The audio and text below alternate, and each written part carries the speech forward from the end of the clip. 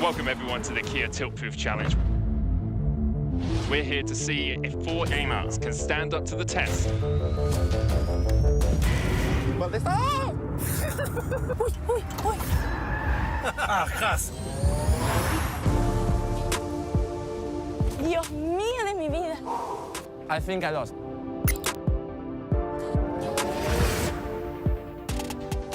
I'm so happy that I didn't eat before.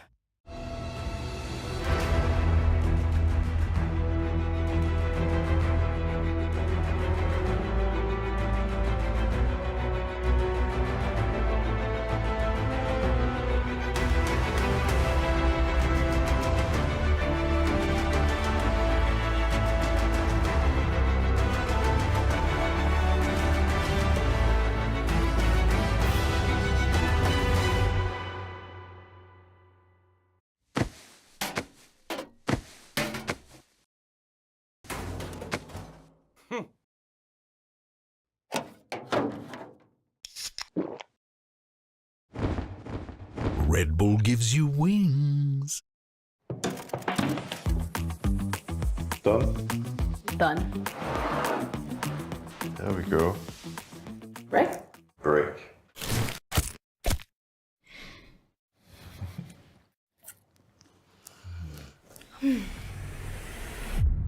Even the biggest champ needs a break. I'm tired. Me too. So, what do you think? On to the next one? Let's go. Come on.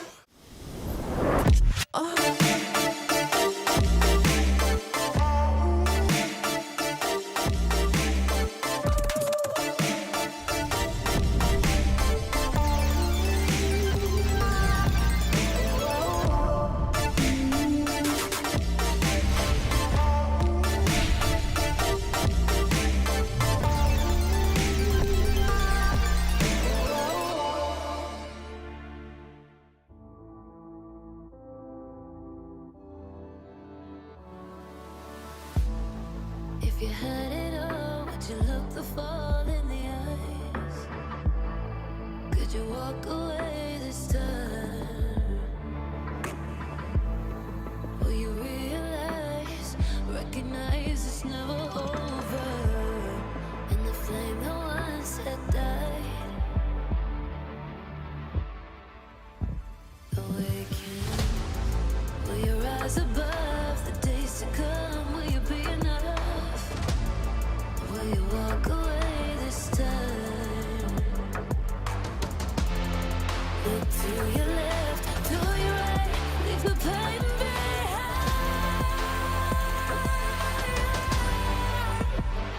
'Cause we all face the fires, and we stray from the light. Go and leave the pain behind.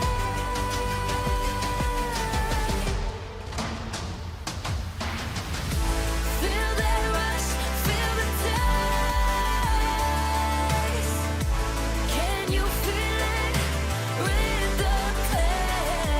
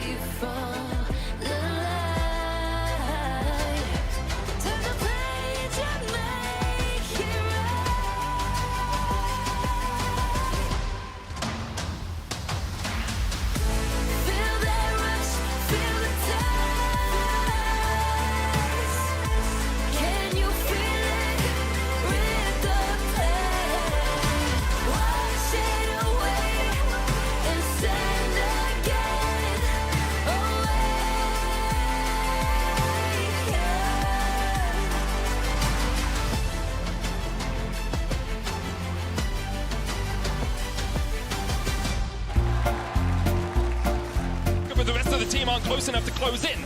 Summer will fall first, but Scowie has to pop the stopwatch, but immediately goes pop afterwards, and now Caps is sliding forward and gliding forward. Elioya falls, the bailout brings him back for a second, but it's not enough before he's shut out of the fight. G2 ace MDK around the Baron. The team fight from G2 is just too strong. Owen goes forward, hostile takeover, only hits onto BB. That's not really the target you want. Fnatic goes in, only hits onto BB. It's still not the target you want as the Baron falls to G2. And Summer flashing away, Caps trading down towards the bottom side as he finds an answering kill. Mickey's already fallen, but G2 now start to collapse. Elioya caught out. Nothing he can do, the last man standing, but G2 wipe away MDK. The patience from G2 paying off dividends there. They know, hey look. In the way, it's Pentarangle here in the rivalry that everyone's been talking about when it's Spain versus France. Super roars with a pentakill. Super! Up and secure 2 towers. That's a lot of standing gold kind of put back into their pocket as an engage coming through from Bo. Mickey with a good buffer there to get the jump back out. Han Summer trying to trade with Upset, who cleanses away. Oh, it's McHale's who's actually used on him. Mickey with a re-engage, and Upset then uses the cleanse, but shut down by Yike, and now the follow-up continues. Bo tries to flash the wall, but can't get away. Flash forward with a heartbreaker. Niski took a lot of damage. There's the engage. Niski can't be part of the fight, but he has to stand aside as X-Kick runs on back in. Look at the spiraling death. It's Perks who's doing the damage. A big shutdown, but the range finally comes through. X-Kick gets a kill. Niski comes over the wall. Perks is out, but why did Niski do that? He had flash available too, and the ulti. SK are botching it up, Dagda. And I think Vedius is going to astound me as we watch this fight play out. Irrelevant with the red carpet laid down. When Rob fought out, he has to flash over. He was isolated.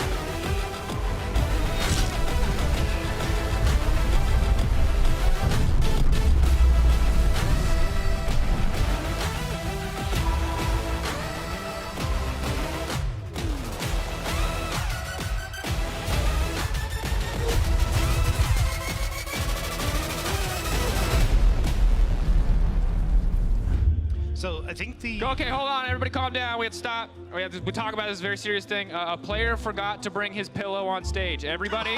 Hello. KC ready? Yeah, KFC is ready. KFC is ready. KFC is ready, I see. Oh my god, I'm goated as action. My clicks are just like if Gumayushi possessed me. Noah's going for this. Lightning Crash. He can chase Comp down. Comp has the cleanse, but it's not really going to help you in this 1v1. The spears go in, but Noah should secure it. He flashes, the spear misses, and Noah takes it. Lisana Kaib for Yankos as he gets another, but BTO able to shut him down in the end. Kill the way. Nice, kill the wall. Kill the way. Nice. We are pre-hot fix. That said, a dive would be a great way to do it. Hansama knock back at the wall. That's clean, and the flick back not gonna miss this time. No flash area, okay? It's not. There's slow. Oh, nice, Caps, nice. And Ignar gonna do what he can to disrupt. Ballbreaker charge up the flash forward in. Upset now laying down a lot of damage. Might be able to get one. That's one already. Ignar trying to get a kill back. Flash up from Dargo. He hooks back in. Does go down, but it's a double on the bottom side. Hansama's coming in as well. There's just nowhere for Ike to go. Randall does not enough to quadruple. Give it to him. Flap, baby. That's a baby dragon, and that's a pentakill. That is gonna cost him his life. Irrelevant. Just get knocked down here. Gold card locked in. Kill gonna come through. Mirwan picking that one up, and first blood for Mad Lions Koi. I misplayed my host. Red card, motherfucker. Oh, in. Good job. Nice. Good job, guys. Let's go. Let's go. Go, guys. Don't give kill to enemy, please. Get it on. Mother. Let's go, guys. Nice job. Nice job, bro. Nice job.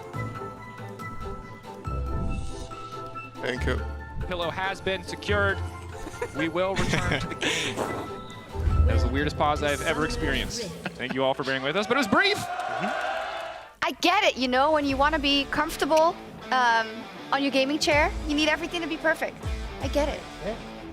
I need to know if he had the lumbar pillow as well, though. Like if he had the entire collection, or was it just the neck pillow that he used? We will find out today. Hello everyone, welcome to day 2 of the Spring Split here in the LEC, live from the Riot Games Arena in Berlin, Germany. My name is Shox, and today I have Goldberg and Dagda here joining me in Ready Check to take a look at what happened on day 1 and of course make some big sweeping statements about the state of the league. And let's start by taking a look at the standings in that regard. And could we classify it as simple as on the one hand or on the one side we had the teams that lost to Smolder or let him through, and on the other side the winners? I mean, depends who you are, right? I still see Giant X on the right side. They had a Smolder, so you know. Outside of that, yeah, Smolder definitely left his mark yesterday, but I also still think, regardless of that, we still had some insane matches. Personally, I thought MDK versus SK was super hyped to watch too. And Carbon Corp won a game! Yay! I was like, what took them 7 games to do last time around? They managed to do their first day. So look, it was a little bit messy, let's be real, but like, still, it's sick to see them at least picking up one on the first day of the split. Absolutely. I don't know what happened there. I'm Fnatic Vitality is no more. No more. I'm actually not sure, but that's a good point about KC, and I think, of course, we have like the ultras from all the other teams, you know, and memes and whatnot, but I think it's just great if they get off to a better foot, if they get a better start, and if they are competitive in the league. All they have to do is face, like, you know, some really Fnatic and G2 for the rest of the so easy. The match of the week today for them. That's true, but maybe this is exactly what they need. We talked about Smolder already, and I think we are a bit late. We've seen this happen in other parts of the world already, Goldberg, but it's just way too oppressive. Oh, it is, and it's just the fact that it's so simple, it's so safe, you just scale, and it's not even like you think, all right, 30 minutes, now this Elder buff start popping in. It's like, no, best Smolders we see get it already by 20-minute mark, and then you already have the execute available to you. And yeah, 24th Smolder pentakill since it's been enabled in pro play happened yesterday as well with Hansama, so the champion's definitely leaving its mark on the league already. It's just disgusting. The fact that your Q can like hit not only front line but back line as well. You got a ton of safety with the flap. Like it's just flap that ability. Like even the way like when you're underneath tower you can hop over the wall to make it really hard to dive. You like he's so much safety. You're able to hit from so far away with bomb, and it's such an obnoxious champion to deal with. And then as you say, the execute. It's a champion made for giving extra KDA. Yeah, and you can even see with the goal difference on average, right? Like, it's not like you need to be ahead on anything like that. You just need to be surviving. I'm just saying they're not giving my Shyvana this treatment, okay? Like, it's certainly all I'm seeing, but it's just a release date diff, and we're feeling it right now. Yeah, we are. In terms of flap, my favorite things yesterday were Dracos doing the flap, and then Pad when he came on stage and did like this to Carzzy as well, and then flap. That was really funny. Another champion, though, that we saw yesterday, interesting, and that Goldberg actually already tipped off before the start of the show was Volibear, right? Yeah, so Volibear is one of these things where I've already played against him in solo queue, and at first when I played against it, I was like, this seems weird. Why is he building this? And then suddenly I wasn't able to kill the champion anymore, and he just started having this drain tank build where I was like, I want to play this now. And then I started playing this, which is super oppressive. Well, if you haven't seen it, it's basically just a new drain tank Volibear that's come out where you build Unending Despair, you go in Ingenious Hunter and Runes, but let's go into it a little more in depth. So if we take a look at the rune page that we saw Broken Blade run yesterday, he had Grasp of the Undying, makes sense for the trading. Shield Bash, actually, which I didn't expect, because most of the time I've seen it be played with Demolish because of how easy it is for you to crash waves with your passive and just chipping away at the turret. Obviously, you get Shield Bash from your own E, but we'll also get into some of the items that helps you out here. But the most important one is that Ingenious Hunter rune, because that also gives your items CDR, and that means that you can stack tier faster. It means the Unending Despair passive starts faster. And yeah, let's just go straight into the items to actually talk about why it's so important to have this rune. So if we take a look at the items right now, especially Unending Despair, it's just the fact that it drains. And it drains every 7 seconds. But when you have the fact that you have Ingenious Hunter, it just becomes so much slower. You also have the Thimble Winter passive, and it's just super oppressive where you don't die, you have your own W. So yeah, he can be oppressive laner, and also thanks to his shield from his E, you also just get bonus damage, extended trades, healing with the W we already talked about, so much easy to get access to the waves. His passive gives him so much solid wave clear, you can just proxy. It's pretty much just an Udyr where it's easy mode as well. Yeah, and there you have it. If you did not know this item came in this year, lots of health, lots of armor, ability haste, everything you love on your W as well. And it's just the fact you just continue to have this drain that comes out. So yeah, let's also just go over some examples we have from this Volibear, because he's also great at diving towers thanks to his ultimates. And there's a nice example of BB following us up on his team's engaged to shut down the tower and just to secure 2 kills here. As you can currently see it, it's quite easy. It disappeared. Oh, it's on my screen right now. You press R, you run in, You try and chomp some people, you get some slows downs. Why is it good to have slow? Well, Thimble, Winter, you proc that off your Q, you can proc it off your ultimate, you get the slow, you get it off the E, and there's just shield for days. Honestly, play this while it's still as freely as it is, while it's still so easy to play as it is. Like, there's no excuse. It is mega easy most. Going in and try it, it's super fun. It's going to be the most fun you've had with Volibear in ages. But yeah, that's Volibear. That's Volibear. There's small fights apparently, but I don't really care. 80, you can come in back. Yeah, just come back. It's fine. Volibear, disgusting. He's a bear. What's wrong with that? Not really anything. It's just, I was just like, it's disgusting, and also he's a bear. I ran out of things to say about it. But yeah. Cool. Well, we'll see if we'll see some more Volibears today. Our first match is Vitality up versus BDS, and I'd love to hear some hot takes from my analysts. I mean, Vitality, nothing changed there for them. BDS, something did change because Adam was benched last time we saw them. Yeah, but I think they also played a different style as well. Yeah. And I think that's the big thing for me. Wait, is one like, second. Oh, they're motor not in. But I really think I'd rather see them lose in the fashion that they did yesterday to G2 than win in what has been traditional BDS fashion. Because bringing in things like the Talia, trying to play a more macro-oriented game, trying to play off of side lanes, these are the things that BDS have struggled with. And as a team, if you really want to evolve and become that next step and go up to that next level, these are what you have to do. You will have to lose, you will have to try and make a few mistakes before you can learn this. And I want to see BDS achieve that. And I think this is the best way for them to do it. It was also versus G2, and they let Smolder through, so...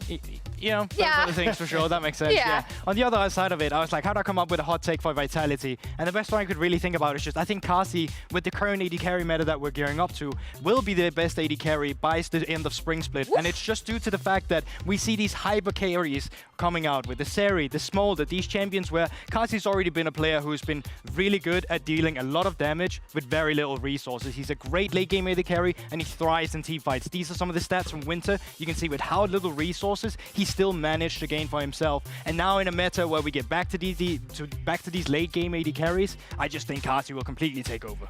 Yeah, he just needs to die a little bit less. A little bit. Him We've or said that Hilly? forever. It's his style. Bit of column A, bit of column B. You can't change everyone, you know. But ahead of the first game today, Lord did have the chance to talk to BDS's head coach, Striker. Lord? Striker, thank you so much for joining me ahead of today's game. Let's talk about what happened between Winter and Spring. Adon came back. We saw what he said on social media. We saw that he made amends and that he wants to work on himself. But what I want to ask you is, how do you help players become better athletes and better people, better teammates? Because it looks like it's what Adon is aiming for here. Yeah, I mean, I think it's a day-to-day thing, right? This was more like kind of, would say, an event that is behind us now. Yeah, I just think that overall we have to set boundaries and rules, right? And as soon as those are not respected, there needs to be action. I think he understood that very well. And as I said, that's behind us now, so we are just looking forward for the future, Yeah, let's focus ahead and onto what you guys are going to have to do today. You said that versus G2, you tried to display some of the stuff that you guys had been working on. What have you been working on, if you can give me some specifics, and that didn't show yesterday against G2? I mean, I think when you have a team that used to be a contender, it's important for you to focus on, I would say, basic things, and that's what we did up until now. In order to rack up wins, would it be in best of 1 or best of 3? Now that we went to Worlds last year and we played many best of 5, I think we are not the same kind of team. I think we are up there in the, I would say, top 3 of the LEC, and if we want to be more than that, then we have to, I would say, diversify and be able to play more styles. So. I wanna hear more about this, actually. Sorry for cutting you off, but what I appreciate so much about BDS is when you talk about the team, you talk about discipline, you talk about method, and we know that the LEC is a marathon, it's not a sprint, and you have to last until the end of the year to hopefully make it at Worlds. Tell me about the philosophy that you have in that sense, and as you said, what you guys should be focusing on, because you're the top dogs of the LEC now. Yeah, I mean, it's a marathon, right? But it's also something where you have to perform really fast because you only have 3 weeks every split. So we try and secure wins at the beginning, and then we try to go deeper into our strategies for best of 3, best of 5. I think it's the same for many teams, to be honest. But yeah, I would say the format demands you to play it smart in the first games. It was a nice debut, even though you didn't grab the win yesterday. Any closing thoughts on Vitality today? Yeah, I mean, I think they had a good game yesterday. I don't think they are anything special compared to their former self in winter, though. I think if we do have a game plan that is respected, we should come on top. All right, coach. Thank you so much. Thank Good you. luck today. Thank you very much, Striker and Lore, and welcome everyone to the Cash Desk. I'm Dracos, joined by Aragon. You might have seen him on the Analyst Desk. This is his first time on the Cash Desk here in LEC. He's a top lane expert, I think a general League of Legends expert, much higher elo than me, so trust me, you're in good hands when it comes to breaking down the importance of tanks hitting each other. Thank you. And we're moments away from getting into draft. Aragon, yesterday we saw a lot of crazy stuff. First question for me is, Smolder after day one. Ooh, oh, never mind, it's already there it answered. It's already is. answered. I was going to ask, is it permabanned now? But BDS Yeah. seemed to be ready to ban it. Okay, so interesting adaptation from yesterday. Usually Jace is banned against Photon because it's a good target ban. He usually really likes to pick it. It's a good flex now, especially with some kind of flex Maokai rotation. But Senna is available. I thought that'd be a red side staple ban too. So I imagine some kind of Nautilus is going to be locked in on 2-3 here for the side of Hillsang Roller. Yeah.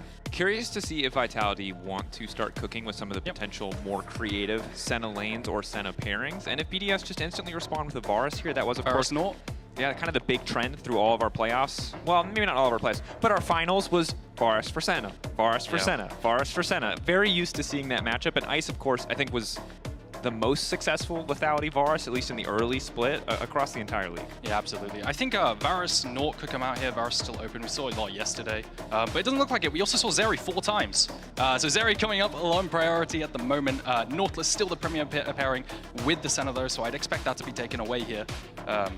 Because it also synergizes really well with the Sejuani. However, on 3, it could be a Braum. So a really potent 3-man stack of Zeri, Sejuani, Braum could come out into the Senna Nautilus. Yeah, the infinite CC and Braum, what we saw yesterday, just looked powerful on the patch in general. It wasn't just with the Smolder that it looked good. It looked just good overall. So see if that is a higher priority for teams today. And the Zeri makes a lot of sense. We saw Ice pilot it yesterday. It wasn't quite enough to come out on top versus G2, but Ice played really well. I think that was a question for some people coming into the split was, we've seen him on utility, the Jins, the Varuses. What's he going to look like on the hyper carries? We saw a bit of Ezreal, but he looked fantastic on the Zeri yesterday. So BDS going to double down on that choice, and there's the Nautilus. Jace.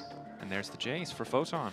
Good draft so far. I think the Braum makes a lot of sense here. Maybe because it kind of works well with a composition with a standard front to back with the Zeri. I think all you need is uptime. However, more engage could be good. Alistair could come out here into the Nautilus because you really want to engage into the range of the Jace. I think that's an important thing. But kind of gonna soft self counterpick themselves in terms of the isolated 2v2. But it is a really good duo with the Sejuani because it does proc the Sejuani passive, Rakan counts as a melee champion. So it's not too bad. I just would have expected something different. It does facilitate a really nice core mid-game there. Yeah, and definitely for Lebrov, one of his most comfortable champions overall is the Rakan. So maybe prioritizing comfort there over what we've seen in terms of meta power. I'm a sucker for Braum, and I have to check myself at the door anytime Braum doesn't come through, but we'll see exactly what Lebrov can get done on the Rakan for now. The immediate Twisted Fate ban coming out, Vitality debating what role they want to pinch. Top lane seems like the likely choice. Yeah, I think so too. I just think Maokai could be a choice here for the side Team Vitality. It could be a Jace mid, right? I think Team BS aren't too sure if it's a top or mid Jace. They banned Twisted Fate, so Maokai Jace, I am kind of convinced it's still pretty decent, at least as a duo. We saw it a lot last year, but Renekton right now is a Wukong setup ban at the moment. It's also potentially an Aatrox setup ban, very popular in the meta, and also synergizes really well with the Sejuani. So maybe we see a Jax come out too, because that is another pairing with Sejuani too. Yeah. We're also seeing Twisted Fate and LeBlanc banned. LeBlanc, of course, comfort pick for VTO. Very much likes playing the more mobile, more assassin-style picks, but what is this potentially foretelling? All right, so there you've got Renekton. You know, you've got the... I mean, we're just looking at Adam. Are they meta bans or are they Adam bans? The immortal question. It's not just gods, it is, of course, Gourds. Renekton does always slip in there for Adam. I don't think it's going to be a Wukong, because Wukong's really good into Darius, so you wouldn't ban it away. It's telling me that it could be a Gesante ban. I really like this from Vitality. A really common trap that people fall into is drafting triple topside into Adam, because all of Adam's champions are really good into a lot of melee champions. So you just end up losing the entirety topside for free versus Garen, Olaf, or Darius. So they've gone a range champion in Jace, and that way, you know, the topside safe. Yeah, have that option to fall back on. And Photon's certainly a guy who has had ups and downs over the last few years, but when he's performing, is someone who can go toe-to-toe, is someone who can come out on top of the 1v1s, and this is the combo that you highlighted, the Maokai, the Jace together. Maokai in the jungle, of course, we did see some adjustments, but his damage to monsters actually went up on the previous patch. It was the support role that they were really trying to take down a notch. Yeah, and now the question is, what does Photon blind pick? I guess that was banned yesterday, so that's the Photon blind pick, and now you have counter pick. Olaf used to be a thing that Adam picked into Rumble and used to ban it away. But he has been picking more picks recently. Karma is also a very good pick into Rumble. I'm just worried about the topside damage share, so probably not that. I think they need some kind of AD bruiser topside. But this is where they need comes Adam in. to play an AD bruiser. Yeah. Have we ever seen that?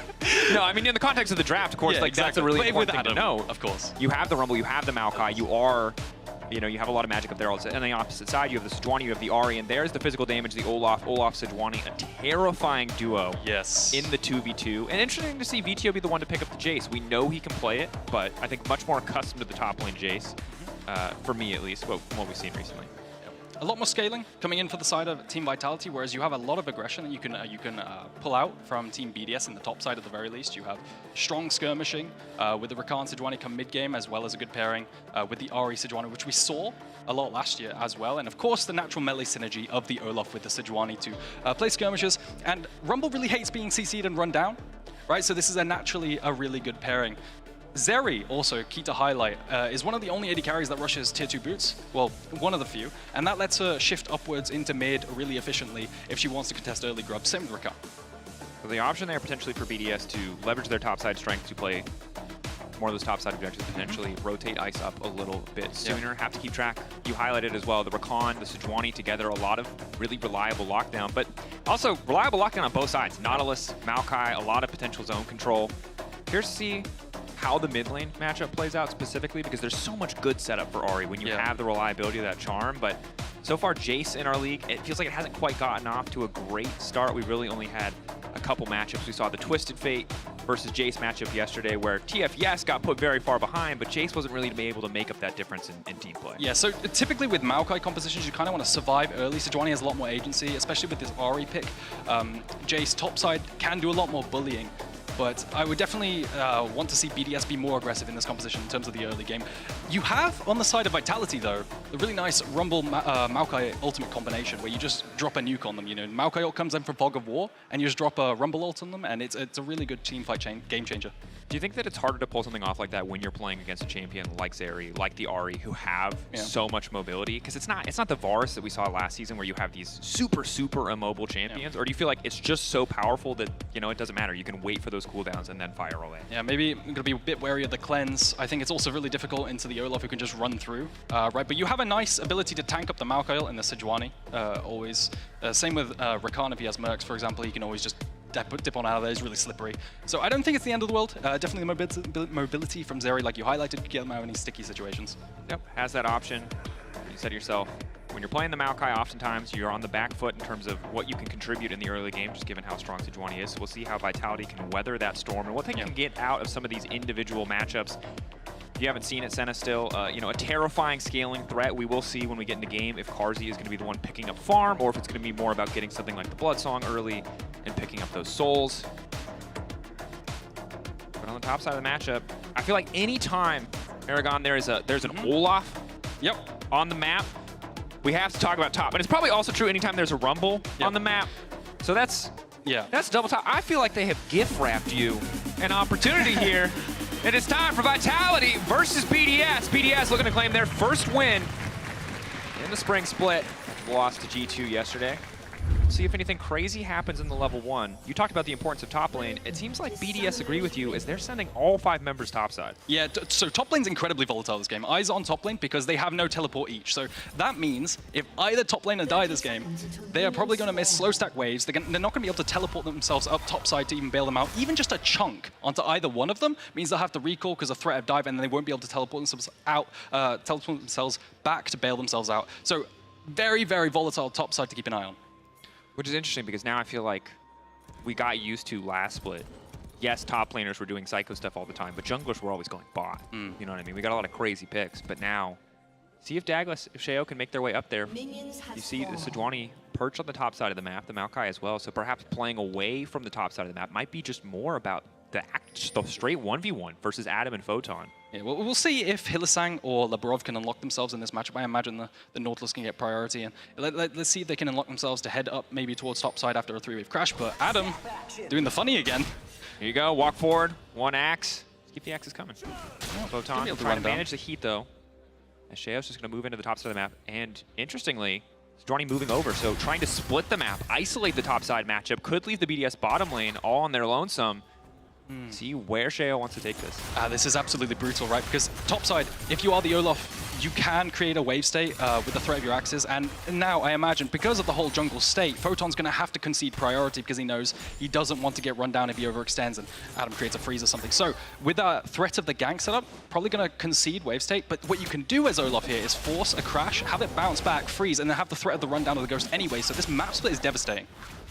And that's really never a situation that I feel like you want to be in as a laner, where your opponent has so many choices for how to ruin your experience. Whether it is forcing the crash, forcing the bounce back, and then using the lovely power of Olaf with Ghost, or if it's just forcing the dive. For now, stacking a bit of a wave here. See if Sheo wants to go for an early dive, or if he doesn't feel comfortable taking the risk. It looks like a third wave crash coming in for the side of Adam. I think he had another option to let it push into him, but he's getting a bit chunked. Sheo on the way up, one. But a quick flash out from Photon, already a small advantage to the side of Adam, and you can see Douglas spotted on vision, moving up, trying to stop this split map from happening at least a little bit, trying to get some kind of farm back, trying to take a few of these camps, focus elsewhere. Charm going in mid lane. Just a bit of trading thus far. Yeah. Ping's coming down. I think they know that Douglas is there. So Adam does have priority, but he really needs to crash this wave. Photon's a huge HP difference. This could be quite difficult. Yeah, Photon just going to try to run him down. That's an ignite. Adam, desperate to get the wave and knows he will lose so much.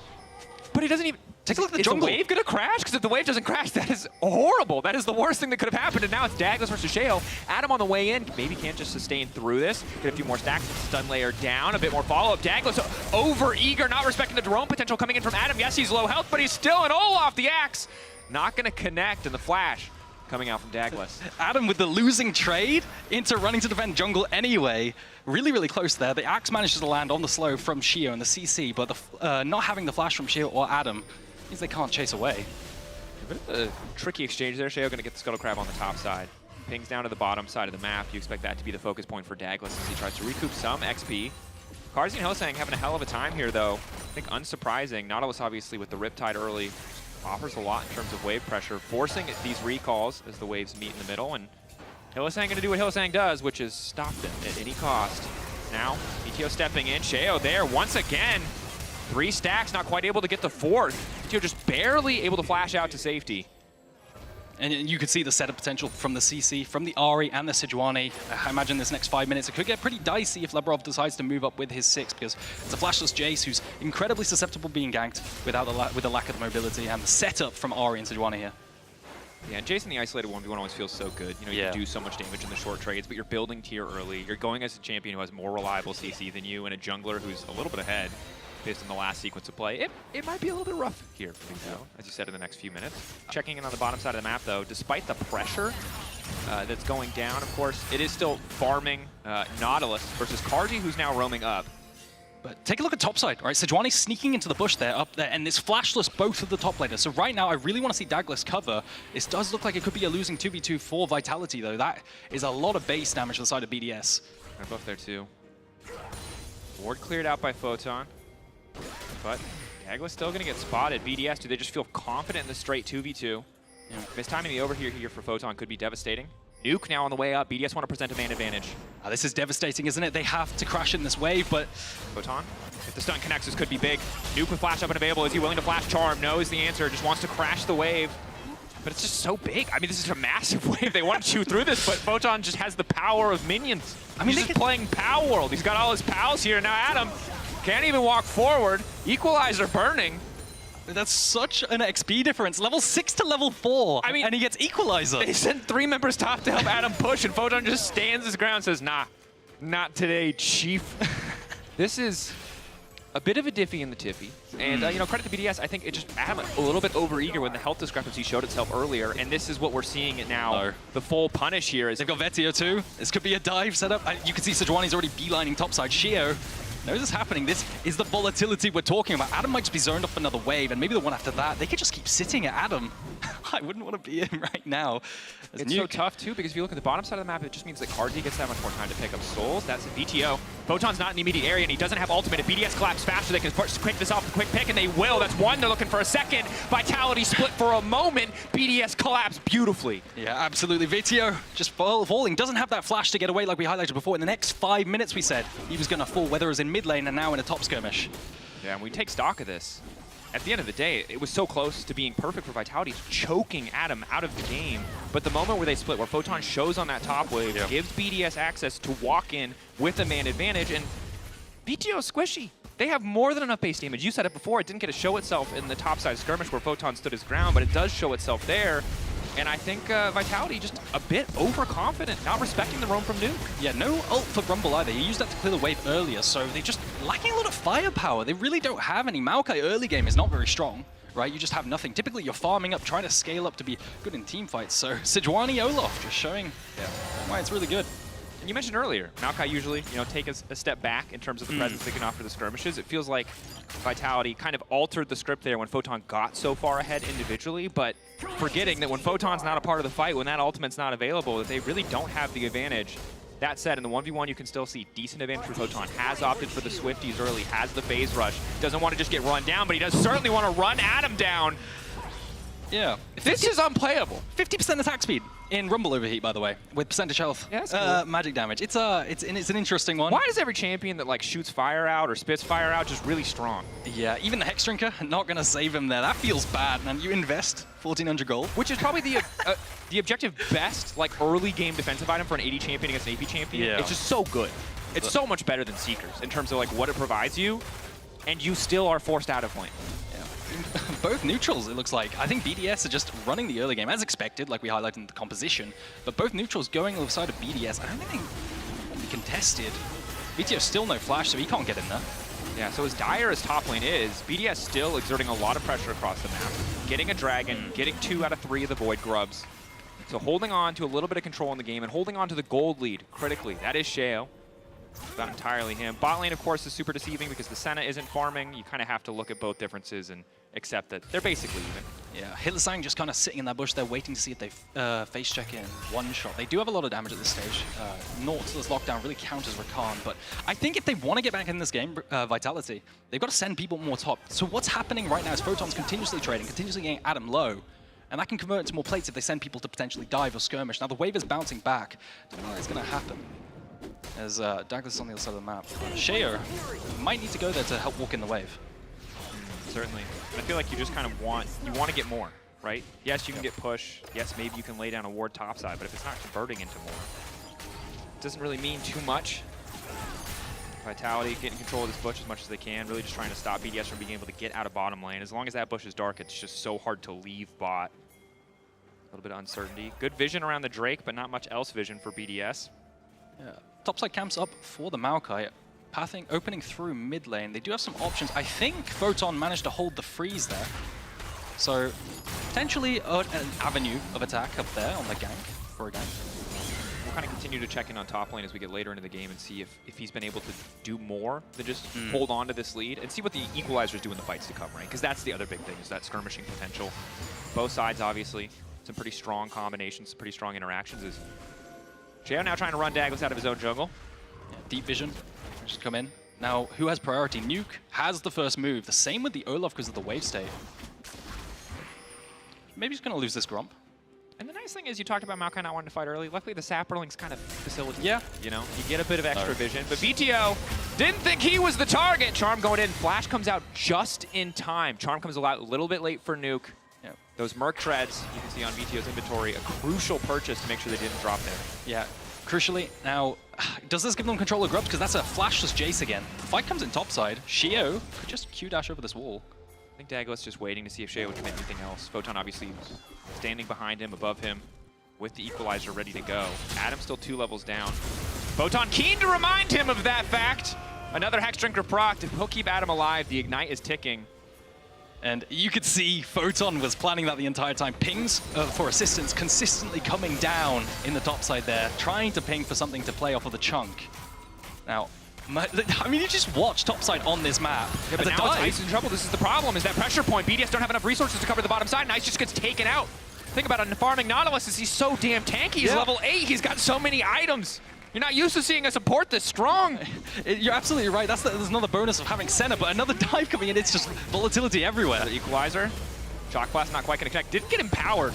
Fudge the angle, but we might have the same exact play come through here. Luckily, Douglas is a bit tankier than in the previous exchange, and there's no Ahri this time around. Yeah.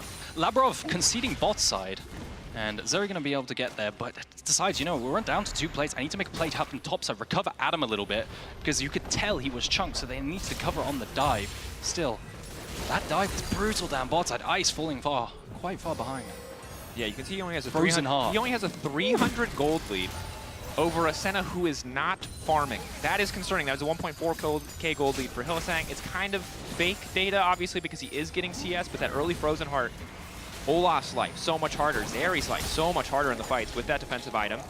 BDS trying to bully their way into the grubbies here. Yeah, TP up for Photon is on the way. TP up for Nuke. Zeri on the way with the tier 2 boots. She's going to be there first. Hylissang isn't there, so this is just a BDS favored fight here. Man advantage. Ice off on the side, though. If he gets caught out, it could shift away from them. BDS, good presence of mind, leveraging the TP there to ensure that they had a man advantage. Vitality feels strong, but not confident enough to force when they're down a player. Grubs going to the side of BDS. Adam now finally able to get a little bit back on the top side of the map. Plate's going to fall away in a minute. He will grab at least one of those. Yeah, I really like this decision because you have multiple grubs for BDS. You were losing on both sides of the map and you transition to kind of a 50-50, but a fight's coming out now. Arm connecting onto the Senna. Nuke now dashing out to safety. Douglas has he overcommitted here. Photon on the chase. The power point for Vitality. Just continuing to rain down fire. Sheo running. Photon taking a sweet time. Adam really not a threat. Yes, was able to get some gold back, but they can't afford to lose anything else from BDS. The play starts well, but I think they just overstay their welcome. Labrov does make it out to safety, just barely able to grand entrance out. But take a look on the upside of the map. You have Demolish Procs Nautilus just farming plates on his own. We're going to get a really tanky Nautilus coming out here soon. Guys, you forgot about the side lane Nautilus. Of course, but Hylissang, I mean, doesn't win the 2v1, but Nautilus with gold does not mess around. Ice, though, knows he has the backup. Does feel comfortable. Hylissang waiting as long as possible to throw out the hook here. Can't buffer it on the CC. Yeah, not quite able to get in range. Okay, Hylissang, I see you with the R flash into queuing away. Very clean Nautilus mechanics. But Kazi here can just catch the wave just comfortably. So nothing too much going to happen here. Hylissang not going to miss too much either. And the Senna stack check, of course, it is above her portrait there, above level 8. It's a little bit small, so if you're on a mobile device, 64 is the number. But RZ sitting there scaling pretty comfortably, and I think this is kind of the insult to injury portion of this game, is because they got that dive off on the bottom side, and because Senna is getting so many stacks, it's frustrating because you also have this top lane problem that for now is an Adam problem, but very quickly is going to be an everybody problem. This Dragon feels like they're getting a bit away with murder. If you take a look at the item advantage, it's like completed items to components across the board here. They have a good reset. Harzi on the chase, and you can see why Senna has been a bit of a priority. Sheo not going to throw the ult out. Harzi able to backstep just in time. The Dragon coming through, and you highlighted it. If you take a look at the itemization, Jace bits and pieces versus the Malignance of Nuke. Yeah, just getting away with robbery there, I think. Securing that Dragon, just super nice. The scaling team always loves securing Dragon because it buys them more time before the Soul win condition, which they have to contest. So, see topside as well.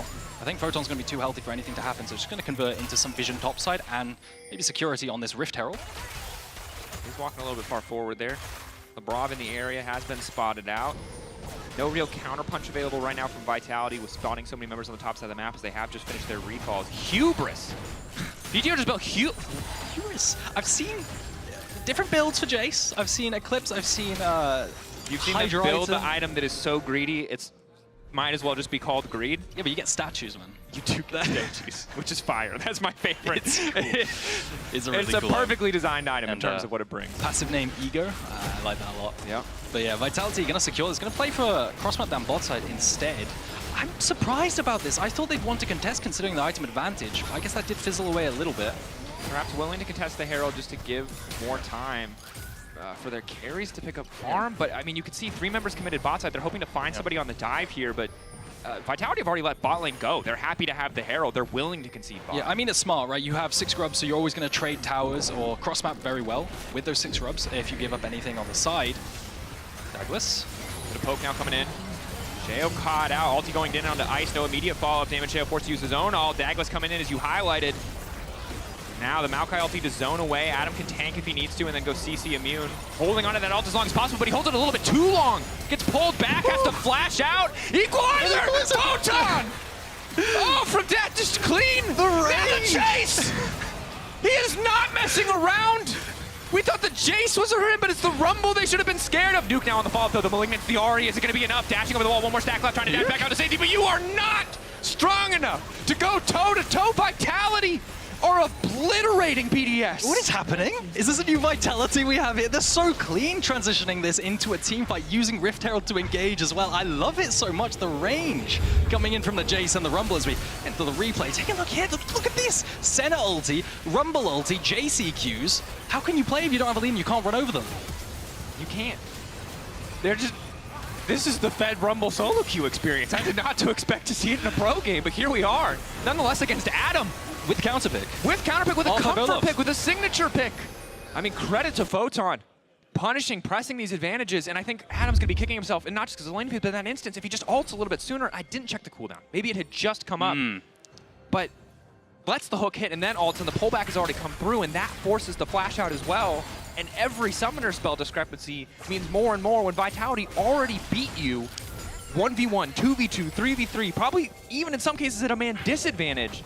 We talked about hubris, and it's staying on. That's 19 extra AD for 90 seconds, and pretty easy to keep that stacking up as a Jace when you have so much long-range poke. BDS kind of fishing for a quick play here, because this is the weak side of the map. They have Ahri down bot side without TP, so they were just seeing if they could fish Photon. If he got a bit greedy, tried to face check the bush, get some vision. They have a bunch of base damage so they can work with if they manage to nuke a single target.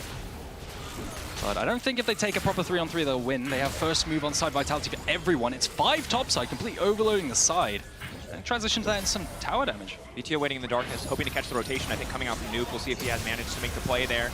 Charm going through, has the movement speed, Terra dash out. Forcing out the Ahri ultimate is big. Stops so much of the potential playmaking, the counterpunch potential of BDS. Yeah, I'm really surprised. I think Nuke was a bit scared there of like not being able to be there for the fight without the TP. I thought he'd just commit to the side lane play and potentially cross-map down bot side, but maybe he can't because of Fatio's potential threat. And it's only a 3k gold lead, which is significant, don't get me wrong, but Vitality are playing with so much confidence. BTO just setting up in the darkness, hoping to catch BDS on the punish when they skip steps in the setup. You know, Nuke kind of wandering into Fog of War feels like he knows where Vitality is, but he doesn't have perfect information, and it costs him that ulti. And now the next play is that much easier. The incremental advantage is continuing to stack. Adam, no flash for the next few seconds. Nuke, no ultimate, and it's going to make BDS getting anything else done really tricky. You can see now, you mentioned a fast play before, really just trying to set up this quick pick on the side lane onto VTO. They have the vision, but VTO spots it out. Yeah, and everything's coming down to this dragon. 1 minute on the dragon, sorry, 15 seconds rather. But now it's really a case of they just need to press R. What you need to watch is Douglas with Maokai ult from Fog of War onto the team, because then they could just drop a nuke on them with the Rumble ult, with the Senna ult. There's so much range that they could play off of. I don't think BDS can muscle this. I mean, Ice, 1.5 items. Nuke, Olaf 1.5 items. Olaf is Olaf. You know, if you get in the melee range of a carry, you still get to do Olaf things, but it's going to be a little bit tough. Lebrov now rooted up. Again, Vitality playing a little bit slow. Ulti now going to come out. Keep your eyes on Photon's equalizer. Where is it going to go? Flash in. Hope from Hylissang. The immediate follow-up. The combo is clean. There is no room for Nuke to do anything. He's got no ulti. He's got no life. And now Vitality, how deep do they want to go? Trying to hook it onto Adam. Nice sidestep from Adam. Now unstoppable. Will hold on to his own life. But Vitality are clean with it. The dragon's theirs. It's just like, what avenue does Ice have to potentially have uptime to be able to hit in this fight? And the reality is there isn't. Everyone's too squishy, the engage is too easy, they're too scattered. And Ice just can't find anything to potentially do. You talked about in the draft, Zeri needs uptime, needs to be able to just hit. But Senna, the range isn't getting better. The Jace, the Senna, that's already enough range. And then you've got Photon, who's so far ahead of the clock in terms of individual gold that if he touches you, you die. I think they need to put Nuke on side, trying to find some kind of avenue to cross map and just give up the next dragon. It's rough because it's going to be third dragon, but they need items. They're too poor, man. They need to cross map for one of these tier 2s and get an objective bounty, and that's the avenue back in the game. I feel like that's what you say when you're always behind, but it really is the only avenue. Some bounties. 200 gold shutdown on Photon, 300 gold shutdown on Karti. There are avenues. They picked the Rakan. They didn't offer something like the Braum. So they have more setup. They have more pick potential with this champion, but really have to find a way to make it work. and it hasn't been happening. Outside of that single play on the top side where it feels like Vitality got a little bit ahead of themselves, Photon wasn't a part of that trio, they've been playing flawlessly. I mean, winning out just about across the entire map. The problem is they just lose side. They lose side in both matchups, so they could just go 1-3-1 to match, and then they just stall for dragons and inevitably outscale. So it feels like a checkmate for Vitality, really. And then we have to look at Vitality and talk, you know, discipline. Is it going to be there this time around? Their early game, you know, we saw against TH, especially against Wukong. Rough in the early, but pretty clean, pretty controlled in the mid game. It was with Smolder, so, you know, partial credit, let's say. Now see if they can clean it up here. Pick out onto Douglas. Adam should just be able to comfortable to keep this one going. Hylissang on the way in, now trying to brood up Carzzy. Really wants that shutdown. Follow coming in from Ice. Vitality have overstayed. Carzzy gonna get taken down. What's the conversion play here? That was catastrophic. VTO in trouble now too. The charm is clean from Nuke. They might have just given away the Photon. Look at him burn! Fire from the sky! But BDS are holding down Photon. He can't turn fast enough to kill everybody! But he might make it work anyway! I have not seen a Rumble 1v9 like this in the LEC in at least 5 years, but here Photon is making it work! It's the strongest Rumble I've ever seen, Dragos! I have never seen a Rumble just try to spin to hit everybody like that. You were talking about discipline and they run in and face check and get hooked. Senna, we take a look at this replay. I mean, it's just a classic Vitality moment. They try to walk in, bait some spells out, very, very normal. Douglas tanks a frozen domain, but you can see the phase rush to run away, and then Senna gets hooked. Carzzy can't go anywhere, but the TP comes in. Vetio's trying to help for some reason, and then I think we just all need to be silent and just watch the equalizer. Yeah. Yeah. Here, my favorite, just watch him spin. He's literally dancing on them. He's just trying to hit everybody. He managed to get the angle at the last second, though, which was super important before going to stasis. Equalizer goes off in the stasis as well, and you have to feel for BDS. They finally found their window of opportunity. They spotted Vitality, skipping steps, getting overeager, trying to bait cooldowns, you know, doing things that they probably didn't need to do, and it looked right up until that equalizer came down like they had it together. It's absolutely brutal, isn't it? It's crushing. Oh my goodness. All the items now and the gold coming out. It's 2.5 items for this Rumble, almost at 3 now, and any fight they take, there's no flashing away from a Rumble or a Maokai anymore.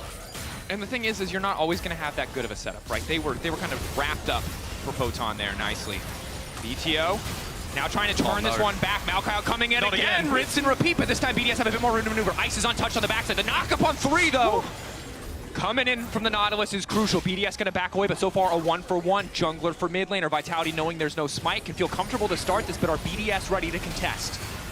Yeah, what tools do they have? They still have Zerial, so if any spells get wasted, I potentially look for some uptime and pop that. So watch the CC. If anything gets wasted, watch the Nautilus hook, the Maokai W. If that gets used, Ice can dash forward. That's really his angle. 5K, hitting lower. Hylissang finding the hook, but there's no fault. The knockup is key from the Baron, but you just have to do something. Labrov getting chunked out here, likely to just burn. Healing from the Gleaming Quill. Baron will go down. Vitality, good approach. Labrov likely to lose his life. Can get tricky with it. Yeah. We'll see if he can make the escape. Too scared of the turn. If he dashes forward, presses R, gets bonus damage, it doesn't matter because Maokai will flash W you. And you can get the execute here, but if you're gonna die anyway, and he is, you kind of delayed your own death timer, which is a bit rough. Yeah, and delayed death timer with 50 seconds left, the third dragon is pretty brutal because now you get set up on in terms of vision. But yeah, taking a look at this replay, and it was another decent equalizer. It wasn't quite the last one, but VTO getting caught again. Vitality mid-game, around the snowballing around this Baron, but still, the hook comes out. They managed to one-pop the Sejuani, and the Senna ult with the beautiful 3-man Nautilus knockup that you highlighted. Yeah. Just turnaround. I mean, yeah, it was overall pretty clean. And Vitality, I don't know whether or not to respect the fact that they know they're so strong that they can get away with that, or question the fact that they keep wandering into enemy jungle without mid-push. I don't know. It worked. So good play, I guess. Hindsight analysis 2020. But definitely skipping some steps here in the process. That said, it's not really costing them. 6K gold lead, 2 dragons. We're not really close to Soul. You can see what is potentially a very long flank from Sheo here. So BDS opting to cross-map topside with 6 grubs. Now, I would love to see Vetio actually potentially recall and go defend top tier 2 preemptively, knowing that they're opting and committing to the cross-map. He has TP, so if he went to recall and defended top tier 2, he would have been able to TP in. Doesn't look like he's going to. He'd rather be there for the threat on the tower. Maybe feeling like they can break the base here. Oh, he's recalling now. Okay, finally going to recall. Reset's coming in for Photon as well. Surprised that we're not seeing Vitality take the Dragon on the exit. The pings are now coming down. Looks like they will grab it. But a minute 18 left on the Baron, only grabbing a couple tier 2s. All things considered, not too bad for BDS. You usually expect more from a Baron when a team is this far ahead, but good heads-up play from BDS to kind of make the counter push on the top side of the map and force a response.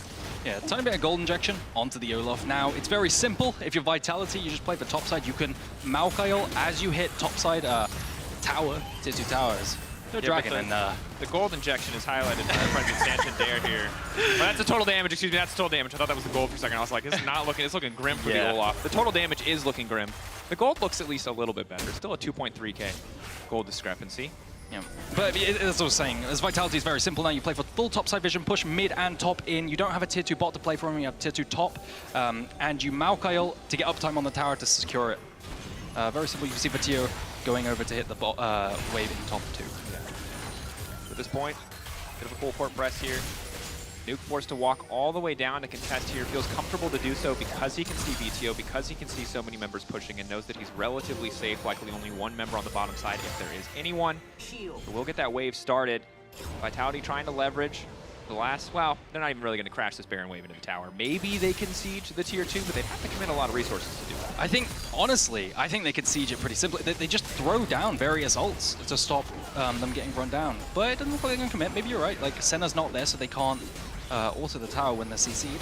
There's definitely a world where, yeah, as you highlighted, Maokai, Rumble all walk up with like at least one creep and just burn it down, but... Yeah, Kazi, just on the way. No vision. All right, so how do you find the flanks? Nuke? They want to play for mid push. Blue Trinket used. 2 minutes, 30 seconds on the Baron, though. There's not really a lot for BDS to go for here. Oh, into the wall. LeBron now running for his life. The root still... Oh, the root gonna miss! LeBron, the quickness! Yeah, but there's fights everywhere. Equalizer now going down. Nuke trying to dash to safety. Carzzy chasing through. Keep in mind, Carzzy 126 stacks. That's a lot of extra range. And LeBron, he's fast, but I don't think he's fast enough. Oh! Gets him! Clean read coming from Carzzy. Yeah, ping's coming down mid now. They just want to siege, utilizing whatever they have left. No Maokail, no Equalizer either, but they have the threat of the shot glass. Doesn't look like they're going to do anything. Just going to reset for tempo. Yeah, an interesting sequence of play there. BDS, maybe over eager on fighting for vision. It's really hard to reclaim space. Obviously, when you're at this kind of deficit, when enemy still has mid-tier 1 up. But I think the point is, though, that they could just take any fight at the moment. And unless one of them in some kind of fog war, which is why you're seeing Nuke try to flank, Lebrov try to flank, unless one of them just gets one pop like the Senna, the fight is just winning. So they could take whatever they like as long as they're kind of clumped up. Well, and the problem is earlier in the game, right, there were more avenues of attack, even with Adam at a deficit, but Carzzy is so powerful now. The fact that he has Lord Dominic's 2 items plus the Blood Song, 129 souls. In LCS, I think they say 140 souls is where it feels unbeatable, but like it already feels unbeatable right now. There is no effective tank on the front line of BDS in the face of Carzzy. I mean, BDS have 3 items. I think, if anything, this is the closest you're going to be for a little while at the very least. You have 2 minutes till the Dragon as time, but you're not going to complete an item, so a fight now is as good as any. Ice probably doesn't want to commit his flash at any point, though, so it's, wow, maybe Vitality popping some sums before that soul fight, too. Keep your eyes on those cooldowns for Ice. He's able to go into the next fight with a few extra cooldowns. Keep that flash, keep that cleanse up, that ulti available. We see some CC burn potentially on the wrong target from Vitality. That could be an avenue back into the game. But it's, it's not looking great. That's a lot of Rumble damage. And the cooldown's pretty low at level 16, you know? You're gonna have that pretty much for every fight. 30 seconds till Baron though, so potentially, and again, I mean, we're grasping at straws here, right? Yeah. This is such a hard game to come back in. You kind of need the enemy team to mess up a little bit, and you need your players to play flawlessly if BDS want to get something. Yeah, I mean, it's just Adam, right? He wants to start backline play on low HP all the time versus low DPS, but he can't, right? Because they're so far accelerated. Every single item that you want, a bunch of AP and Void stuff coming out for the Rumble as well. So many item thresholds hit that he just cannot tank, and he's just got to play slow bot. And you know what I will say? Matt, I'm gonna hold that thought. We have a brief moment. Ice is just getting jumped out here. Center range. It's fun. Interactive. Ultra shock laser just to try to get something, but BDS on the, I mean, they can't even. The second Vitality show up in force, there's no play left for them. Nuke now in trouble with the sapling as well. Yeah. The sapling corralling him into the shot blast. Yeah, the slow as well. I mean, VTO probably can just try to flash follow there and at least trade maybe his flash for Ori ulti, but obviously not worthwhile. Look at the pings coming down. There's a ping, there's a ward behind the dragon pit that you could potentially take if Vitality opt for this dragon, but it looks like they're gonna go Baron instead. You force out a fight, force BDS to come to them. If you're a BDS fan, you're praying for a 50-50, because let me tell you, the fight is not going to go in your favor. You just have to hope the Cheo gets there in time. 8K getting lower. Kanagorn does a bit of work here. Redemption now coming down, and Vitality just wandering out. They don't even need the Purple Worm. They just want the avenue to force the fight. Yeah. Forcing the fight, forcing them to come into them, and then tank Shock Blast is a really interesting, creative way of making them secure poke. But now they just move into bot. Still the ward, though, that you highlighted previously. The engage now onto Cheo. That's big. They caught him. Looking to find the flank, but he will get punished for doing so. One member down already. Mountain Soul coming in for Vitality. For Vitality, and there's no cross map available for BDS. They can't exactly push in top tier 2 in time. Vitality could just recall, and now with that Soul, they could probably force up any fight topside and secure Baron as well. And you know, early game for Vitality, it's still got some hiccups as we saw yesterday. But mid-late, even without Smolder, admittedly with another stack champion, so we're looking at we're gonna keep an eye on Carzzy and these inevitable scaling champions we go for. But it's looking pretty clean, pretty disciplined. Yes, they skip a step here and there, but usually when they have a big enough gold lead to make it work, and really punishing BDS left and right across this entire mid game. I think that's the nature of Vitality. They don't just like to sit back and wait for each dragon. They prefer to force stuff in between. Maybe like see if you waste some spells, capitalize on it, and then maybe you can score Baron as well. But yeah, that's Baron coming in, and I could just play for that top tier 2 again. And I would love to tell you all at home, like Zeri, 3.5 items, armor penetration. She's never going to get in range to auto-attack that center. Yep. It's really hard to find uptime. I think that's the name of the game. Right? I mean, you keep talking about uptime, the concept, you know, being able to have time to just auto-attack, to just hit. Ice, no. He gets an Ultra Shock laser here and there. He might get a couple autos on Dagless or Photon, but... I'd love to see his damage dealt, actually, because I don't think I've seen him auto someone yet, but Labrov. We can check in. Santander, production team. Damage. Keep our eyes on it. See if we get another pop-up on the side. For now, though, again, Vitality pushing in. They get mid-prio, they get top prio. They move their vision line forward, and they have set up for any objective and to move quicker between the lanes. BDS holding on to control of that brush for a brief moment. But this is the downside, is once the Maokai gets out of those early stages, he never has to face check. And that limits so many of these potential plays. Still a lot of single target burst for BDS if they manage to land a charm into some kind of Sejuani ult situation. Okay, we have the long flank. Hook already connecting to kick things off, though. The flank might be a little bit too little. Ice, though, just barely able to walk away for now. The cleanse coming out, flash forced out as well. And Hillsang just landing another hook. He's got so much CDR. BDS getting pushed in. Labrov still on the flank, but Nuka's already dead. I think they just win the game. They just use the Rift of the Grubs. They have Senna. She has so many, she almost has 160 stacks. Labrov is committed to the flank, but there's no follow-up, there's no damage. Photon's just gonna walk into a 1v3 and kill everybody. He doesn't even need the rest of his team. Vitality. The early game was all about top side. The mid game all about their control. They punished BDS left and right. It's just off the back of Photon, isn't it? Popping off in every single fight in the mid-game after an insane laning phase. You know who your key player of the game is. Yeah. I'm not even going to say it. 2-0 for Vitality. You vote for anyone else and you're trolling. An impressive game for Vitality. Yesterday, it was sloppy early. It felt like it might have been a little bit more about Smolder than a lot of people would have liked. Today, a very different story. Shoring some mid-game issues up, where yesterday they completely threw it away. Only getting picked a couple times, I think. And then still managing the end of the game, getting Mountain Soul as well. Why is every coach up there making flamethrower and or flapping mode? Why are they all so expressive? Why is it always a game of charades with the coaching staff? That's my question. I respect it. At the end of the day, vote for your key player of the game at LEC on X. It's Photon. Another guy and another guy. It's really Photon. You have 3 choices.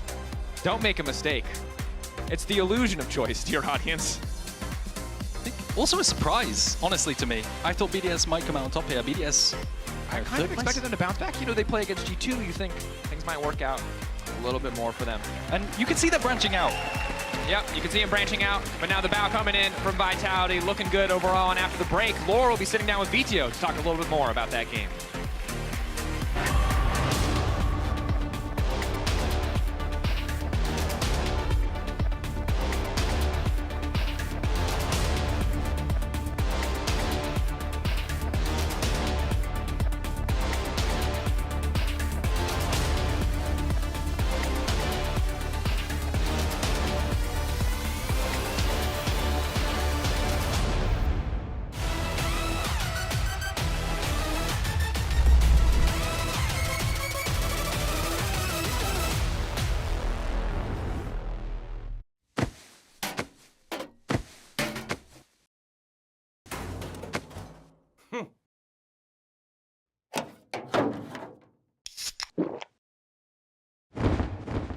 Red Bull gives you wings.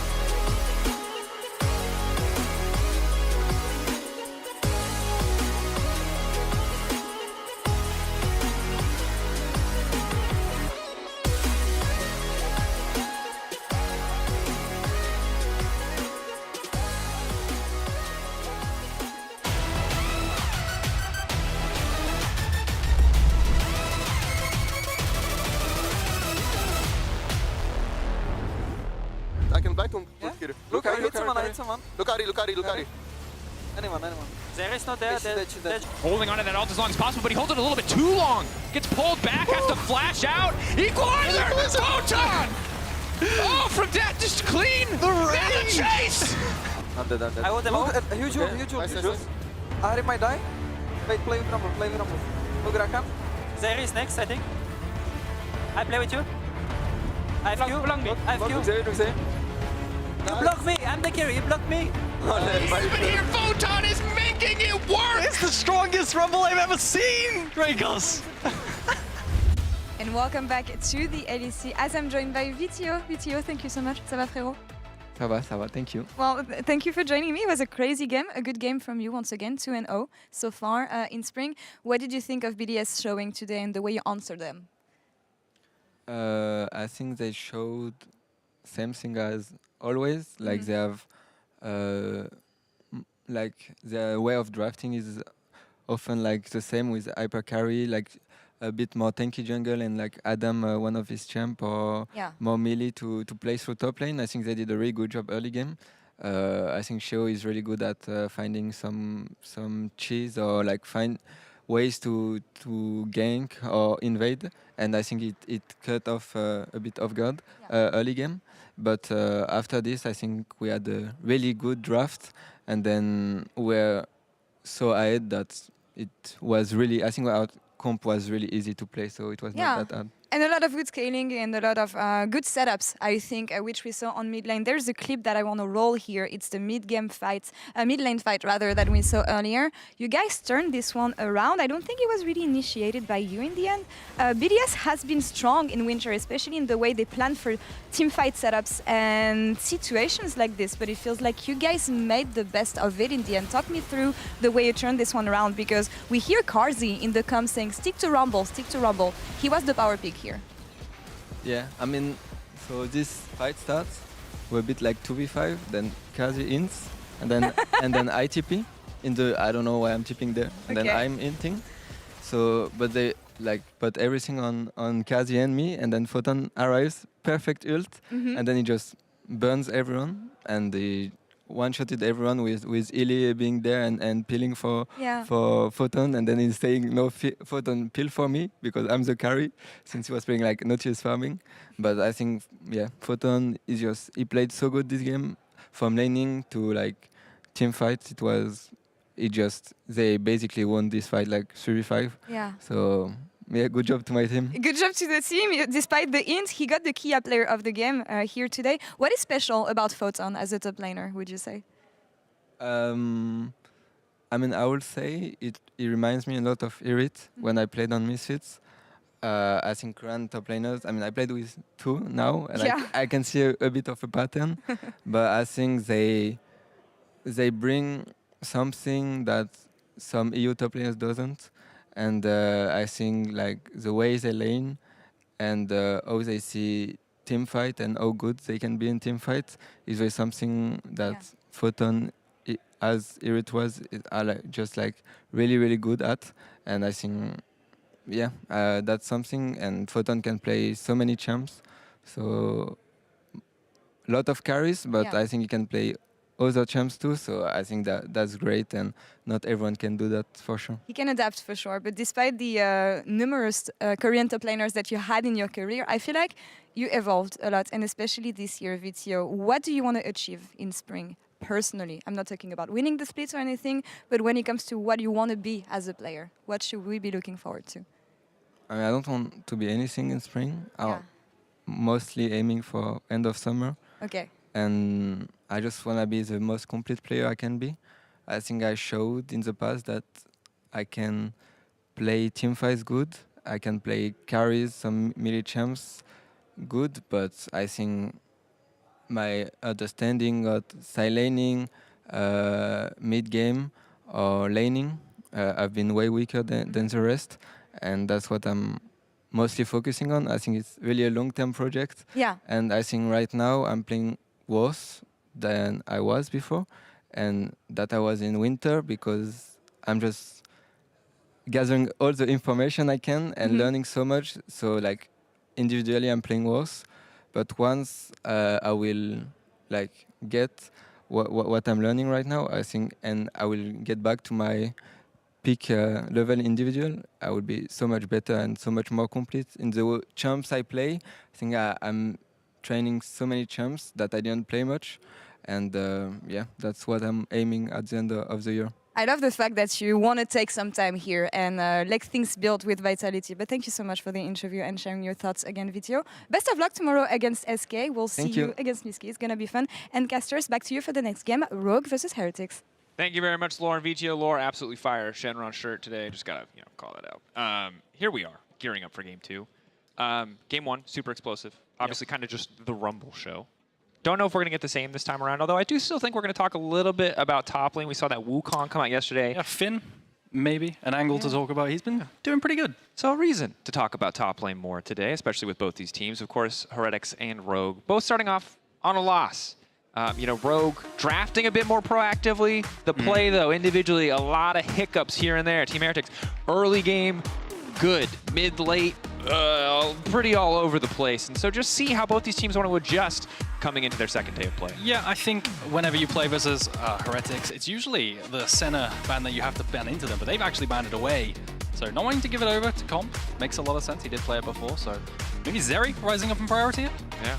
I mean, you've taken away so many of the conventional choices. Varus also good. The Nautilus we've talked about so much. I mean, it's just the universal safe blind pick, and the first pick, Talia, now coming out. Of course, Azir is not a part of the pool, and Orianna's been banned away. How do you feel about the Talia? It gave me a sigh. I feel like there's something on your mind. I think it's incredibly broken, and I wouldn't mind it being a red side permaban. I think that alongside Smolder Center is pretty solid. It's so good in the jungle and mid lane as a flex because the mid lane matchups, but that's a Ziggs. That's strange. Ziggs bot? Nautilus. I think Ziggs got some changes, didn't it? So it got reduced satchel cooldown from 24 to 20 seconds, I believe. So you're going to be able to move the Ziggs around the map with comp a lot easier. Maybe a good matchup as you outrange Talia as well, and you can harass through the wave, which is one of Talia's big weaknesses, so driving her more into the jungle position. Yeah. Got some armor, got some more armor growth. Also got that satchel cooldown as you highlighted at rank 1, 20 from 24. 4-second cooldown is a big deal. Yep. And we haven't seen a Ziggs in a long time. Yeah. Obviously a champion that does a lot. You highlighted the thing that he's most known for, keeping the wave pressure up, taking towers. That's the big thing that you look at him. Zeri locked in the opposite side, much more of a known quantity. And of course, we're just assuming that Ziggs goes bot lane because he's kind of trash mid from what I've seen. Yeah, I think what you want to round out here is with a support for Trimby, potentially something into a Nautilus like a Braum. You could do Alistair as well. I think those are your go-to. Rel has potential too with a dive and the setup as a flex with Talia too. But it's really what they want to round out that B3. Also curious to see if Rogue are going to set up Finn against a counter pick by conventional safe. And again, into the Ziggs. You can satchel charge away, but having that reliable lockdown is great, and limiting at least the reliable lockdown on the other side. Tristana feels like it confirms that the Ziggs will be going into the bot lane. And Tristana, I'm going to be honest, it's my favorite champion for Larssen right now, because if he doesn't leave lane, he still gets so much because he can just threaten the tower. Absolutely. They've got Tower Siege comp, haven't they? Just run around playing side lane with Tristana as well as Ziggs. I think that's the idea. Now you draft Disengage with it, so your 3-core is able to disengage anytime they get engaged on once you're playing side lane. So Gragas ban's coming out. That's a staple Wonder blind pick, so what they're doing is they're really ruining him there and setting up their own blind picks too. Really trying to set up the Finn show. Again, game counter pick yesterday was the Udyr, and Finn individually played pretty damn well yesterday. Able to build up his advantage, take some tower plates. Struggled to transition those advantages, I think, to the rest of the team. But, of course, the rest of the team did die in 1v1. I think, yeah, I'd like a Renekton ban if I'm Rogue, because I really want to break up that Renekton Talia Vi core. It's really, really broken single target nuke potential, and it's a good blind as well for Wonder. I think he plays it, so that has potential as a top lane if they want to pinch it that way. Of course, reminder, this is the first Ziggs in LEC 2024. I feel like we see one every year, maybe 2 every year. We haven't really gotten the full Ziggs meta in a very, very long time. But Rakan banned away, the Maokai banned away too, so splitting up some potential. But the Renekton on the table, and also Rogue, of course, take it away if they're willing to blind pick top lane. Yeah, Rakan really good pairing with Zeri, as well as being incredible synergy with single target damage of the Talia and Vi. You just go in on the same target as the Vi, and it's just a one-shot with a double knockup. So on the flip side, you have Heretics pinching junglers and top laners, and there goes another blind for Finn with the Gnar. Yeah, and Gnar can do pretty well in the Renekton as well, so if they're not going to take it here, feels like an easy option for Heretics if they want to go that way. But yesterday we felt like it was a clear Jax angle when they went Wukong. So I feel like Heretics maybe have a different read on the top lane. I think, yeah, Sejuani, synergy, blind jungle, counterpick to Finn is the exact same formula they ran yesterday. So whatever Finn has, maybe an Udyr into a tank here. They need some kind of frontline, I think. Something with single target burst worked as well for Wonder. I'm thinking stuff like Hisante, Renekton, any kind of fill champion here. Just something reliable. Yeah, Renekton is a good denial as well, because the enemy team have Sejuani, and that's a great duo. Might see the Finn Renekton with the Sejuani. Jonte will get locked in here. I'm sure you all missed him. He's back. Hisante. Yeah, slightly worse than before. Slightly worse. Still, really, I think he's completely fine. You see it all the time in LCK. He's more than fine to be playable, and he just facilitates the same role. Now you don't get W reset, but... Ooh, Trimby. Okay. Leona's an interesting one. We don't see a ton of Leona, mostly because Merc Treads just hard counters her, where it doesn't counter nearly as many other engaged supports. There's just a lot more knockups in other kits, so the Rel will be the choice here. Yeah, we mentioned this earlier in draft, Rel working really well with the other champions. A lot of draft is about synergies, right, and how well the champions work together, and Rel works really well with Talia because both champions set up each other. Rel Q can set up the W, and the other way around as well. Now, what does Finn have into the Cassante blind pick of Wonder? And it's going to be the Renekton. With the Sejuani. It's a good pairing. You talked about it. You just said it moments ago. Champion interactions. Sejuani Renekton, of course, a classic. See if Finn is able to pull ahead in the laning phase. Both these top laners individually actually performed very well yesterday. Want to see how the matchup works out. And I think for Rogue, you know, we see now with the Ziggs, I think a little bit more chill for comp. He doesn't really need to fight any 1v1s. It's much more about the pressure. It's much more about how they can kind of maneuver him around the map. Yeah, typically when you play Ziggs, in terms of a Ziggs composition, your most important aspects of gameplay to focus on are just control and moving Ziggs around to take every single plate, right? I remember back in the day, you would track plates, 5 plates, top, mid, and bot, you know, and move them around. The same with the Tristana. You play side lane controlled and secure every single side lane at tier 2 tower. That's your general game plan if you're Rogue.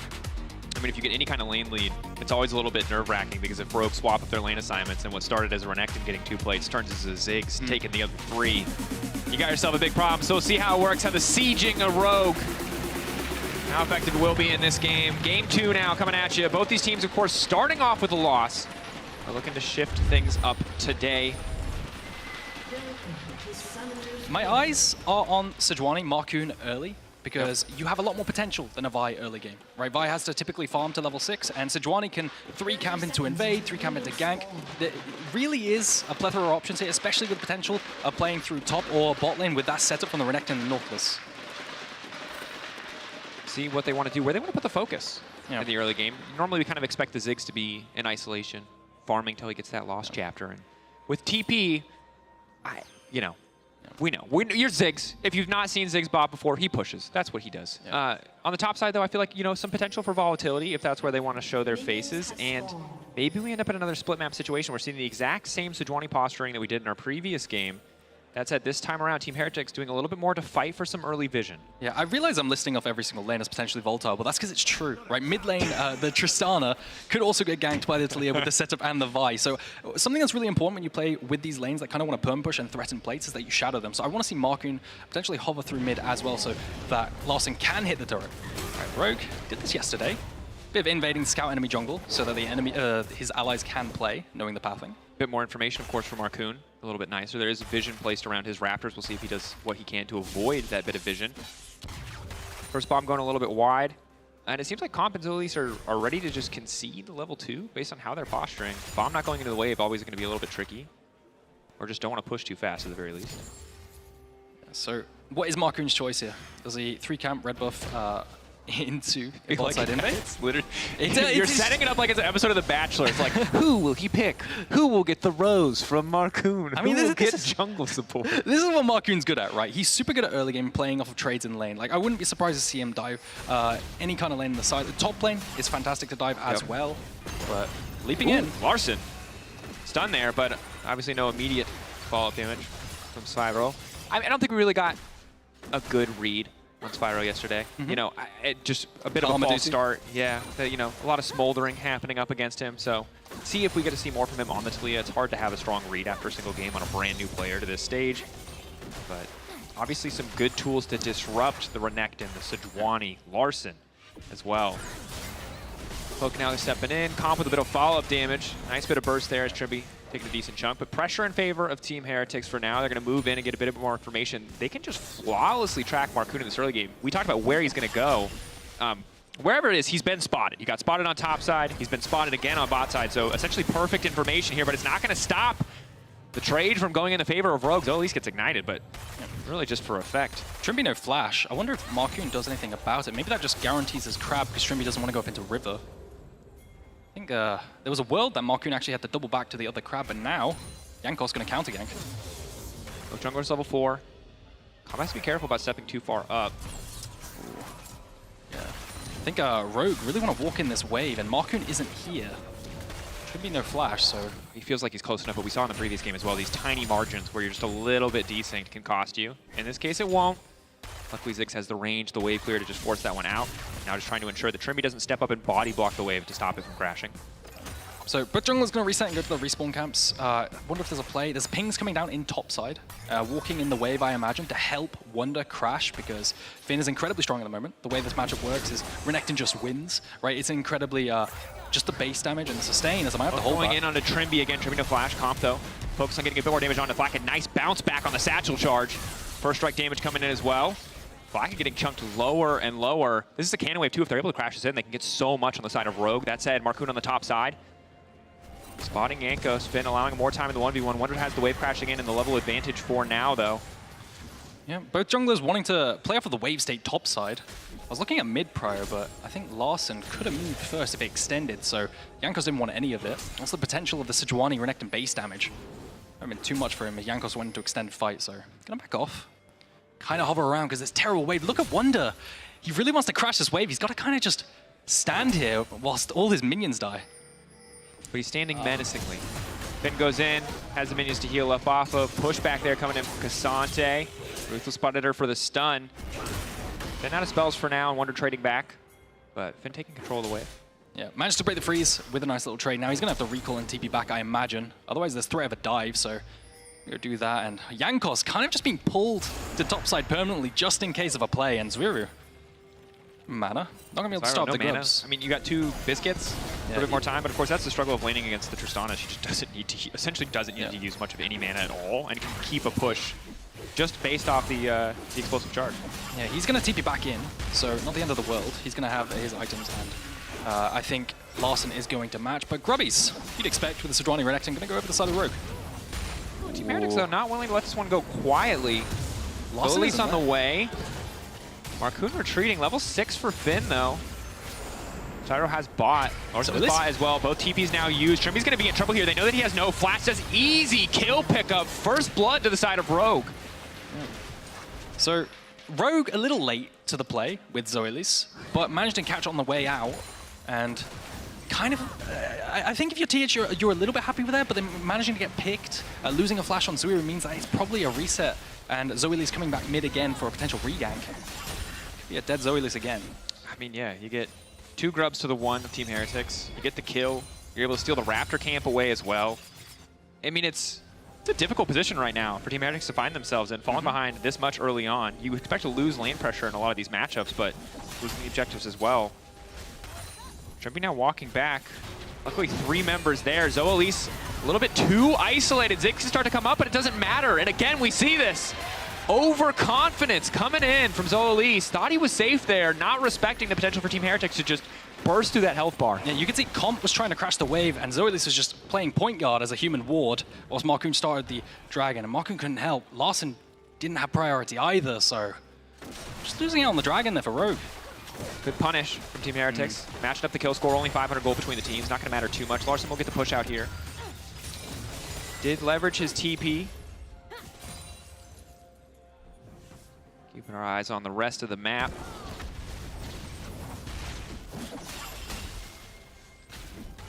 Jankos hovering around on the bottom side of the map. Zoelis Hex Flash out. I like that he still has the confidence to try to kick that things off. There's the Ziggs follow-up. It is only a lost chapter for Ziggs, however, so you know, you don't have the burst yet. Yeah. That's the thing. Early game Ziggs, it's about killing minions. Yeah. It's not about killing champions. It's kind of about like having these back and forth trades, and maybe you can get something off of a pot flash, effective condition, and then you just go down bot side with one of your junglers. But ultimately, Zeri and Ziggs early game, you kind of lack a bit of damage. So. Sorry, you said pot flash, and I just went to a very different game for a second. I got very lost. Got transported to Madrid in a heartbeat there. Anyway. Team Heretics, I mean, the good news is that Flacket has stabilized a little bit. It is only a Kerchase, but Trimby hovering in the darkness. And Zoelis kind of,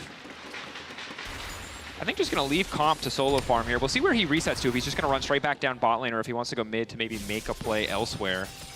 I think, quite interestingly, though, 3 lanes of priority with Rogue, with 3 lanes of potential for getting plates, and only 1 plate has been taken, right? Topside, usually, what you expect is consistent demolish procs every other wave. Comp has no business stepping up, but didn't recognize that Trimby was there. Thought he was in the 1v1. Flash out to safety. Flacket on the flash in. Will finish the job. Quick kill. Easy kill. That's one of the oldest tricks in the book. Yep, there it is. And now you can expect Trimby's just going to crash this wave with Flacket and potentially move up to Grubs. It gives him a free reset to be able to do what he likes. Trimby. That's the second time in 2 days that we've just seen a bit of a sloppy death from Comp. The good news this time around, he has the TP. He's not going to lose too much. Zoali's still stepping up. Larson on the way in. Trimby will walk away to safety. And I like that Rogue stuck with their game plan, Aragon. That they still drafted aggressive lanes. I thought that they might pull off the gas after yesterday when it turned against them. I like that they went with it, but we're still not seeing it really impact in the way that it should on paper, at the very least. Yeah, I mean, it's a bit slower when you're scaling with Ziggs, isn't it? But let's take a look at Skank again. Dash forward. Comp, I don't think he flashes the Q flash from the rel, so he takes a lot of burst damage. Maybe he didn't preemptively expect it. See the Q flash here. He thought the W was enough. Yeah, and he managed to flash over this part of the wall, which I quite just tricky. Yeah, it's quite difficult, but Flacket managed to pick up the kill. Good on Flacket. Flash for flash. Golf claps. Felt pretty clean. Felt pretty telegraphed. They knew it was coming. Yeah.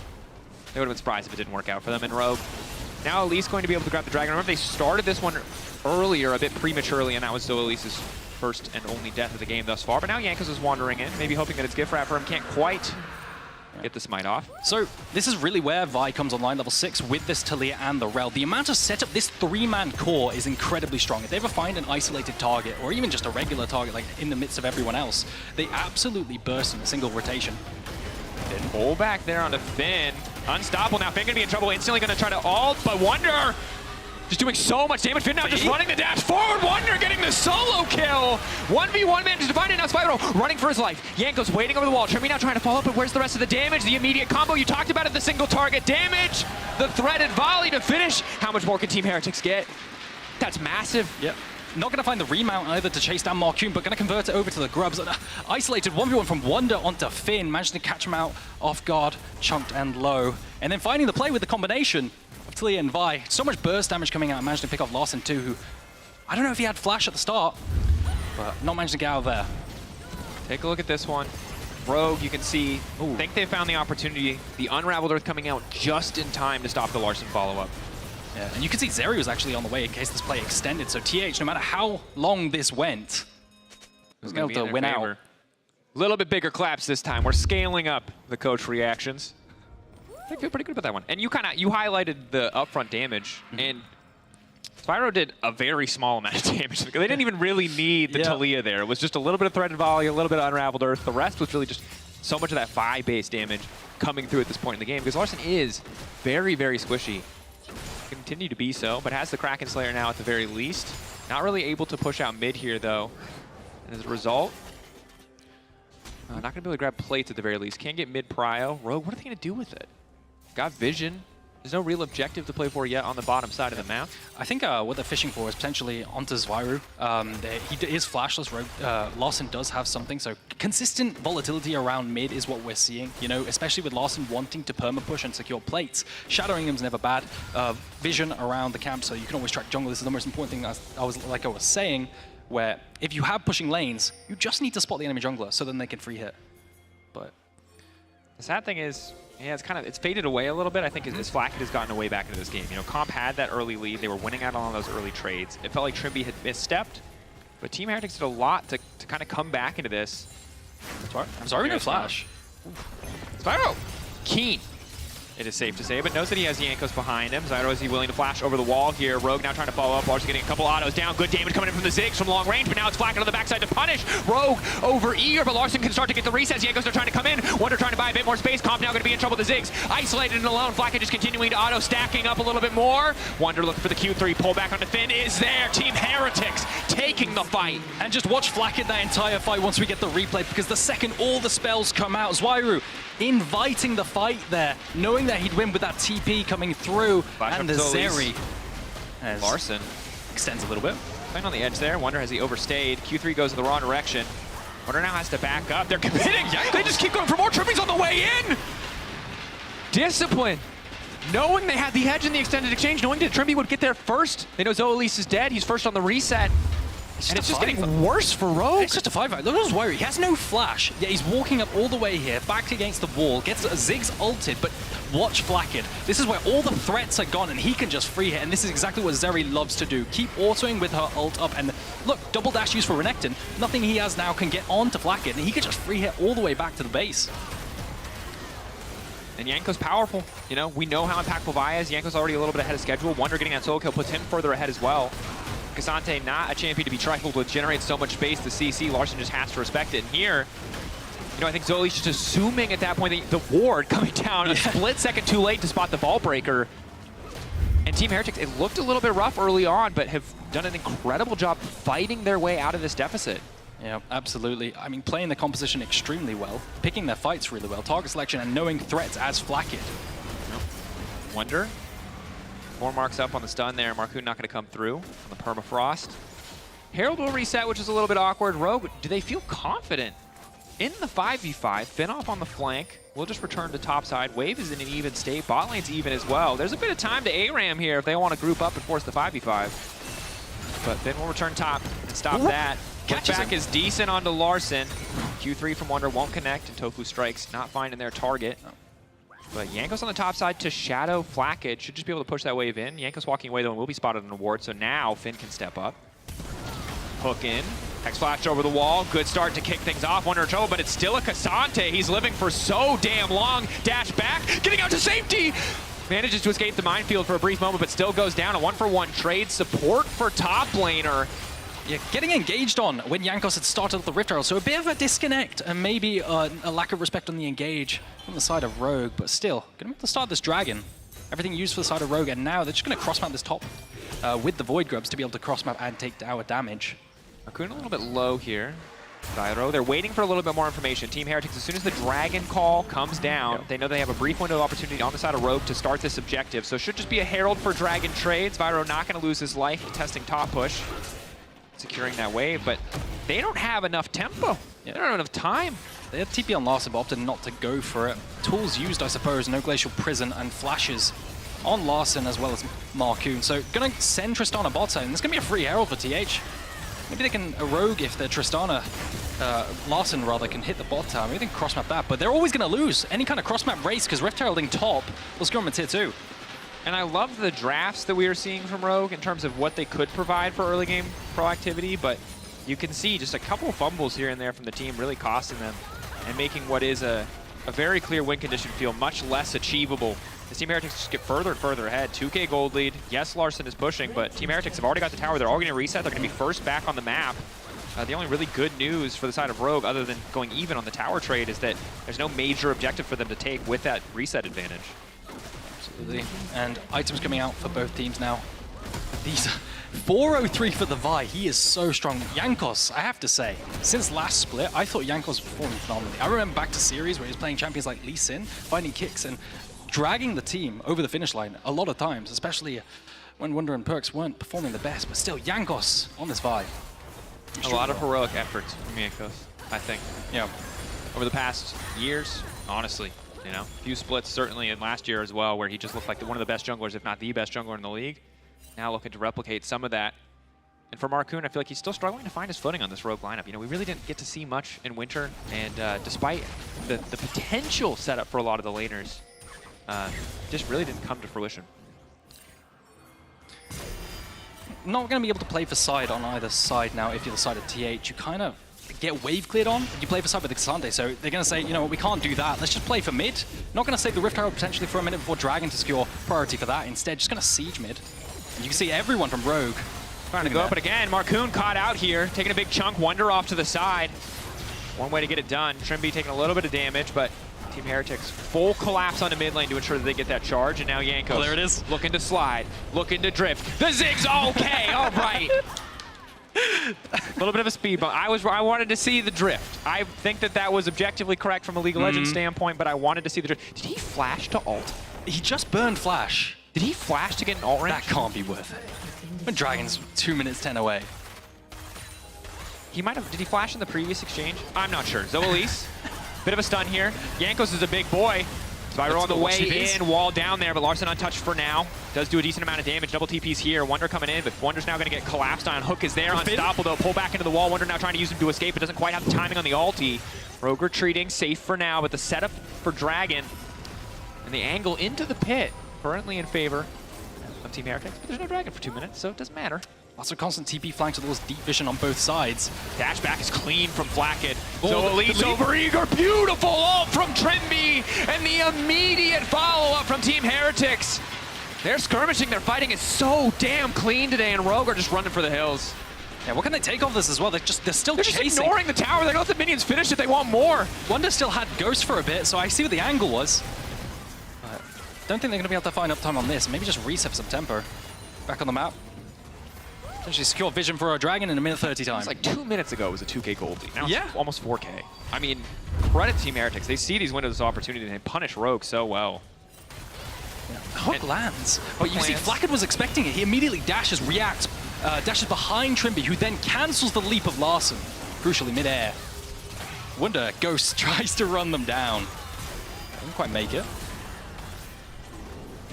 They're literally, just running full sprint. Yeah. They could have hit the tower, but thought they might have an opportunity to get more, and it certainly doesn't cost them to step up. And Larson frustrated. And that's the thing about the rel that's infuriating for Tristana players. It's just like, you W in. If they try to buffer you, you're just, it's like, nice try, buddy. I've got 2.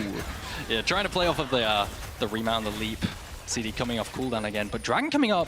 I wonder what they're playing for here. It looks like a death bush in topside, just in case. A quick play, in case someone face checks, but not going to come do any fruition. Yeah, let's look at the checklist here. You got mid prio already in your favor, top prio coming in as well. Rogue have to, well, they don't have to, but you will likely see them respond, and as soon as they do, you know that you're free to push up your vision line and do anything you want in the enemy jungle for a few moments. Yeah, I was really confused because they were playing for topside. I think they lack Baron damage though, so it wasn't going to be anything like that. No Leandra's coming out for the Talia, no real damage coming out for the Zeri either. So instead, everything's going to be about this dragon, right? Second dragon, and how they set up vision behind it.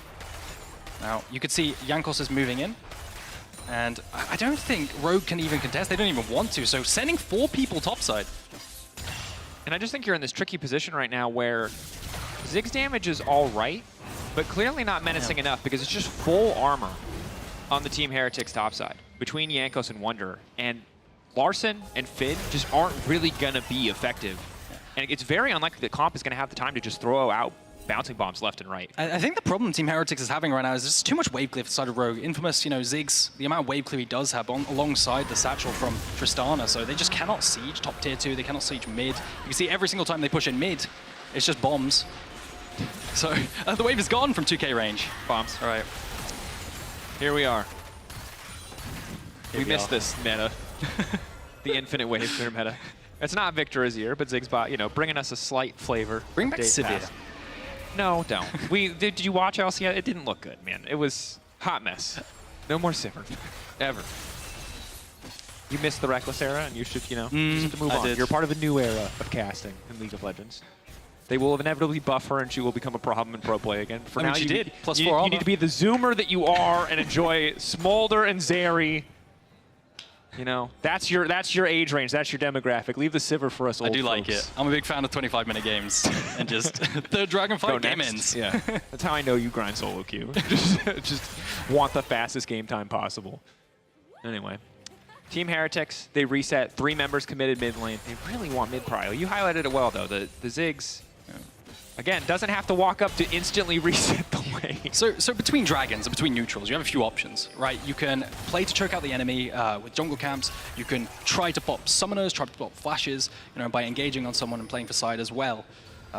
You largely need to do this by invading the jungle and keeping vision and transferring vision from bot to top as well. So it's good to see Team Heretics doing that. Maybe they can force a Larson flash or something to help them in the 3rd dragon fight. Yeah, my eyes are kind of on Zoelise as well. 4 deaths this game. I like what he does mechanically a lot of the times, but sometimes he's just in the wrong place. And really needs to respect that Team Heretics have this entire jungle boarded up. Ooh, gets the blue. 29 HP. Leandry's likely would have finished it, but that's frustrating. Comp using the ulti hoping for the steal. Still a very low cooldown, and now, because they know generally where Comp is, they've seen Finn on the bottom side, it gives Team Heretics access to top tier 2. Not enough time, however, to take down the tower, but a good chunk of damage. Yeah, a lot of chunk damage going on, but no cross-map potential for the side of Rogue. They're kind of just eating waves down bot. Every single time they walk up to the wave, they can at least hit it once to proc that grub true damage over time. Yep. And tick it down a little bit. Maybe on this next siege, they can take this tier 2 completely. Crucially, they're on a ward, but excellent Weaver's Wall. Marcoon going to use the ultimate, but frankly, the play is kind of already fizzled. They have nothing, it feels like. They engage, Marcoon throws his R, but Finn TP's in, and there's just no play to be made. No follow-up. I guess Rogue didn't want to commit anything I mean, they committed the TP, but they didn't want to commit any flashes to follow up. They felt like the Weaver's wall came in, and you would assume that that's where the play stops, but the TP coming in after a moment of miscoordination. Perhaps everyone on Rogue not quite on the same page there. Potentially a bit scared to pop resources before this next dragon, because the next dragon is so important. Contesting third Drake is incredibly important to stop the soul. But yeah, maybe Larson in comp, not wanting to pop that flash. And, you know, time is running out because Zeri's about to hit 3 items. There's already a death cap on the Talia. Jankos is still 2.2k gold ahead. And it's a Sejuani. You know, of course, Marcoon's always going to be relevant, but that ulti is going to be really hard to hit anything other than frontline from the Sejuani at this point in the game. Yeah. And the map is entirely dark. Jankos on the chase, going to push out here. Rogue hoping to catch Team Heretics, maybe getting overeager, walking into jungle before they have priority, and Comp for now at least can freely walk up to mid lane. Although he's hesitant because he doesn't really have the information he needs to make that decision. 3 items coming in now for the Zeri, so any fight they take is absolute dumpster. If they start at Baron, they can just turn. This is Ziggs play. I forgot. Every You time? brought it, I forget every time. You know, I watch One him key. bot lane, I remember the satchel charge part. I forget that he just doesn't have to interact with other teams. Yeah, you just play for the third bounce, and that's like two screens away, and you're just clearing the entire Like, way. you're never going to hit a champion that way, but the minions, easy pickings. Wonder at least starting to put a little bit more side lane pressure down, and Team Heretics now overloading on side. All 5 members committed here. This might catch Rogue off guard. Yeah, has Vi got Q? Doesn't look like it. Yes. Coming over the wall. Immediate response from Marcoon, but again, the counterplay here from Rogue is essentially non-existent. They don't have the damage. There's no one in the area to follow up on Marcoon's ultimate. It just delays the ult, and there's the follow-up from Trimby. Ulti on the backside from Ziggs, not doing much of anything. Jankos might just get taken down, though. Big shutdown over to the side of Comp. Now it's Team Heretics who are a bit overeager. They don't even get a kill. They don't even break the tower. They just lose Jankos in the process. Yeah, they really dive forward, and Jankos falls. I think they could have just played for push both in mid and bot lane, hit the turret a few times, and then back off with that deep vision in the bot side jungle and play for Dragon, but wanting a little bit more than that because they have so many items on their Zeri. And we're not at 15 minutes anymore. The Ziggs is starting to hurt. You can't just dive into those minefields as Jankos with no MR. I mean, you even have tabbies. You're full armor. There's no MR to speak of whatsoever. Like, he will shred you. You get over-eager on the leap-in, and Vi, while powerful, very telegraphed. Ziggs just gets to set up his whole combo as you come into him. Crucially, though, Tristana no flash now, so if Vi ever presses R, that's chained with a potential Rel engage and a Talia W. Larson is just blown up, so that makes the Dragon fight a lot more straightforward for the side of Team Heretics. It does. Larson getting closer to a 3rd item here. Rogue, Baron take not bad with Tristana in the mid lane, and Ziggs having lean entries. We'll see if they feel comfortable enough to go for it. For now, they're just forced to walk away. Team Heretics keen to get a pick here as Rogue have overstaggered on side lane. Larson just needs to run, but Trimby eyes on the Tristana. The knockback is there again. That's the follow-up. You called it out. There it is. There's no flash. The rocket jump is not enough. Team Heretics recognize the advantage and punish Rogue for overstepping on top side. Extending on side, and Finn has no TP either, so there's not going to be able to be any kind of flank. He's running up now as fast as he can to potentially play the Baron, but crucially, you know, you've got the MR shred. Now, the turn. Fight coming out as well. Jankos just goes right over the wall. Flack it again, uncontested. He's barely even a part of this fight. AD carry now finally going to come in. Clack is going to clean up, but Team Heretics doing work here. Burn onto Trimby. Should finish the job. Comp at least going to get one back. But again, I mean, Aragon, they're just getting obliterated in these fights, and I just feel like Rogue just looked lost. I think Rogue could have played it a bit slower and then played for the poke on the Ziggs, because if you're in the pit versus Ziggs ult or Ziggs Qs, you're kind of struggling, but they managed to get engaged on over the wall, and it ends too quickly for Finn to come and have an impact. Yep. And we see here, I believe this is after the Larson pick. So the setup here. The turn. Yeah, marking the potential Baron steal, so I mean, it's just beautiful, isn't it? I think just quick play. Yeah, Rogue potentially overestimating how quickly Team Heretics, or how if Team Heretics had put all 5 members there, you know, it could have gone down much faster.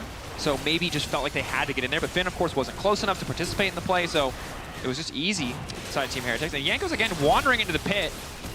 Should get punished here. Is forced to flash out to safety. Ultra Shock Laser will not steal it away. So at the very least, second Drake back over to Rogue. They have a bit more time in the game. Can just continue to leverage that Ziggs wave cleared.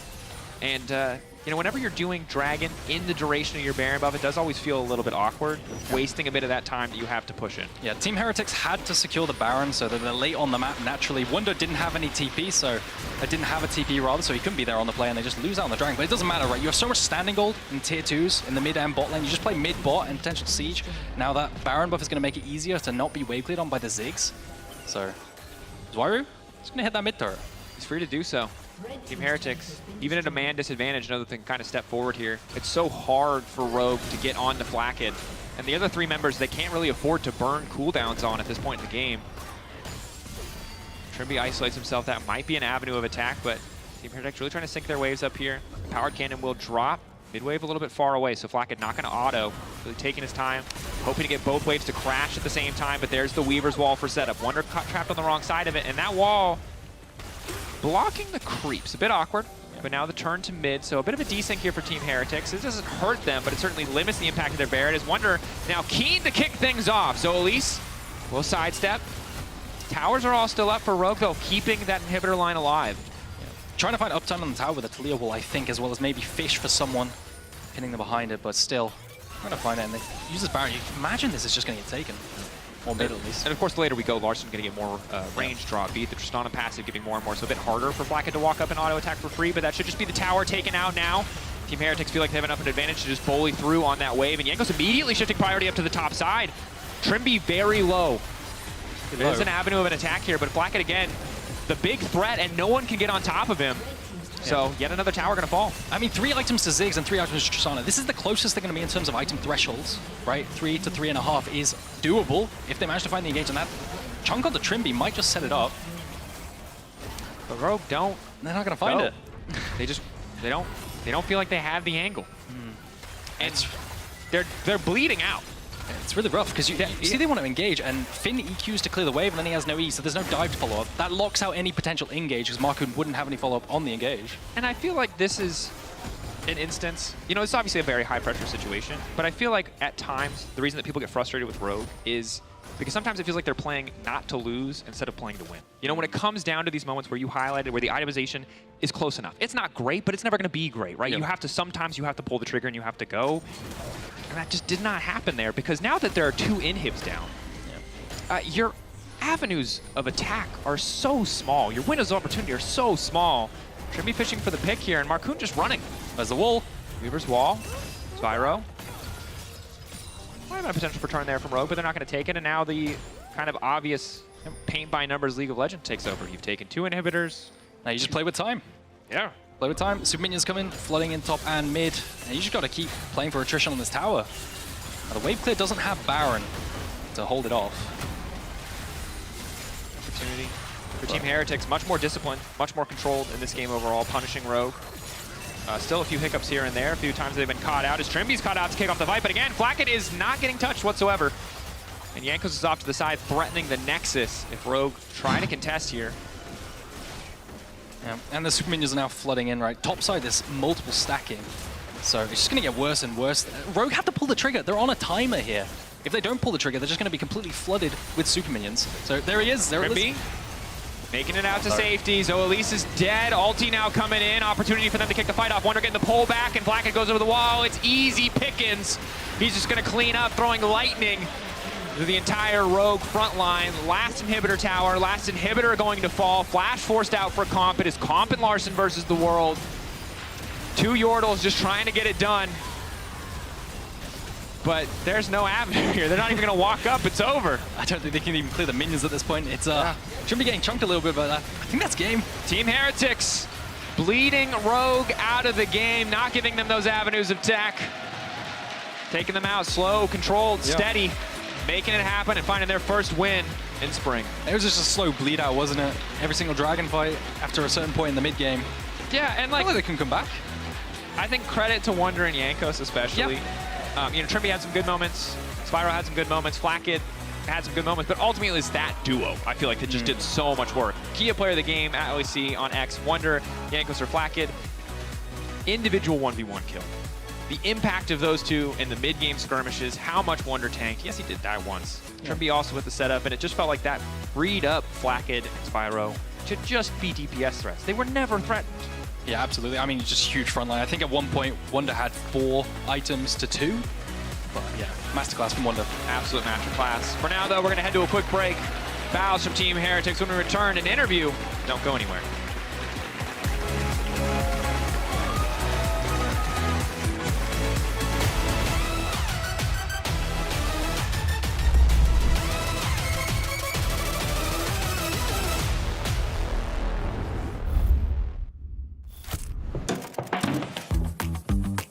Done. Done. There we go. Break? Break.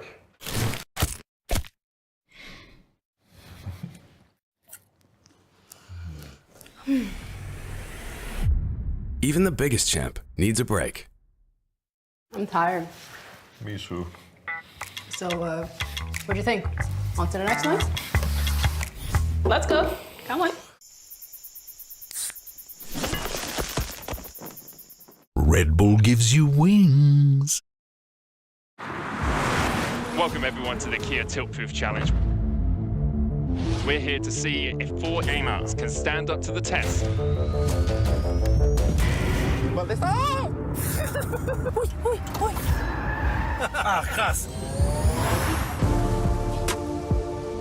Dios mío de mi vida.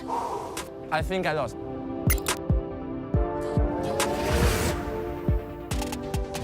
I'm so happy that I didn't eat before.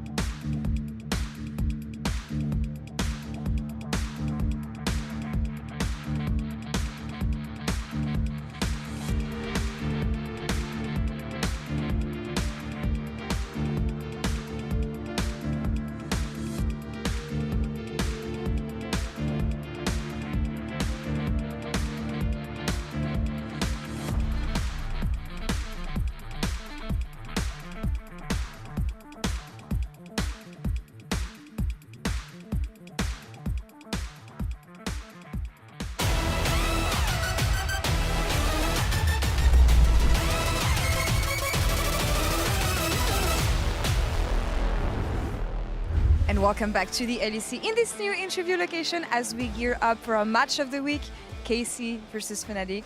And I have Rhea, head coach of KC, with me to talk about this game and the comeback of KC yesterday. Thank you so much for joining me. Very first LEC interview. Yeah. Congratulations for the promotion. Thanks a lot. I mean, yeah, it's kind of a new position with a new audience, you know, like a lot of people that are probably watching the LEC right now. But I mean, I'm focused on what we need to do good as a team and as a coaching staff, you know, to make sure that the team can perform, you know, right now. So, yeah. I mean, I've known you for a while, Rhea. We'll talk about this later because you've been coaching KC actually in the LFL. It must be really different here. But first things first, victory yesterday. A bit of a change compared to Winter, I would say. Yeah. I mean, I think it was a really important match, not going to lie. I think we needed to perform and to make sure that we come ready against Heretics. It's not the best team, right? But it's still a team that can defeat us if we are not playing well. And I'm really proud of everyone, the staff and the players. Like, they did exactly what they needed to do to win yesterday.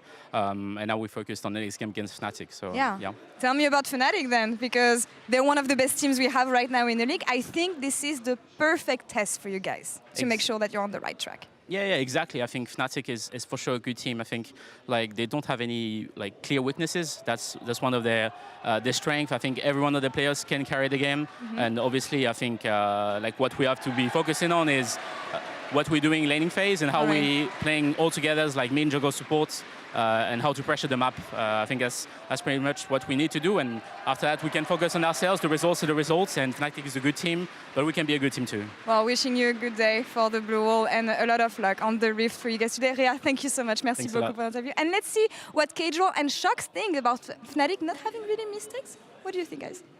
Oh, I don't know. Indeed, I am joined here by Kedro. I'm going to ask him that question. You're going to see him in just a second. Hi, Kedro. How are you? I'm good. It's been a while since I've been on the broadcast, but it's good to be back. I think the last time I was on the broadcast was when I came on the World's Analyst desk with the Weibo shirt. Yeah. Yes. Now I've changed sides. Yeah, we miss you. But hey, first, before I get to asking about analytical things, didn't Kameto save you yesterday on your stream because you couldn't cast and he was casting, or what happened? Yeah, somehow my stream heard his stream, even though there was no audio coming out of my stream. So on the back end, something put Kameto on my stream, and then he started casting the game in English. So I couldn't hear him, so I was like, what's going on? And my whole stream was listening to Kameto cast in English, so thank you, Kameto. So there we go. But of course, you do represent Fnatic here. Are there any weaknesses, or what are the biggest things you think Fnatic cannot drop the ball on versus KC specifically? They don't have too many weaknesses. I think lane phase for Oscar was a bit rough in playoffs last split, but he looks a lot cleaner this time around. But other than that, I think Razork's the MVP of that team. So just follow Razork and everything will be fine. Speaking of, Bo yesterday was absolutely insane as well, so... Yeah, but Bo's a psychopath, so he's just gonna he's gonna get loads of kills, but maybe he's gonna int, so if Bo ints, then just kill him. He's like Hylissang a little bit, I think, sometimes. Yeah. That's what you think. Okay. When it comes to KC, though, I mean, I think I definitely would want to see them win more. Maybe you don't want to see them win right now, but who could make the difference, or who will have to make the difference if you say Fnatic doesn't have a lot of weakness? I think if any player on K-Corp needs to step up, not in sense of step up the most, but really can carry them, it's Upset. I remember casting Upset at Worlds in New York, and he was 2v2 killing T1's bot lane. Yeah. So to be 10th place a couple years later sucks. But yeah, I think I'd keep my eyes on Upset. But Noah and Jun have been strong. They've been really strong, so I think they'll shut him down. All right. Thank you so much, Kedro. It's time for our match of the week delivered by Uber Eats.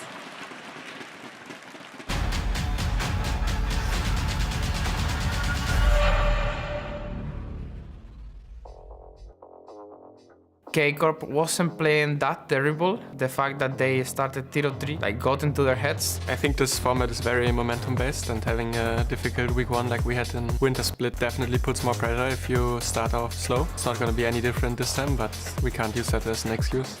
He was playing really good when he was playing with me at World, solo killing Guma, carrying. Gumayushi pops the old upset. Oh my god! Fnatic! Scream bot death! I feel like he's trying to put a lot of effort in getting his team better and better, but he just didn't find any success. Usually this team plays a lot through their mid jungle, and especially Razork. I think he has reached a new level and he's a very good player. The 50-50 win becomes lightning. Razork finds his way into the panic, takes the Baron! I'm looking forward to beat him again. We don't need any more motivation. I just want to win. Hello and welcome back to the match of the week. I'm Medic, this is Dagda. Together we are... I always forget that I can't say your half of the name first when I do our duo. Yeah. So we're Medda. Yeah. Megda? Megda, sure. Yeah. That kind of works. We haven't cast together that much, actually. We only done it 2 or 3 times. Yeah. So it's actually, it's nice to have you here. Yeah, it's good. It's good. And we're looking forward to the series, obviously. Karma Core taking on Fnatic. Both of the teams coming off a win yesterday. Blue side has won every single game but one so far in the LEC Spring Split. Only G2 breaking the curse. Obviously, you could say the teams on the blue side have just generally looked stronger and have been better, and I think that kind of rings true throughout the course of the weekend, but we'll see if it continues to ring true here, as Fnatic do have blue, and they'll ban Volibear, Senna, and Vi. Varus, Kalista, and Smolder. Thank goodness.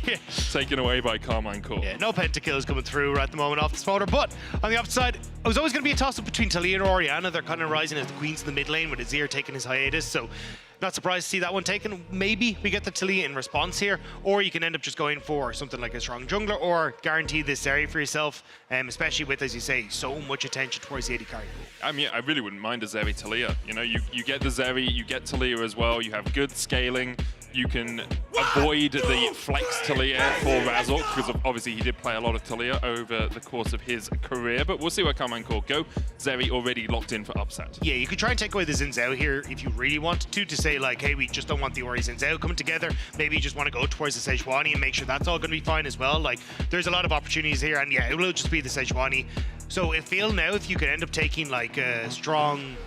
you could also respond with jungle here, but there's a lot of flexibility in the jungle. I think you actually just take a strong bot lane here, make the Zeri uncomfortable, go something like a Nautilus, pair with your AD carry, and then when you get into that next rotation, you're kind of caught between a rock and a hard place with Carmine Corp. Do we answer mid, or do we risk Taliyah and stuff being banned away, or do we end up being in a position where we struggle with their support pick instead? Yeah, I think you really have to go AD carry here, though, as you said, because otherwise, Smolder, Kalista, Varus already banned away, Senna banned away, you're just going to lose everything. Kai'Sa locked in. We are seeing a lot of the AP Kai'Sa build, where you go Manamune into Liandry's into Crypt Bloom.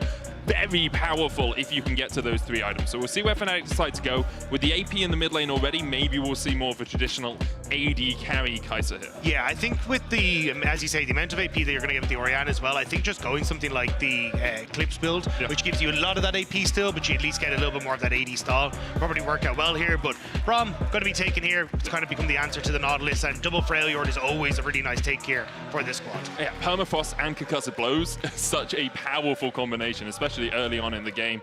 I have been noticing a trend of just more CC tends to win on the LEC stage, and you already have a lot of CC if you are KC here. They're going to get rid of the Cassante.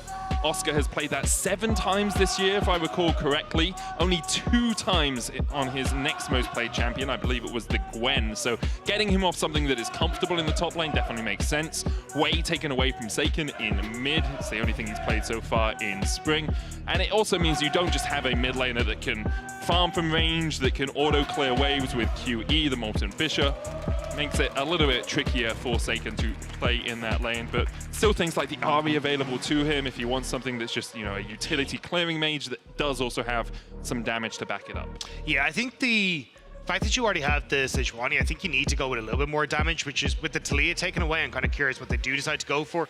Like, the Ahri, I like when you have setup from your jungle, but it's going to be the Aurelion Sol. So Aurelion Sol did get some nice buffs coming into this over the last couple of patches since we last played LEC. Even had to get nerfed a little bit because of how strong he was performing. It was like changes to having to play a bit more aggressive on his Q to get those stacks. So curious to see now how Bo can facilitate Seiken in that regard. But immediately on the opposite side, Fnatic going to take the Rel into the jungle for Razork. It's going to become a staple for him with how good he is at controlling the early game and the pace of the game on this champion.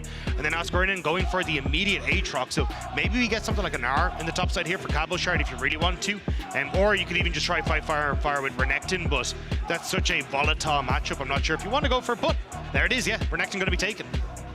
Yeah, so changes buffs to his Q, slightly nerfed from how strong it was when the buffs came in, but still stronger than it previously was, so still a overall buffs to his W as well, the Astral Flight, and his E got nerfed. To his, nerfs to his E, was it? Yeah, his E got nerfed. Well, the stacking on his E got nerfed because they basically wanted to say, hey, look, you actually have to play aggressive on the champion rather than just sitting back and farming. So makes a lot of sense. So here we have both team compositions locked in. On the side of Fnatic, you have a really good AoE team fighting comp. You know, that Rel is jumping in, Orianna Shockwave to follow up. You've got the Kai'Sa who can dash in and out of the fights. I like the amount of crowd control they have as well, but so do Carmine Corp. Maybe a little bit more on upset to be able to dodge in and out of these fights. Aurelion Sol tends to just put the ultimate down and then chuck the Star Surge at someone and hope that person dies, whereas upset can be dancing in and out a little bit more. Yeah, I think for Carmine Corp this is going to be a test because it's very much a team that wants to, hey, protect the backline. Like, let's set up a defensive circle of Renekton, Sejuani, and Braum just keeping people out so Asol can do his thing.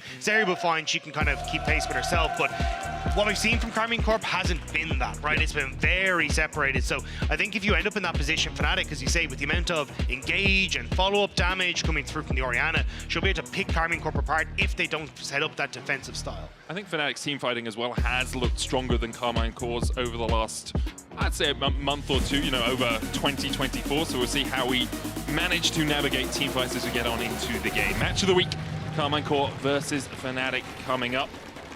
Both the teams coming out to wins yesterday, but not against the toughest opposition.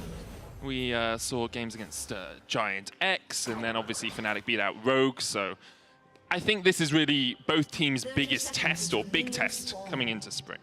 Yeah, I think for Karmine Corp as well, it's just a lot of, hey, how do we try and play around a lot of our duos in the early stages? Like, you've got Bo, who can facilitate very well for Cabalshard. Like, the W on Cabalshard automatically procs the permafrost, so it makes it very easy then for Bo to be able to set up for plays potentially around Oscarnan, who I think honestly has been a bit of a weak point for Fnatic since playoffs.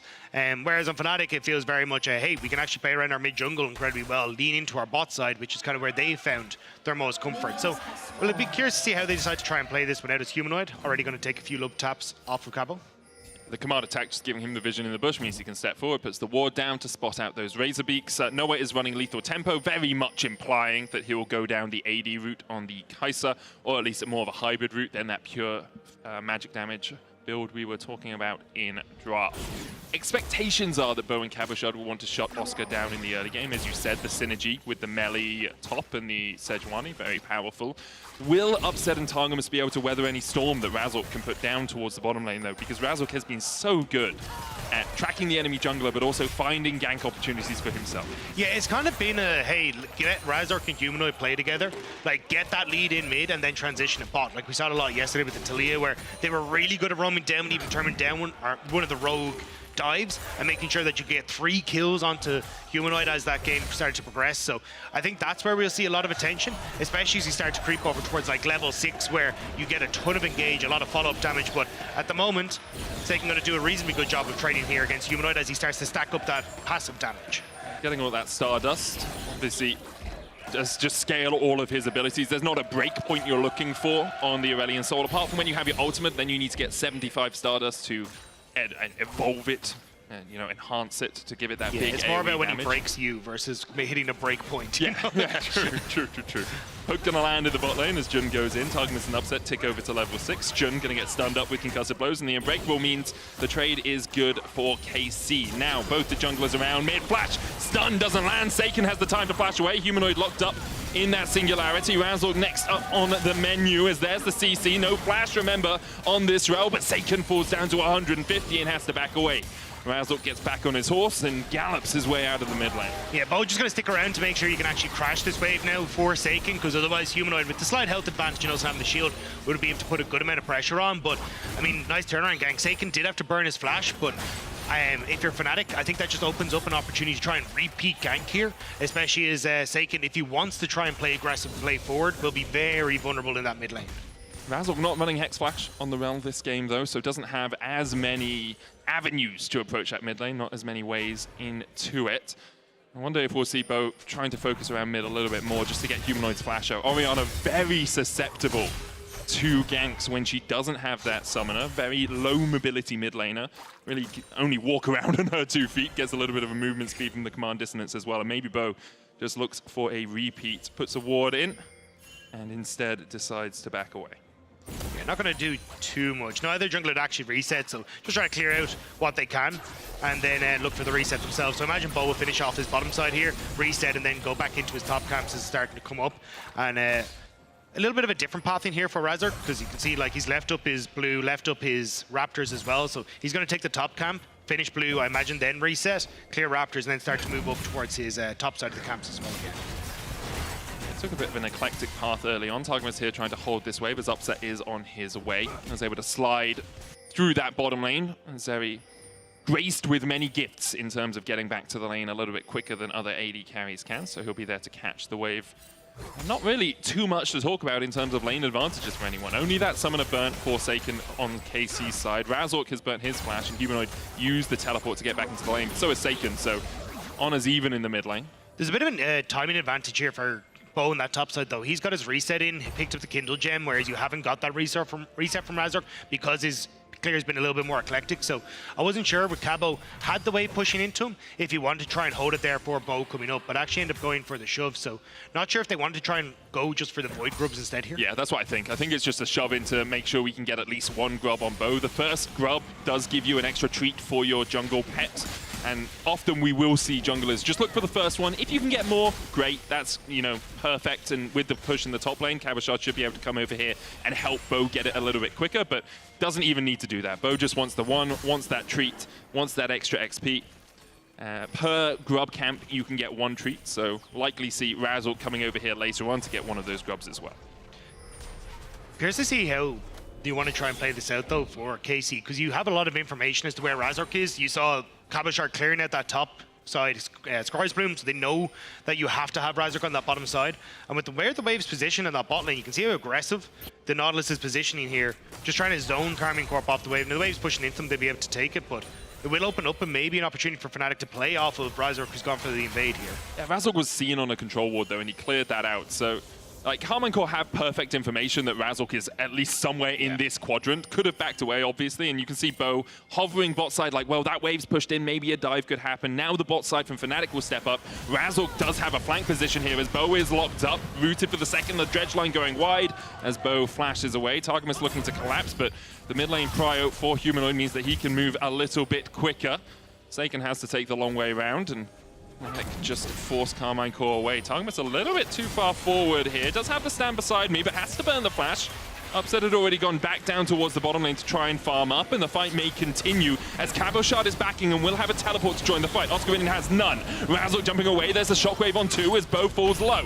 Targamas with the Unbreakable. TP used by Cabochard, not in back up into the top lane, and because of that, Jun able to get first blood. Bo falls low. Noah takes him, and now Saken has to get the hell out of there because he's outnumbered and outmanned. Fnatic get 2 kills in the fight. Fnatic were just set up better. They did an easy front to back.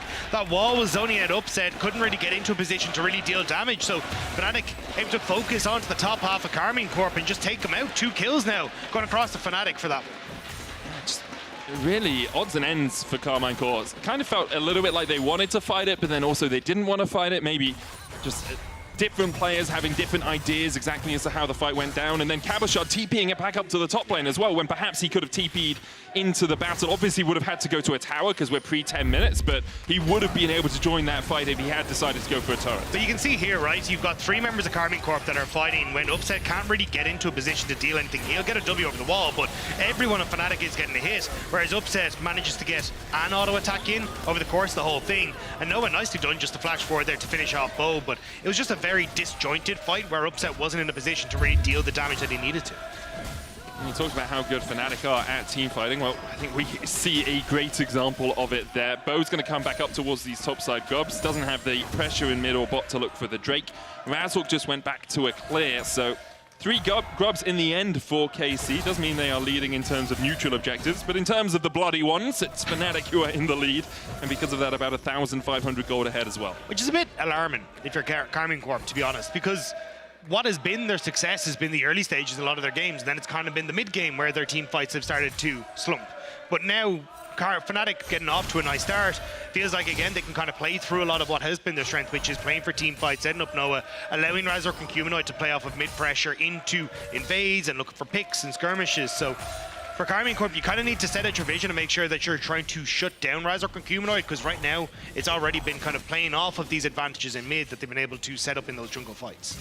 It's things like the control ward that Saken's just walked past that give Fnatic all that extra information. Just a couple of bits of vision deep into the Karmine Corp jungle, making it so that although Karmine Corp think they're in the fog of war, Fnatic have all of this extra information to look to make plays. Hex Splash over here by Jun, Razork on the way as well. Bo still clearing out that blue buff, but already Targamas is caught out down to 200 HP, and he's just gonna fall. Jun, a bloodthirsty support this game, 2-0 already on the Nautilus. And as you say, like on a vision, didn't realize it. Bo managed to sneak in here, but he will be spotted as soon as he tries to move out. But on the top end, Cabo, Oscar will be able to just step away from this. Yeah, just dash away. Played his steel caps for both the top laners to start off, so unless someone dramatically oversteps, don't expect to see anyone Saken falling here. Shockwave has to be flashed by Saken, who was trying to cover his bot side, and then and then exposed his own. Yep. We're moving to the Dragon area. Fnatic got to be able to pick that one up as well, because there's absolutely no one here on Karmine Corp to try and contest that. I think at this stage, if I'm Bo, I'm like, look, Dragon's going to go over. Maybe they even look for a potential play on bot side, which I think is why Upset is going to reset. So try and look for a play on top side. You had a good trade. Oscar Innen's fairly low, no TP for him as well. So see if you can blow open this top side here for Cabalshard, where we can actually get some advantage there. And it looks like that might be exactly what he's trying to do here. Bo going for the Knight's Vow early on as well. I've started to see a lot of talk about this. We see a lot of tank junglers go Knight's Vow first, and it looks like Razork's doing the same. It is just such a powerful item. The ability to haste armor and health, giving you a lot. And now we see it coming to the fore as Bo kills off Oscar in the top lane. It seems like Karmine Corp agree with your strategy here, Rob. Yeah, and then they're going to try and kill Humanoid as well. Humanoid able to flash away just in time. Glacial Fisher just a little bit too late there. Though still being chased, concussive blows, one more auto, Humanoid falls low. He's not quite gonna die to the Ignite, but he falls instead to the Singularity. Jun on the chase, the Riptide, not enough to kill off Seiken, and Karmine Corp start to answer back with 2 kills of their own. Yeah, nicely done by Karmine Corp. I mean, you get the kill on top side, you get the kill onto Humanoid. Seiken just able to escape, but you also get the execute for Seiken. So up to 93 stacks now coming through for him. He's in a fairly decent spot. So overall, Karmine Corp at least getting some things back, but it is still Fnatic a lot of the times in the driver's seat, right? You're looking at Noah getting a good advantage of that bot lane because the kills, and now picking up some plates for himself as well. So if you are Fnatic, you can still play for a lot of these team fights off the advantages that you have picked up. I think for Karmine Corp, I want to see 1 or 2 more of these picks before I'm really like, okay, now they're starting to get control. Cabalshard looking to win out this top lane as Oscar Innen is forced away. I totally agree with you, Rob. Coming back to the Knight's Vow point I was making before Bo so rudely interrupted me by getting a kill in the top lane. It's so powerful, not only because of the raw stats and the accomplice passive it gives you, where if you tether it to someone, when they take damage, you take 10% of it, you know, it balances out and then you get some of their healing back. But also, it's on a 60-second cooldown. So if you're ganking once a minute, you can run into the lane, put it on the person in that lane, do the gank, get all of the benefits out of it, and then next gank, you just put it on someone in the other lane. So it's just so easy to utilize it effectively. It's not like when we saw it on supports when they just put it on one person for the entire game, usually the AD carry. Here, Bo can utilize it all across the map. Humanoid no flash, remember, here in the mid lane. Glacial Prison available for Bo, but Humanoid able to distract him enough so that he decides not to use it. Yeah, I think a lot of this is Bo trying to set up for Void Grubs, I should say, as he's starting to move up, but he's going to leave Seiken very exposed on the bot side, who has no flash of his own, so that's where you're kind of seeing a bit of a lean back and forth from Karmine Corp to be like, can we clear mid? Okay, yeah, we kind of have cleared mid. Let's try and protect Seiken on the bot side, but now we're leaving mid exposed, so it's a lot of back and forth here. So Seiken at least able to clear out this wave, but they will end up losing just 1 turret plate in mid lane as Humanoid is able to take that off the wave that was there. Should be 6 grubs though for Karmine Corp, so if they do get some time with the towers, they can shred through them. Grubs, a little bit fake as an objective at times, unless you can get a lot of them. The skies descend as the Killer Instinct goes in from Noah, but the Singularity locks him up for the moment. Seiken locked up as well with the Magnet Storm, and even though Targamas is here, they can't protect their mid lane, and Noah flashes away, but in goes Cabo, the Ruthless Predator, looking for the stun. Oscar Innen joins as well with a TP of his own and his 2 kills over to Fnatic. Alongside that, a couple of plates in this bot lane. And that was the problem that we were talking about. If you're going to commit Bo to that top side and they see him with the Aatrox, cool, we can go for the dive. We know you don't have the numbers down here. Now, Razork going to be able to make his way back out, but nicely done by Fnatic, just punishing KC being overextended on the map. It's always a difficulty when your jungler is taking objectives. You can see Skies Descend, good stun, good knock up onto Noah, but they just have so much time. It doesn't matter that Noah's CC'd for that long. Yeah, I mean, the amount of CC that's in Fnatic's camp as well is just absolutely absurd. And yes, you get Cabo in, but it's matched by the Aatrox. Upset again isn't in a position to try and follow, and this isn't like Upset's problem. Upset should have been covering mid-wave, but you had to then forego bot terror for Seiken in lieu of getting Void Grubs. But because you try and play off of too many different points on the map, KC get punished, and Fnatic reading it well. It's one of those, just play safe. And it's said as a meme, right? It's like, oh, just play safe. Yeah, I got tower dived by 4 people. It's like, yeah, just play safer. Just back off. You know, if you're playing through mid and your jungler's topside doing the grubs, maybe you shouldn't be trying to defend the bot lane tier 1, even if you have Targamas there to help you out as well. We'll keep an eye on that for KC through this game, whether they're overextending when Fnatic have a numbers advantage, because that's really what professional macro seems to be about at the moment. Is how are you playing side lanes, how many people are visible for the enemy team, and can you find an instant engage on someone who is going to be outnumbered? Oscar in here is going to be outnumbered on the top lane. Will he be able to survive? For the moment he will, but a dive could materialize after Bo has finished this Rift Herald. But Cabochard isn't going to be as lucky on the opposite side, so thank you for pointing Exactly, Death Charge comes in, Cabochard looks for the stun, but he's dead. Why are you here with this tower? The tower's gone, and now you're giving him 300 gold and the turret to boot. And it opens up the dragon, which was probably going to be taken by Fnatic anyway because Bo's topside, but it just makes it that much easier for them. Yeah, you kind of got to think of it in terms of like taking a turn, right? So if you look at, hey, Karmine Corp are committed to the top side, but they're taking their turn to kill Rift Herald with Bo instead of diving onto Oscar, who was overextended. But instead on the bot side, Cabochard thought he'd be fine because, oh, they're going to use their turn for Dragon. Instead, they killed him, and now because Cabochard's off the map, they kind of gain a little bit of extra time, so they can gain another turn to then turn into Dragon. So it's a lot of these kind of like back and forth moments, but unfortunately it's Karmine Corp who are coming out on the terrible side of this. Yeah, and for Fnatic, they're very happy with how the sequence has gone, right? You know, you get the second dragon of the game. It is a Hex Soul, one of the more powerful souls at the moment, and they're going to look to dive Oscar in. Concussive blows will go down on him in just a second. There's the first turn, Permafrost for the follow-up. Glacial Fissure going down, and there's a good kill from Karmine Corp. Oscar in thought he was safe because Razork was in the area, but again, he's got two people up top lane should he be defending this tower. And that's also the downside of this matchup, is that you don't get to go for the Merc threads because you either lose the matchup against the Renekton in the top lane, or you lose it as soon as you leave lane. Yep. And as you can see, with all the Permafrost, with all the stacks that are coming through from Targamas, the CC chain is just too long. Maybe if he got another Q and got the heal off of it, with the Q3, he could have survived for Razork to get down there, but unfortunately that CC just too hot to handle. Still though for Fnatic, 2,300 gold ahead, 2 dragons to the good. Grubs, all 6 of them went over to Karmine Corp. Where are we in terms of items? Well, both the AD carries have a static shiv. Quelle surprise. Noah is on his way to his next item with a pickaxe and a recurve bow.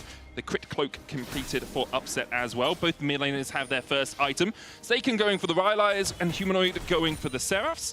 Variations on a blue star in the mid lane. Gandalf wouldn't be happy. It's Gandalf the white, Gandalf the blue. There is a blue wizard. I can't remember his name, and that disappoints me. So I'm sorry for letting you down. I knew what Tom Bombadil was. He is. That's all I want to know. Tom Bombadil is... he's greater than all. I know. He is truly... he's basically god status. But yeah, that's one of those references that are so niche that even I'm like, can I talk more about Tom Bombadil? Because I really want to, but I probably shouldn't. Humanoid caught out a little bit here in the top lane, but he's going to back off. Puts the control ward in the bush. Command attack giving him that little bit more vision. All of KC are on the top side of the map right now, and Humanoid respects that. He knows that Oscar's showing on bot wave. Does have TP. Razork and Jun on their way as well, but they were spotted on this ward that's just by the blue. There's a TP ward behind as Oscar Winning comes in to join the fight. The tower will fall first. Jun gonna depth charge away. Glacial Prison went a mile wide. There's the damage coming out as well as Targa dashes forward. Magnet Storm to catch out Targa. Oscar distracting Karmine Corp as Targa went a little bit too deep. Oscar in it now. In from the side, it's Fnatic getting to open up. Noah dashing forward. The Star Search not enough. Upset has to dash the wall and already 3 kills over to Fnatic. Another TP from Humanoid as he looks to cut off the escape. It's all on Upset, but he can't find anything. Caught in a dredge line and like a fish in a trap. He is shut out by Fnatic. 4 for 1 in the exchange. Fnatic finish off Karmine Corp. Hook, line, and sinker. The fact that you get the TP coming through from Oscar in a fantastic spot, they play it very, very slow. Watch how well Fnatic back up out of this. So you can see as this engage comes through, Razork flashes down, hops over the wall, and now Karmine Corp are playing this chasing game to try and get onto Fnatic. But the second Oscar gets into a position where Seiken and Cabochard have to deal with him, that's when Fnatic pounds start to move forward. And it's so easy for them to turn around because, again, Karmine Corp very separated on the fight. Too many opportunities, too many options, and Karmine Corp essentially end up with choice paralysis. Yep. And it's one of those things where in the initial moment, it looks like Humanoid is doing too much to try and defend that tower. But you cheat tempo. You cheat your turn by teleporting behind the opposition and allowing that quick move for Oscar Winning, which then shut Karmine Corp out of the battle. Bo will fall as well. He's locked up on his Gromp. And on Gromp, it looks like Fnatic are going to take this game. 5,000 gold ahead. Drake up in a minute for them. Will be soul point for them as well. With the Ginsu's complete on Noah, he is well on his way to his 3rd item.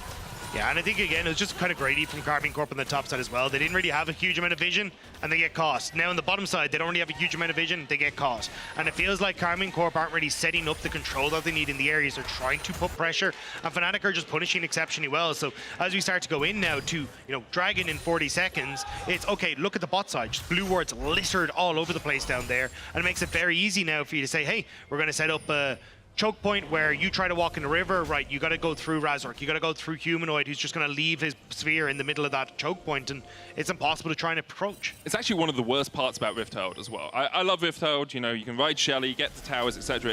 It's quite a good objective if used appropriately, but it means you don't have a sweeper as the jungler, and so it's all on Targamas to deny as much vision as possible. Now that Bo has charged his Rift Herald in and will be able to dash out if anyone gets any closer, he now has the sweeper, and by pushing the Rift Herald through mid, they get the prio mid, which means he can now join up with his team, connect with them. The hook goes in, Oscar in looking for the flank here as well as Capital pots of Dominus. He's on a control ward. Shockwave hits on 2, Targa with the Glacial Fissure as well, but Noah's already dominating. Cabochard going in with Lucius Predator, and Humanoid's gonna fall. Cabo's already got one as well with Jun going down. Razork with a permafrost will be stunned up. Bo on the front line, but it's all on Noah and Oscar now as Upset has to dash and dance his way around the fight. Saken going in with the Astral Flight as Razork, Oscar and Noah are on the retreat. Upset and the rest of Karmine Corp can keep them at bay. Upset and Saken, but Fnatic still able to get out at a numbers advantage at the end of the play. Just about, though. Like, nicely done from Upset and Saken to keep Fnatic at bay, because I was about to praise Fnatic. I liked how they, again, wait for Karmine Corp to start to move up out of this choke point and river. So you have a lot of setup where it's going to come through with Jun, lands the hook. You get the shockwave as everyone's trying to move through this small area. Then Razor comes through with the crash down. But as he, Cabochard setting up a great front line, Saken with a massive stun, and Upset is just untouched, getting so much damage across multiple members there with his positioning. So just not enough to try and finish off Upset and Saken, who are tearing through. As you can see, Oscar in his health bar there. Yeah, and unfortunately for Karmine Corp, they didn't have a smite left after the fight finished, because they had the better health bars, they had more, and if they could have turned for the dragon, if they had that smite, they would have gone for it, but there was always the risk of Razork just jumping the wall and smiting it away under their very noses. Third dragon now secured for Fnatic. Upset, I think, was only at an item and a half during that fight as well. If he'd been at 2, if he'd been at 2.5, could have played out very differently. Still a 5,000 gold lead for Fnatic. Karmine Corp setting up vision on this top side. The Scuttle Crab has spawned. Gives you a big vision cheat if you can take it. Razork looking for it. Bo will step forward, look for the smite, but he can't get in range. And now Fnatic know that area is littered with Karmine Corp wards, and they'll clear a few of them out at least. Mid lane tower is going to fall though. Karmine Corp getting their 3rd of the game. Yeah, I think it's actually a good trade for Karmine Corp, because not only do you get the mid lane tower, you kind of get to push Fnatic up into their top side. It also opens up Saken to know, hey, look, I can free farm in this bot side. And that kind of seems to be the port of call here for Karmine Corp is, all right, let's just try and get this ASOL rolling, get as many stacks to him to as possible, give as many waves to him. And at the moment, you can see in those fights, like, Saken's getting to a point where he is going to be absolutely obnoxious. And yes, Humanoid will also get stronger. He can have these big shockwaves. But when you're going this build from Noah, he has some good scaling, but it's going to be matched by Upset as you get towards the later portion of the game. So Fnatic still have to make sure they are cleaning out this game, and I feel like Dragon's going to be that way, but there's still moments here for Karmine Corp if they can set up a team fight correctly. Yeah, and Saken's at 250 stacks, 245 right now. Upset is at 2.5 items with the last Whisper complete. Noah going Terminus was changed slightly, so you can stack it a bit quicker. 3 stacks on it in total, 3 auto attacks on enemy champions. Gets that stacked up for you. Oh, it's 6 technically, because you can stack either side 3 times. But yeah, you know what I mean. It has the light and the dark aspects to it. Far side alteration used. There's a couple of wards, or at least one just outside of the pit, would give vision if Fnatic path through the top side into that Baron. At the moment, Saken is matching Oscar down towards the bottom lane. He gets out of vision now, though. Humanoid pushed out top, so that wave's going to crash, and that will be lost experience and gold for Karmine Corp unless someone answers it. Looks like at the moment they are sacking some of the XP on top wave. Cabo on his way to catch it. Saken still staying out of vision, needs to be careful because Fnatic were looking to see if he overextended on this side lane. They outnumber Karmine Corp on this bottom side of the map right now. Good thing for KC is how quickly Upset can move between the lanes. TP a possibility here behind as Jun tries to clear out the control ward, but look at this, Noah's already down to half HP. Targamas coming in with a Glacial Fissure as well. Oscar in and shut down, good collapse from KC. Razork, Glacial Prison. That's the next Smithy if I've ever seen one, but Razork The Magnet Storm will only buy him a second as he is shut out of the fight by KC. That's Baron for Karmine Corp though. Humanoid going to try his best to get some poke down just to try and stop them, but great TP flanking. The damage onto Noah completely takes him out of the fight before it starts. Really good collapse by Karmine Corp, and good patience as well by Seiken to step back, allow Fnatic to push up to that turret, and now Karmine Corp have swayed the game. 2 minutes on the Drake, the soul for Fnatic, but Karmine Corp will be holding a big purple buff when it does begin. Let's have another look at this, because Fnatic do just overextend into KC. Yeah, they end up going too far forward when you don't have a Humanoid here. Watch, he's trying to push in mid,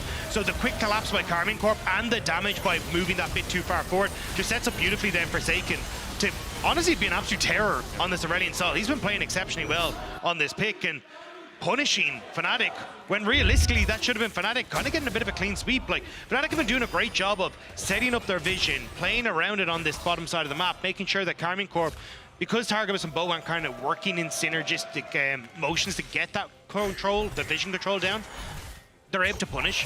But when you overextend like that, you're just giving those moments to Karmine Corp when you've kind of ticked all the boxes, but you just kind of forgot to put your signature at the bottom. Happens. Sometimes you just skip a step, right? And that's exactly what Fnatic did there. Didn't give Humanoid time to push forward. A minute on the Drake. Karmine Corp holding the buff for another 2 minutes time. Now set up their vision down towards this bottom side. Oscar's pushing in top. That's seen by KC.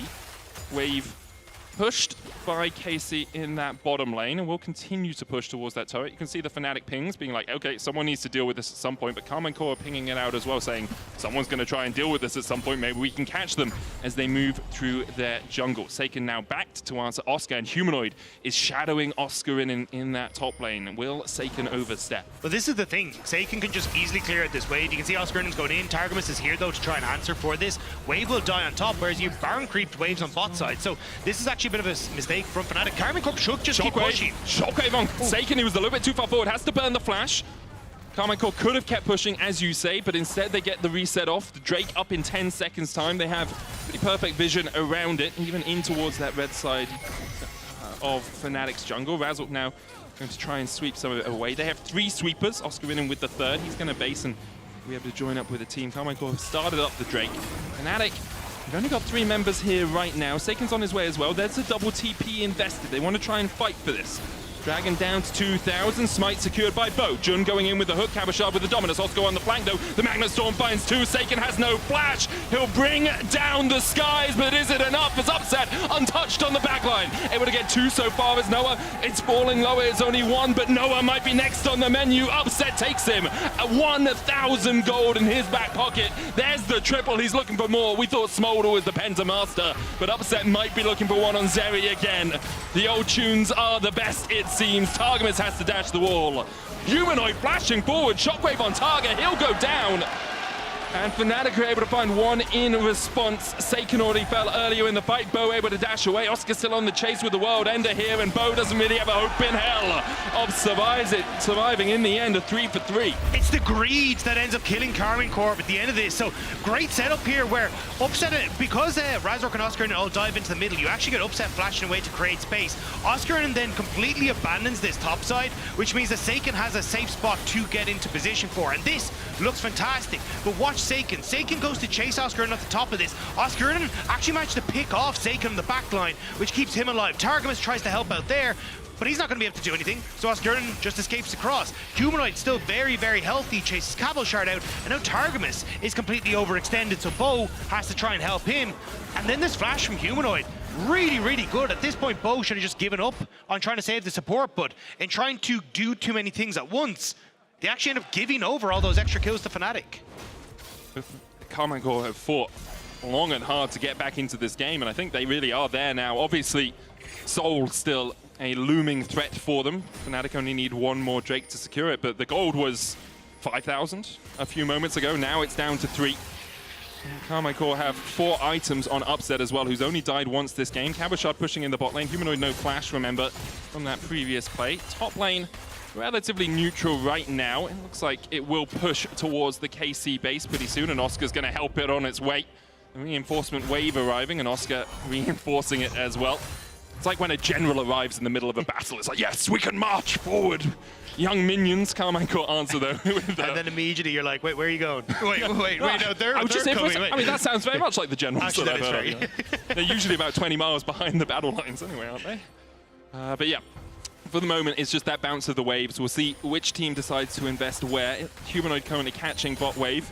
Showing on the wave means that Oscar wants to back away from top because he would be very much outmanned by Carmine Core, who is setting up around this Baron. Spawns in a minute and a half's time. AD carries the ones to watch in these fights. Obviously, Humanoid can have a huge impact with the Shockwave, obviously Razork with the Magnet Storm, but if Noah is alive longer than Upset, Fnatic have probably won the fight. If Upset's alive longer than Noah, Carmine Core probably won the fight. Yeah, I do think Seiken has an awful lot of damage here though as well. So like you do have to be careful of the Aurelion Sol. We got to see it a little bit in that last fight as well. If you can position correctly, Humanoid's kind of like a one and done with the Shockwave.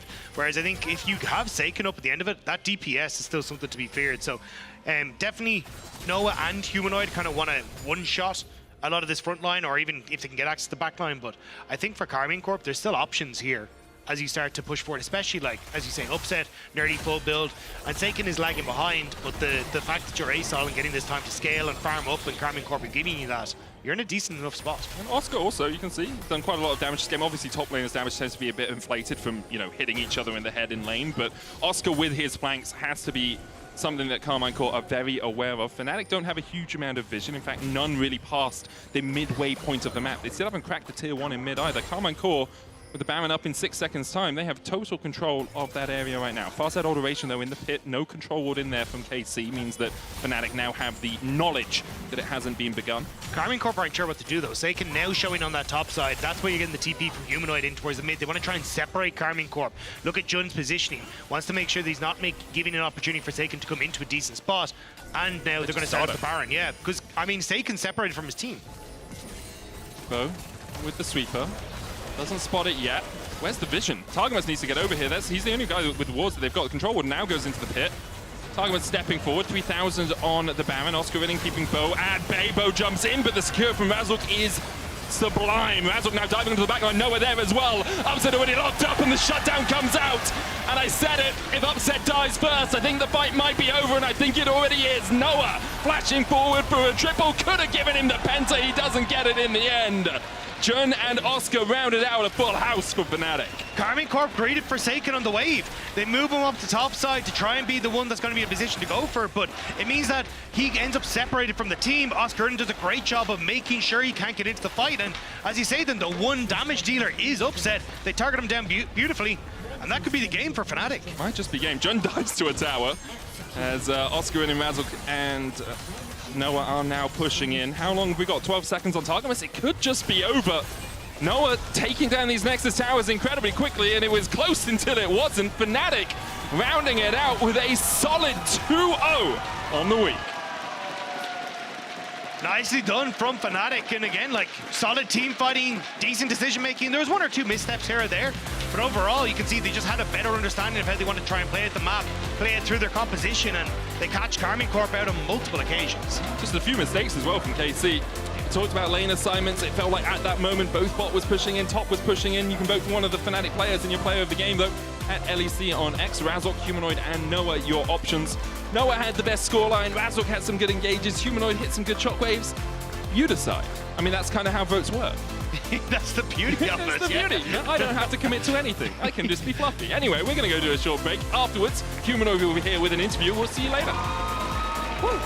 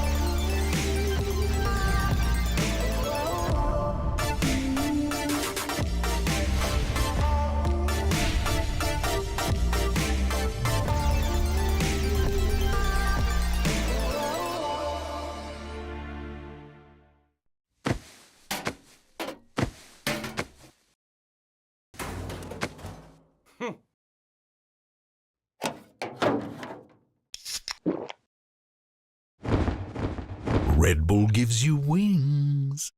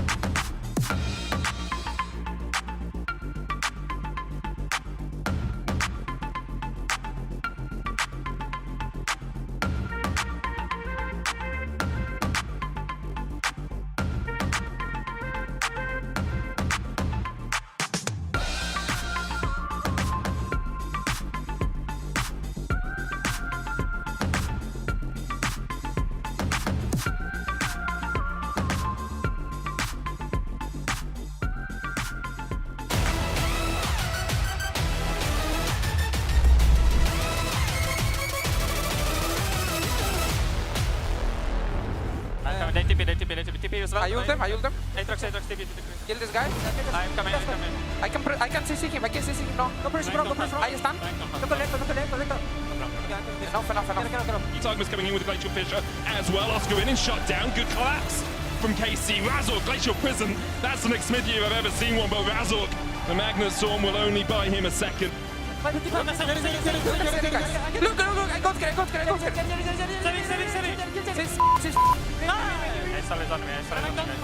Help, Marek. We can end, by the way. We can end. Kill the ball. And welcome back to the LEC as Fnatic takes the first match of the week we have here in Spring. And Marek, thank you so much for joining me after this one. Thank you. Tell me about the game, how it was when we saw that KC might come back during some... Sorry, I'm going to take my earpiece out. When we saw that KC could come back in some fights, what did you think of their approach and also Seiken going for Aurelion Sol here? Yeah, I mean, I think we made kind of a lot of mistakes where we went a bit over-aggressive when we could just take 3 towers. Yeah. So that's where they kind of managed to fight us, usually 4v5. So, yeah, they did well. I think Aurelion Sol kind of sucks, so okay. that's pretty much it about the champ. Well, hopefully we don't see it again. I want to talk about winter versus spring and the progress that you've made, but also the fact that I know you felt really bad after winter, unfortunately. I hope you feel better now, but talk me through this process of being angry, being sad. What did you feel back then and how did you overcome it? Yeah, I mean, I feel like me and the team also, we just played pretty bad in the playoffs last split. I think we had no identity and we had no idea what to do on the map. So after that, I felt really bad because I want to hold myself to a higher standard than that. And after that, I pretty much took it upon myself to make sure we improve on all of this.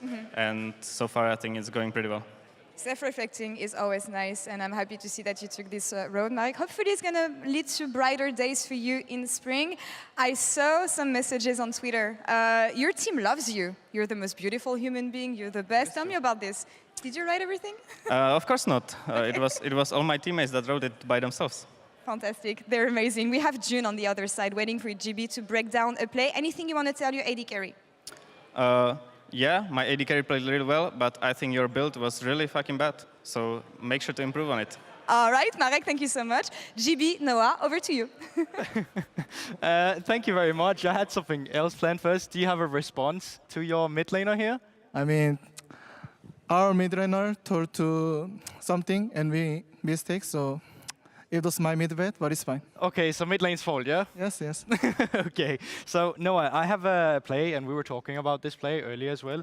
I would love to know, from a mindset of an AD carry, how you approach these fights. We're going over the clip. I'm going to show it to the viewers as well in a bit. But you were telling me it was a mechanical mistake going into this fight.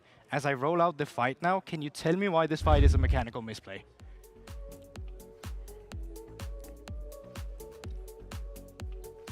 So it starts off with a good shockwave in the beginning, but then Aurelion Sol comes down here. What goes wrong in this team fight for you guys?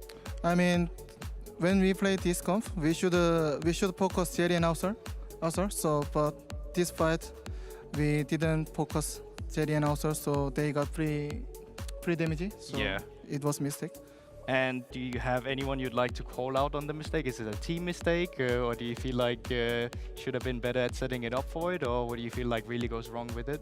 I mean, it was team mistake, so we can do better with team. Yeah, it's fine. Yeah, okay. As an AD carry, how much influence do you have on these plays? Because you were very fed this game, and you had a lot of potential to carry this game. Do you take over a lot of the communications in an instance like this, or do you rely a lot on teammates? Like when I have no sums, or if enemy has no sums, I call this and we can fight better. So yeah, I did this. Okay, well, that's fantastic. Short and straight to the point. Thank you very much, Noah. I'm going to have to throw it already over to the next game, so I'm going to throw it to the casters. Take it away, boys. We're taking it away, and then we're bringing it back, because we can't actually move. We're tethered to the desk. Yeah, a little bit. It's like we have a We leash. use nice little squishy floors, though. True. Yeah. People don't know about the squishy floors. So we're going to cast Giant X versus SK in a second. Yeah, but first, the important we part. stand on these mats Yeah, they're because great. they're really squishy, and it makes it a lot easier for us to stand for long periods of time because we're getting old. Yeah. So Yeah, Rob's and Benny was 30. already complaining about his knees backstage true, as well, yeah. so it all makes sense. Yeah. Just old people. Anyway, Giant X versus SK. A battle for teams to kind of solidify the ground they're on at the start here of spring. Yeah, I think especially like Giant X yesterday, not having the best of times against Carmine Corp, was a little bit upsetting for them. I think they really wanted to come in and kind of hit the ground running, especially since they were one of our teams that made it to playoffs last time. But now coming up against SK, going to be a bit of a toughie. I think SK, also a team that you saw Niski try his damnedest on the RE yesterday to make it work for his team, but just couldn't quite get across the finish line. So curious to see how they try and bounce back here now. Yeah, I think on day one performance, I would give it to SK before we see draft, etc. But we are going to see draft, and they do have to play a game before we can decide that. Ash. So, yeah, Senna, Ash has been banned out a lot, actually, in the LEC. Yes. So getting through here with only one AD carry ban in the first rotation means that Giant X will get their hands on it. Patrick, the only player to lose on Smolder yesterday as well, which was disappointing for Giant X. SK could look towards the Varus, a very common answer into the Ashe. Just you can outrange her because you just poke with your arrows instead of having to get close. Also, you just try and take away that Ashe Varus combo, which is obnoxious on the bottom side of the map, right? So I'm curious to see exactly what the game plan is going to be going for. Do you just take something like the Sejuani here, set up Isma to try and go for some success? Or is it going to be a case of, well, let's just try and go for something funky in the bot lane, like Ezreal support or something? No, what is T1 cooking at DOS this is stage? not carrier. Okay, I'm just going to put that out there. I have a lot of respect for DOS. He's a very good support, but he is not carrier. There is Ashe Kalista, though, for Giant X. Alongside that, Jackie's picks up the Gragas. Can see that in the top lane for Oda Wamne, or even in the jungle. You see a little bit of Gragas jungle still. and it's a lot of displacement already. You've got the Fate's Call, chuck the Ash in, you've got the Enchantress Arrow for pick, and then you have the Gragas to displace whoever has been picked. Very powerful combination already from Giant X. SK have a similar one. You know, Chain of Corruption, Magnet Storm are very strong. Where are they going to look here, though? Do you pick support to try and match bot lane? The answer apparently is yes. Swiffer agrees with me. The Nautilus locked in, gives you a bit of kill threat down towards that bottom side, but when Nautilus goes in, if you don't kill, he struggles to get back out. Yeah, and just the draft from SK is kind of bizarre to me because it's like, hey, look, we're going to not ban Ashe, but ban Blitzcrank, which I think is something that you kind of want into this scenario where it's like, hey, we want to try and play hyper-aggressive into it. But then if you're banning Blitzcrank, it's kind of saying, hey, we want to set up for like a melee or something like that, right? But obviously you can't with the Ashe taken. So it feels like SK came in with a game plan and then maybe we're caught off guard with the fact that Ignar feels comfortable playing the Ashe support. Yeah. But he did play it last split, so that's why I'm kind of surprised to see that this is going to be the case. So I think SK are kind of now already a couple of steps behind and trying to catch up now to go like, okay, we'll now go Nautilus. We'll try and play for a bit more of an engaged style and see if we can get in on top of this Ashe. But I think you really need to try and get a good counter pick or a good push in mid here for Nisqy, because if Nisqy can lean down and cover the push that Kalista and Ashe are going to be going from that bot lane, it will help out quite a lot. So what are our options? Orianna still available, does get pushed in Quay's some matchups. Quay well. also a possibility. Yeah. I like the Orianna Nautilus Rel combination when you think about team fights as well. Kai'Sa mid, a possibility. Could just be Exakick hovering it for a girlfriend or for someone else as well, like we do often see that. So I shouldn't talk about hovers. That's one of the first casting rules you learn, and I talked about it, and now Renekton's locked in the top lane instead for Irrelevant. With the Rumble and the Aatrox bans, do you think Giant X are signaling that the Gragas is going to go towards top, or do you think they're just saying, look, we don't want to play against Rumble, we don't want to play against Aatrox? Yeah, I think you're like, the Gragas is a nice answer into Renekton, so I think it is a little bit of a, hey, let's try and get rid of these picks. Also because you're playing a composition that wants to be able to set up and kind of look for, or at least be safe without having to deal with too many different flanks, and Rumble ult kind of counts as that flank opportunity, and then Aatrox very, very potent in that style, but also just well into Gragas, so I do think there is a certain amount of that. And now you've already got the Gragas on top. It's going to be shown here. Karma could be the option in the mid lane, which will get you a ton of push in that mid lane. Quay is one of the ones that when you get past level like 7, 8 can do reasonably well, but actually got to go with the Jace. So Jace has a little bit more synergy with the Sejuani than something like the Hwei or the Karma would. Obviously, you switch into melee form and you can very quickly stack up that permafrost. Gragas does a similar thing in top because it's melee. SK now, though, can look towards a pushing mid, get them down towards that bottom lane. One of the key points we think they need to enact in this draft if they're going to win out this game. So I'm actually curious if it's Jackie's going to take the Gragas as well, because you do have that flex pick as well, where Jace, good matchup into Renekton in that top side. It's something where you can play very heavily for the push, and then with the Gragas in mid, look, you'll lose out on a little bit of push, but maybe you're still just happy to say, hey, we'll have so much control on side lanes. But all right, doesn't look like it at the moment, but was an option there.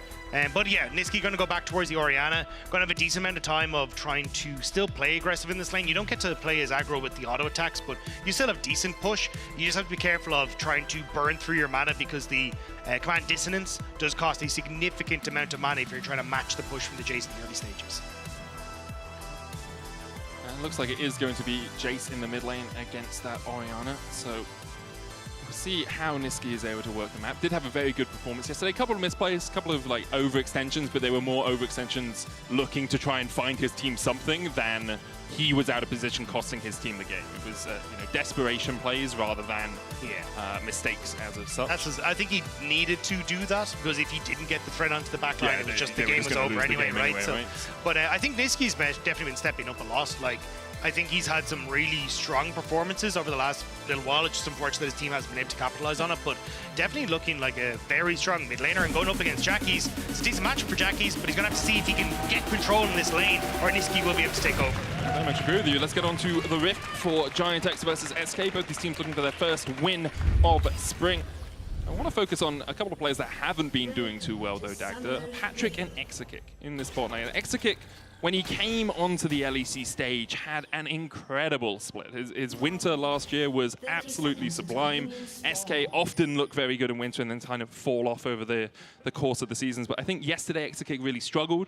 I think Patrick has been a player that so often we have talked about as a possible next great AD carry from Europe. We've seen him on so many different iterations of rosters, and so often it's been, he's the guy that we have to look at. Similar to Alfari, like a very good player who just didn't seem to be able to win didn't seem to be able to get that final result. And I think Patrick, at least for me, has kind of got to the end of his lifespan of trust. Yeah. At some point, you have to start winning. And for me, he's got past the point where I can say, oh, you know, he's just had a couple of bad teams. Oh, they just were unlucky a couple of games. He really needs to show up this year, for me, to solidify his position as one of the AD carries we really look at here in Europe. And regain that trust as well, right? And especially after the performance yesterday in Smolder wasn't exactly the best. Now this is a lane matchup where they should very much be able to get control on this bottom side, even start opting in towards the double Doran's Blade start as well. You want to play hyper-aggressive, like double Hail of Blades, just get in the face of Exakick and DOS. And I mean, as you say, like Exakick and DOS haven't had the best of times, and may not right now either. Yeah, Exakick has to flash away. DOS caught out as well. Ignar running the barrier in this lane. Sometimes you see Ashes go for the heal. Ignar's job is to tank the hook and then allow Patrick to dance around behind him. So use the barrier to make sure that you can tank that hook initially. Obviously, Patrick has the Martial Cadence, I think. Martial Poise? Yeah, Martial Cadence, yeah, to dash around with his passive. DOS and Exakick, though, unable to approach this lane. Isma went for a Razor Beaks into Wolves, into Gromp to try and perhaps avoid any future ganks down towards this bot side, but it means he won't have a buff. And Peach will have 2 after stealing away that blue and now taking his own red. Yeah, the biggest problem is that now that you have no flash for Exakick, trying to approach the wave becomes so much more difficult because Ashe exists with auto attack slows. So every time you walk up, you can't get away, especially after you hit the level 2 and you get that Ranger's focus. So yes, you can burn the cleanse, but that next auto attack is coming immediately, so it makes it very difficult for you to try and hold on. So I think Isma's job here, just to try and break this and make sure that, well, not so much break it, but at least allow Exakick and DOS to catch this wave as it hits the tower. And make sure that he can get a ward onto the Raptors here as he comes in to spot out exactly what Peach is up to. And, I mean, he doesn't even need the ward because he just sees the ball. The Poro Rider, Peach there. He's going to force Isma out and battle over these Razor Beaks. Peach will be happy enough if this continues, though. Wave pushing in the bot lane. Isma just wasting a bit of his time. Peach goes in with the Arctic Assault, looking for that Permafrost as well. Needs another order, doesn't get there in time. Patrick still has that sizable lead in the bot lane. 16 CS right now. Now, there are about 10 or so underneath this tower, so if Exakick and DOS farm up well, it will only be about a wave's worth of lead, but already a plate going over to Ignar and Patrick as well. Yeah, that's already the win for Ignar and Patrick, and again, a lot of that being the fact that Exakick and DOS tried to contest that level 1, and it ended up backfiring, but Exakick having to flash away, so now the push is secured. It means he can't go for the dive because Peach was occupied with Isma, but Iski? Jackie's going in here. I'm not sure he really wanted as much of this trade as he's taken. He gets the knockback, but command attack with the dissonance gets the edge of Jackie's hitbox and manages to chunk him out. Niski here can freeze this wave back, TP back in to make sure he can maintain the freeze. Jackie's backing as well. He'll teleport back in. So it's going to be a few minions lost for Jackie's at the end. No summoners burnt. Both the mid laners will use their TPs. DOS here looking for the damage. Aftershock will keep him a little bit tankier. Ranger's focus now from Ignar onto Exakick, and he has no flash, remember. Does have the cleanse. Not often the most effective to use it on the slow from an Ashe, but still sometimes needs must as the devil drives. So Exakick could escape from there. Isma went in. I don't think he stole away anything from this top side with the blue buff still being up. In fact, I'm pretty darn sure that he didn't, but he did get vision on Peach, which allows his bot lane a little bit more safety. Yeah, Patrick and Ignar are going to... They could have frozen the wave, but instead they assume that Exakick will have backed, so they're just going to go for the tower. I think Exakick probably should have backed, because now he doesn't have a support here to try and help him. You can see DOS was starting to roam mid, expecting Giant X's bot lane to reset, but instead now he just opened up a 440 gold lead off of the CS and also having those 2 turret plates. So Giant X's bot lane playing very well around this advantage, and you really need Isma to try and get down here to punish this, or maybe work with Niski to try and get down here to punish this, but he just hasn't had a chance with the way that Peach has been able to interact with this bot side. Ring around the roses for Isma. He's still kept up in CS. Peach manages to take a Void Grub away. Isma will look to take one as well. We talked about how it's good for you to get a treat for your jungle item. Both of them really only want one. Isma might look for more because he's got pushing mid, pushing top, so he does have the opportunity for Niski to move across first, and Irrelevant can make sure that Oda stays in lane. That ward there from Niski just giving a little bit more safety to Isma, knowing that Peach wasn't looking to jump over the wall or steal. I think he's just happy as Peach to get one, because Irrelevant having level 6 and the push on top would have made it hard. So I think they'll try and reset and look for the bot dragon instead. DOS hovering mid as Exakick is coming off a reset here. Don't know if they're going to be able to get too much though. Jackie still has the flash, even if DOS manages to find a flash hook connect. Jackie's now ticking over to 6 as well. The wave in the bot lane Looks like it actually crashed into the Giant X tower, so that's going to slowly start pushing back out. Exakick on his way down there to answer it. Isma now on his second clear, going through his bot side camps. He will be able to path down towards his bot lane, but really that's the point of blading, and that's the point we have to focus on. And it can feel like we've talked about it a lot. We've talked about, oh, they've got this early lead, they've got the CS, they've got the 2 plates, but this is the key point on the map. And if Giant X continue to pressure the way they're doing, and they aren't punished effectively by SK, you're going to look at a 500 to 1,000 gold lead for this Kalista coming in to probably around 15 minutes. And that's why this double AD carry meta warps the entire way the game is played, because it's a case of, cool, can we get a big enough advantage that we bypass not having an engaged supporter or a tanky supporter, a support that at least brings a bit more to the table. So, and even the fact that when you look at how you operate with an Ashe in the mid to late game, it's, hey, we want to look for picks with the ult that then set up for the rest of the fight. And if you don't have a lead, it becomes very, very difficult to do so. So, at least at the moment, Patrick and Ignar have kind of bypassed a lot of that, and they'll be able to keep up a little bit of this strength. But I think they do need to continue putting pressure at the tower, rotate around the map, start using Ignar, especially as he starts to crest over to 6. Just lob an arrow up mid lane. If you manage to hit, cool. Peach has more CC to follow up. Jackie suddenly gets a kill. Suddenly you control mid lane as well, or you burn a flash from Niski, which would be massive. There's a lot of opportunities to try and use this Ashe once she gets these leads. For SK, I wonder whether playing through mid to bot might be a more effective strategy. Niski winning out on the mid lane right now, about 10 CS up, already has that tier stacking, and if you can maneuver Jackies out of that lane, get the push in mid, and then come into this bot side jungle, it actually provides a lot more safety for your bot lane because they have that threat. That's what Isma's looking to do. Jackie stepping a little bit further forward. Niski has the shock blast, but shock wave, but the shock blast from Jackie's clears out the wave, and he defensively positions for his recall. Still though, with Isma not even showing, but just the threat of him being there, does mean again Niski will get this freeze. So it's 2 freezes now that SK have helped Niski get, and he is opening up a bit of a gold lead for himself, getting to a position where he's going to be fine. Now, it is a tier start, so it's kind of evening up the matchup, but it's both tiers on both sides. And I think for Niski, if you can get that level 6 play with Isma towards some of these big fights, you're in a great spot. But if you're Giant X, avoiding that duo, and honestly the top side of the map completely for SK, will leave you in a good spot anyway with just how much control Ignar and Patrick have. Ooh, Exakick trying to hide the chain of corruption there. If it had caught Patrick or Ignar, there was a possibility to engage. No cleanse, remember, on Giant X's bot lane, so he could have looked for something. Can't find it. Exakick now wall back. There's going to be more damage to this tower from Patrick and Ignar. Rest of the map on as even pretty much in every lane. Niski has got that CS lead, so he's about 300 gold ahead, but top lane 111, jungle 30, nothing to write home about. 4 plates in the bot lane though for Giant X, a very strong start for them here in their second game of the split. Yeah, again, I think it's for... It's just going to be a case of continuing on in this bot side, because at the moment it's SK, again, last Isma is down here, but not really at a good time. He also the fact that X-Kick kind of wasted, honestly, the corrupted Chains of Corruption as well. Going to leave them in an awkward spot. Peach, we spotted moving into this top side, but again, Patrick and Ignar kind of got away, unless you... Oh! He's out. Yeah, he could have been a big moment there to catch them out, but they're going to start to reset here, move up towards top side, make sure they're able to look for a Rift Heart as well. And honestly, Giant X are just playing perfectly around this bottom side of the map, and you can see that SK are going to match these resets. Irrelevant already moving back, he'll go to answer the push on bot side, but you're just further ahead, so you're, sorry, the Rift Heart. Yeah, we're so used to the 8-minute swap for Rift Heart. Yeah, but it's, sorry, 8-minute swap for Void Grub still is kind of it, and you can get more turret plates here as well, so it works out perfectly now where you're just, again, getting more pressure for Ignar and Patrick. It's actually a composition where Void Grubs are actually relatively effective. Yes, they are, because you get double AD carry, you also have the Jace, all those auto attacks helping out with the true damage. Not going to get any mites with only 4 Void Grubs, but still Ignar and Patrick will be very happy to put the damage down on towards this top lane tower. There's the Hawk shot. That should spot Exakick on his way. Doss trying to do what he can to get into this lane, but Peach and Ignar keeping him at bay. It's going to be another plate at least.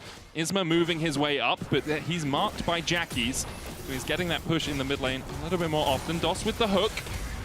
There's the Fate's call out, so ultimate burnt by the Giant X bot lane just to give themselves that little bit more safety. Peach going to get stunned up here by Isma, who just jumps away. It's more about posturing to defend this tower. Odoamne was forced out of bot lane.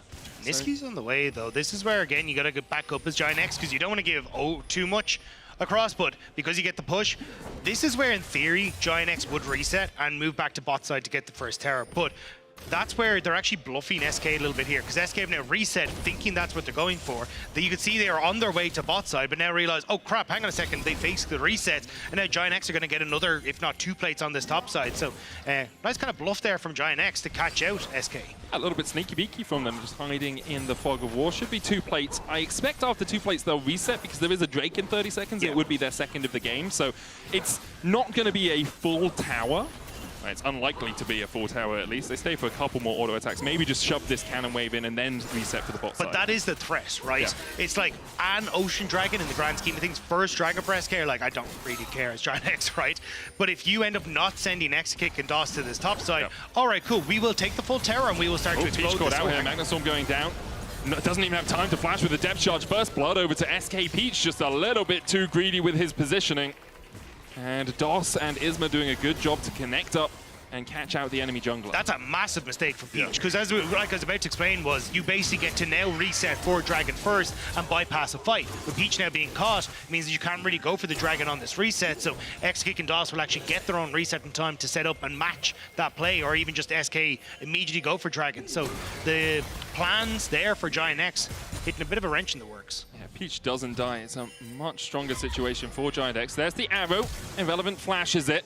Isma backing off the Dragon because Irrelevant was forced out. It now means Giant X actually get in here. So Peach's slight misstep not costing too much for Giant X, apart from obviously the 400 gold that goes hand in hand with First Blood. Second Dragon of the game for Giant X, and now they'll look for this bot lane tower. You need a bit of deep vision first. They have a ward over towards that blue and one where DOS is currently standing. Yeah, X-Kick stayed for one too many waves in that top side, so 30 seconds stuck around in that top end means he was late then for the Dragon. Meant he was also then a little bit late coming in onto this bot side as well. They had to clear out the wave, but look, you're still getting these now advantages for Giant X, where it could have been the play where SK start to get a foothold in the game and make it more difficult for Patrick and Ignar to continue this threat, but unfortunately just a little bit behind on the play.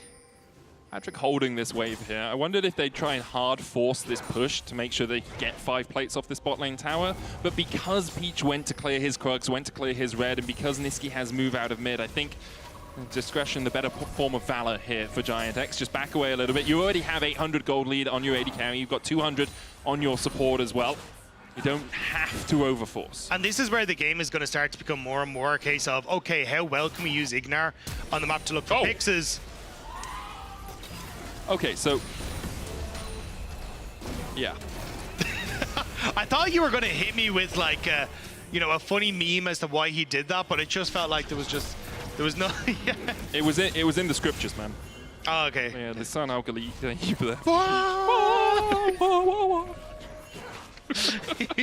He's so humble. He's the chosen. Vision obscured by a sandstorm that was rolling across the rift. Apollo is basically a small worm, right? Yeah, exactly.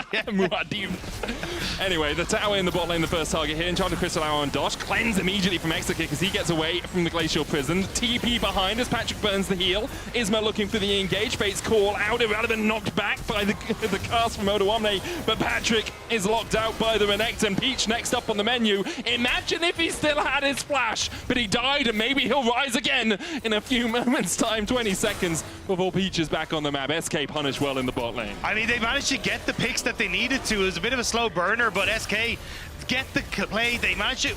Odo going to try and get a bit of damage on the Relevant, but really massive turnaround.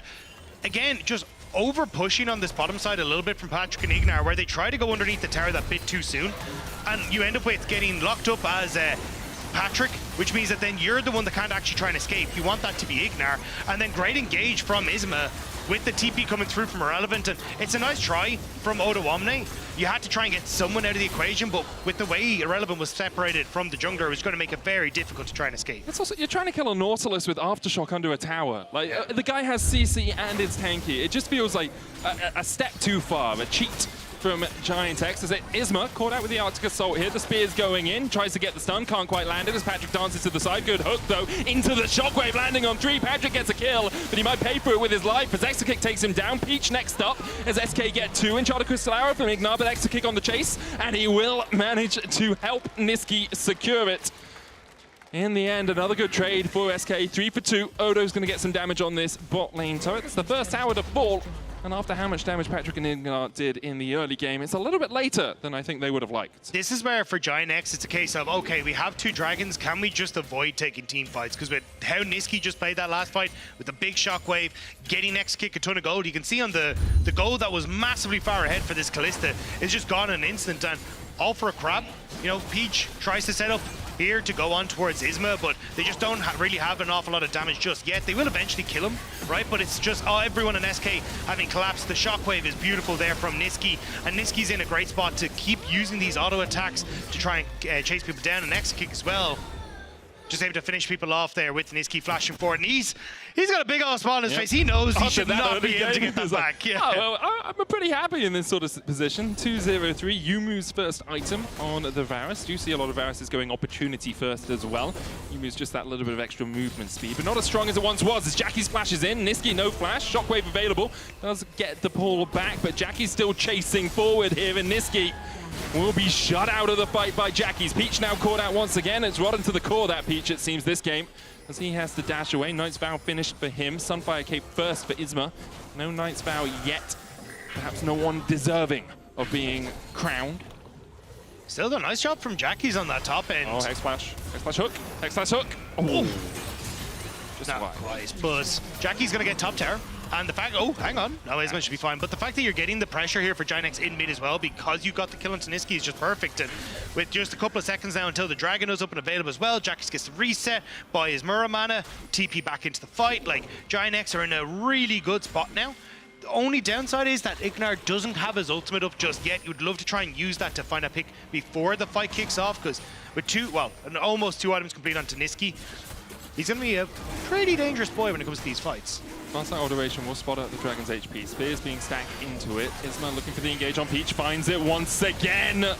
And Peach has to dash away, and now in the middle of the pit, the rest of Giant X are left to the wolves. Another hook comes in from DOS. There's the AD carry support duo killed off, and the Dragon secured by SK. And a great example of the downside of taking an Ashe is that if you end up in a position where you're starting to fall behind and an enemy team can just engage on you, you just don't have enough survivability or enough in the tank to try and turn around. And they needed that Ashe ult to try and find a pick beforehand. But when Giant X are trying to stand up in front of it, as long as Peach is out of the fight, like, who else is going to try and stand up and be accounted for here? So Isma turns out to Peach. Patrick tries to finish off the Dragon, but Irrelevant does a good job of turning onto him and forcing him out of the fight.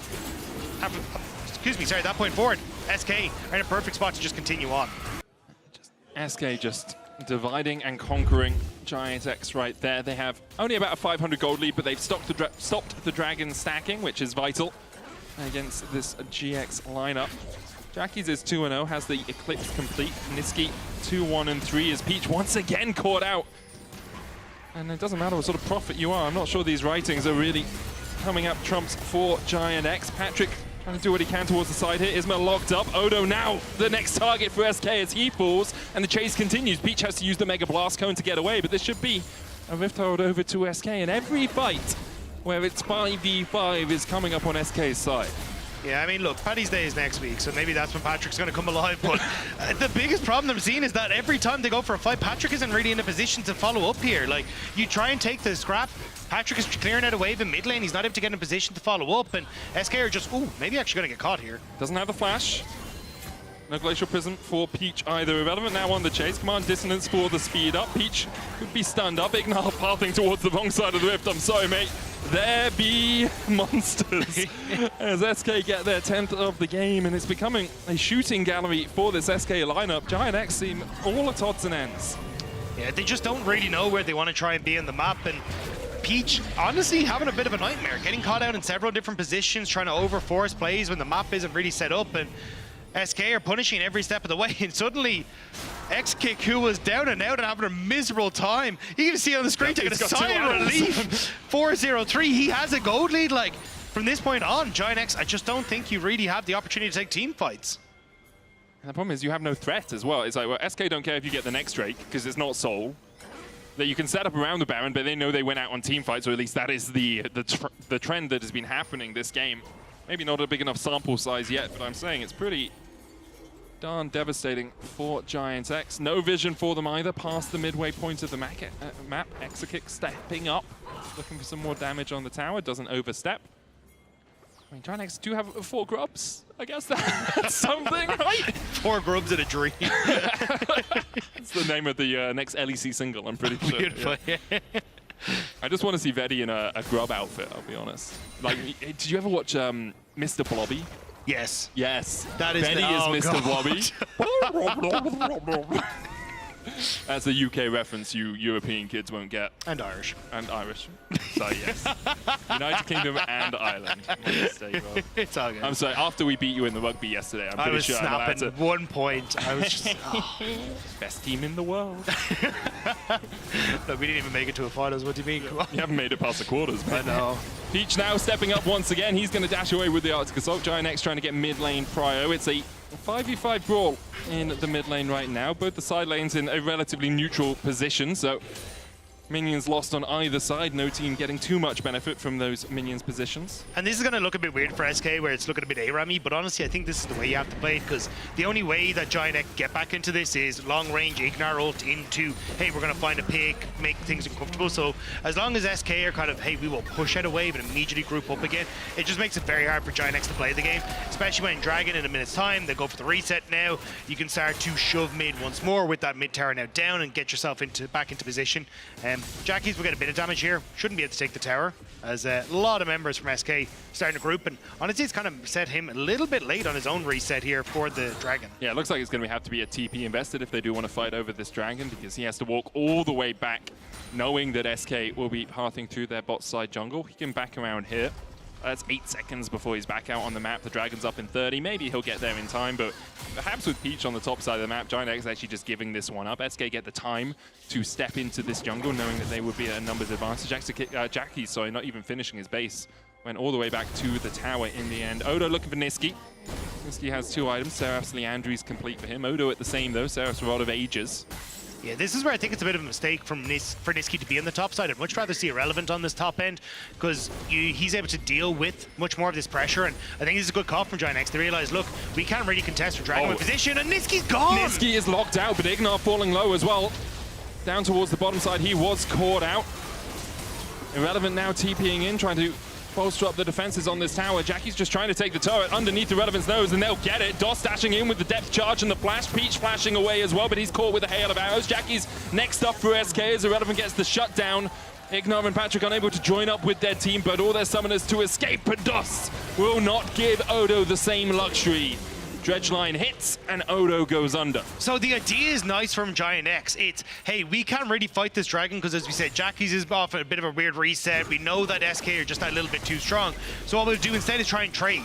Make sure we can go for the top side. We punish Niski because Orianna doesn't want to be the one defending these towers, but they pull it a little bit too soon. GX hadn't committed to the Dragon, and that's where they're able to then immediately rotate all members up. Now Niski, yeah, he's going to spot out Ignar and Patrick. Ignar has the Edge of Night. Patrick trying to step back into him. No ultimates available for the Giant X bot lane. It was a call from Giant X to go for the Dragon because they knew SK were on the Baron, but Niski's TP down there means that they do not get any objectives out of the trade. SK now with a 4,000 gold lead. A second Dragon of the game up next if they so desire that neutral. Have another look at this fight, because as you say, I really think if we don't see Ignar getting caught, it's a much different fight, because Ignar gets caught, doesn't get to use the arrow, has to use it to defend himself. Yeah. I think the problem is that Ignar is already the smoke for the fire that has happened, right? Yeah. Ignar being caught there meant that SK hadn't committed to the Dragon, and they were always going to be able to turn around this play, right? You needed to spot the fact that SK were on the Dragon before you committed to it, and at this stage, you're already too deep as Giant X, so I think even if Ignar hadn't got caught, they're just too far gone at that stage. You're too far in enemy territory, and SK are on the hunt. That makes sense. 4,000 gold lead now for SK, 2 minutes left on their Baron buff. Some standing gold for them as well. Top lane tier 1 still available, as is this bot lane. Irrelevant's going to push in here. Got 2.5 items on the Renekton. 4-0-4 as well. Has had a quietly very impressive performance. Something often we can say from Irrelevant. Usually is a little bit more loud how impressive his performance is, but this game he's just been in the right position at the right time on a lot of different occasions. Now looks like he's pathing up towards top lane to push that out with Extra Kick, and SK just doing everything they can to take as much gold off the map as possible during this Baron buff. Yeah, I mean, at this stage, it's not going to be a game-ending Baron buff unless Giant X completely misplay, but they're going to get a ton of the standing gold, right? Yeah, you can get top tier. Yeah. they'll try and get the mid tower tier 2 as well and just get a ton of vision down in the enemy jungle. At the moment, SK again just trying not to spread out too thin on the map, so you can see they're just trying to play off of 2 waves and not give that opportunity. Like, look at where Ignar is, right? He's just trying to hover back out of vision and see if he can fish for some of these hooks. And as long as you don't spot Ignar, it makes it very difficult for SK to really commit into this any sort of 1-3-1 or be separated the map. You need to have a lot of information. Odo just doing a nice job of kind of abusing that at the moment and saying, hey, you're only playing off 2 waves. Cool. We'll just try and trade tier 2 for tier 2. But it might be 2 tier 2s for 1 tier 2 as Niski bolstering up this cannon minion means that this tower will fall in the mid lane. So it's 3 towers in exchange for 1 in terms of trades on this Baron. SK will get about 3,000 gold out of it in total. Reset now. And still a while before we see the next neutral objective on the map. So SK likely just try to force Giant X out of the jungle. I do feel like neutral objective is a bad word for it, though. Why? Because they attack you. Yeah, which but isn't very they're neutral, neutral in terms of the battle between each team. Yeah, I suppose they only attack if you attack. Indiscriminate objectives, I guess, then. Yeah. Because they'll attack anyone. Yeah. I feel like neutral is a little bit like, oh yeah, you're not going to do anything, right? Yeah, you're like just going to chill. yeah. But I suppose if you get attacked, they will attack, and that's the only way they do. But then, So it's yeah, the maybe problem is, it's I don't know, neutral. like, a neutral PH is in the middle. Yeah. Yeah, because I don't know. I'm not sure, man. You can call them indiscriminate objectives if you want. I mean, you were telling me all these facts about that- Switzerland earlier on. I thought you'd be up to date on all the neutral statuses. You know, I'm not sure what I like the most about Switzerland, but the flag is a big plus. So, I regret life choices. welcome to Vetti's world. So yes, the indiscriminate objectives still 2.5 minutes away from spawning on either side. About a 20 seconds discrepancy between the dragon coming up and then respectively the Baron coming up later on. And you can see SK just pushing out the waves. It's like, okay, we don't really have anything we can force Giant X to play around right now. They're just going to catch. So they can look for that bot lane tier 2. They tried to get a bit of vision in, but that's been cleared out. There's a single ward on either side of the jungle. It's at this stage, it's kind of just a waiting game, right? SK just want to try and shove in as many waves as possible, mid and bot. And oh, Peach. Flashes away. Irrelevant, though. Can look for a bit more of a chase. Isma's on his way as well, and once again, it's Peach being a little bit too greedy. There's the arrow onto Isma. Jackie's now caught out as he tries to save his jungler and pays for it with his life. Well, that was a Peach of a situation there for Giant X, and SK get another kill. Shouldn't have got that, I'm going to be honest. I mean, especially is just like, look, everything that SK want to do is clear waves and then just set up vision.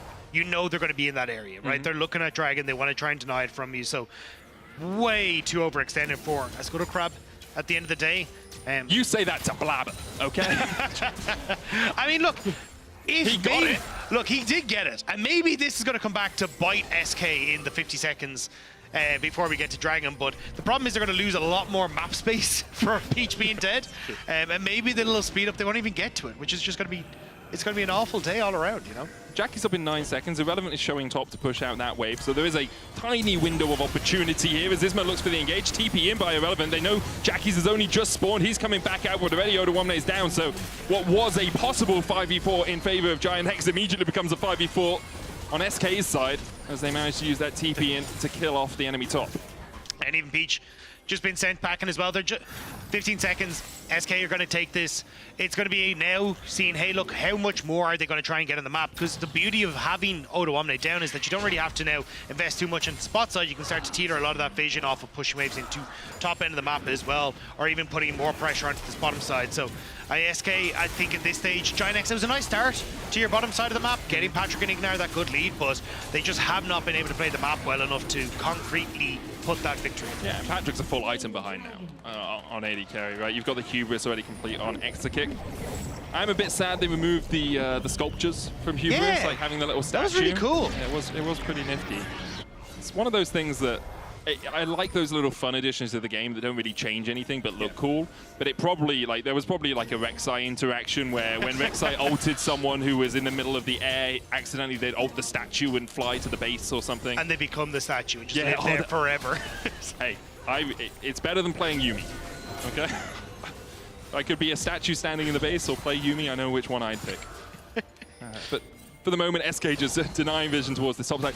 This game is as good as over unless SK misplay. Partly because Giant X are behind, but also partly because compositionally, and we just haven't seen the proactivity from Giant X that we are seeing from SK as he goes in. Odo Omne, though, able to catch out Extra Kick on the backside, has to pop the stopwatch. Ignar and Patrick now can open up, and we say maybe SK will misplay. Well, perhaps they do as the Fates call pulls back Ignar. Peach on the front line. Ignar going back in. Dos with the hook. Tanked up by Ignar. Has the barrier, has the heal. Now we see, though, Patrick's the one who goes too far forward. Does SK get another? Although Isma died off first, SK still come out on top. I mean, Odo, we salute you. That was definitely a well-earned try, but there was just nothing that you could do. Nearly gets Extra Kick, but Extra Kick's playing poke fire, so he just continues to hit you from a mile away regardless, and SK are able to turn the fight around. So it was almost good for Giant X, but just not quite enough. And we'll see it here, right? Isma trying to get on towards like Jackie's here. I know so Patrick is going to be coming around in just a second as they spot them out here. And I like the call, but Odo just makes him work for it so much. Immediately, with Extra Kick being a half health, tries to blow him up, doesn't quite get the Q barrel down to finish off Extra Kick. And then Extra Kick is continuing to just be able to turn out damage here. And even as they try and go for the re-engage here with the Ashe, this is the downside of it. Immediately, she dies. Well, doesn't die, has to flash away and heal away, but it ends up being Patrick who goes down instead. As soon as you lose Odo Omne, Irrelevant just very happy to stand on that front line. No one really that can work their way through Irrelevant quickly. Sundered Sky, Titanic Hydra, Jack Show, and Sterax. That is a very tanky croc. And now SK can basically rinse and repeat, do the same thing, push through mid. Niski pushes out top wave. That will slowly go towards Giant X's side. Odo Omne trying to get out bot as the Chain of Corruption lands onto Peach. He's locked up. Patrick forced away by Irrelevant. Peach has to dash down to half. That was Chain of Corruption used as Peach falls a little bit lower. What do we have for Giant X in terms of Orbits? No Glacial Prison, no Arrow. Fates call back up in 6 seconds time. Odo Omne still has the cask. SK setting up in this bush, and they use the Mega Blast Cone to try and get in. Isma does have the Magnet Storm. Odo Omne looking for the knockback as Isma steps on the front line, and Odo Omne is just gobbled. Eaten alive by SK. 18 kills to 5, an 8,000 gold lead, and Baron next up. Yeah, and Odo was kind of the only one that was a threat there to SK. If you end up with a big barrel, maybe you can get Niski or Extra Kick before they're able to turn out damage, but with that gone, SK turn over towards the Baron, and GX would try, or Giant X would try desperately to get this mid lane tower, but even then, I don't think SK want to give him anything. Dos and Niski can probably just defend. Accelerated shot pass going wide, 1.5 minutes on the Chem Soul for SK. They are very much in the ascendancy in this game. And we are a good first win for them as well. I think everyone on the team has performed admirably. Extra Kick as well, after I said, I had some doubts over him after yesterday's performance. Had a very strong showing. SK tomorrow play up against Vitality, who are looking really good, so we'll see if they can continue this run of form. Giant X have Mad Lions Koi. Yeah, which is not any easier. No, I would say it's harder than SK, considering they made our finals. Yeah, and also did a good job up against G2, but yeah, I think this is where for Giant X is a little unfortunate because they came in lucky, and in winter, they made playoffs and they were one of the teams that were able to pick up wins against some of the teams that were lower down the bracket. But with losing to Karmine Corp yesterday in what was a very, very messy game, and now not really able to put up much of a fight here against SK apart from some nice early plays from the bot lane, it's not looking too hot for Giant X coming into spring right now. I think the problem is you see the win con, right? They had Patrick and Ignar ahead in this game. They were winning through the bot lane. They moved them up to the top side well. They stayed around. They got all of this early gold, and then it just all collapsed. Isma finding an engage as well as Patrick's locked up and shut out with a Shockwave, Magnet Storm combination. Not really much he can do. Irrelevant pushing through the mid lane. Even yesterday, they had the win con of Smolder, and they just weren't able to find it. Weren't able to actualize on it. Double inhibitor is going to go down as Dos looks for another dredge line. Depth charge as well onto Odo Omne. He falls down to a 3rd HP. Inhibitor in the mid lane still standing as Irrelevant decided instead to come over here and bolster up his team. Glacial Prism hits onto the backline, but there's no follow-up. Jackie's trying to do what he can from range. Ignar doing the same.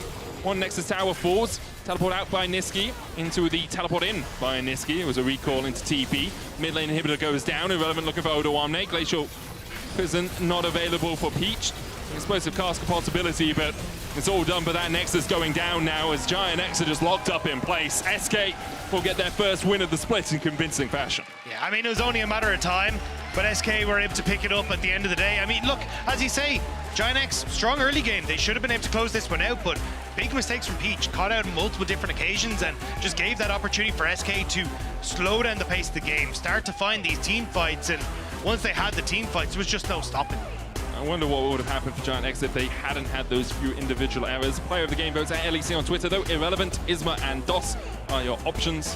I think they all had good games. Like Irrelevant, as we said, quietly had a very strong performance, was dominating the later game teamfights. Isma found some good engages. DOS did the same. We're going to go to a short break, but afterwards, Exakick will be joining us on the Analyst desk.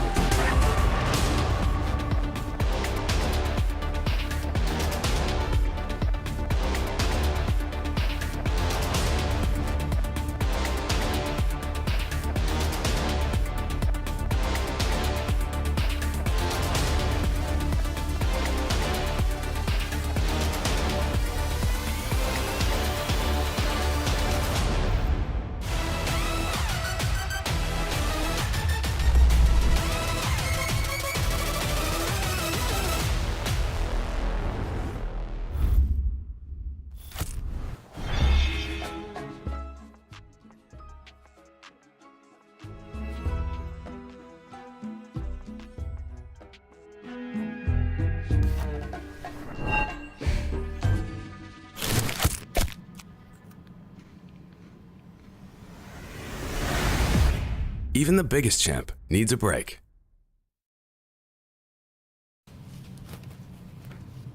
Lore, did you steal my Kit Kat?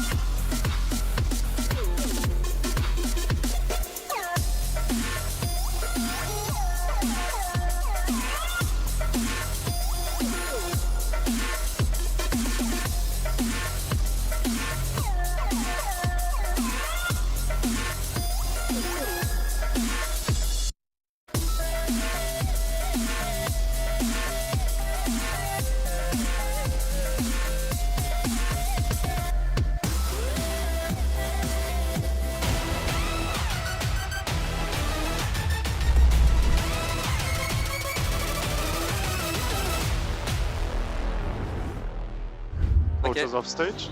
Okay, bye. Yeah, guys. Good draft, Simon. Yeah. All right, cool. We will take the full tower and we will start to Beach explode caught this out here. way. Megastorm going down.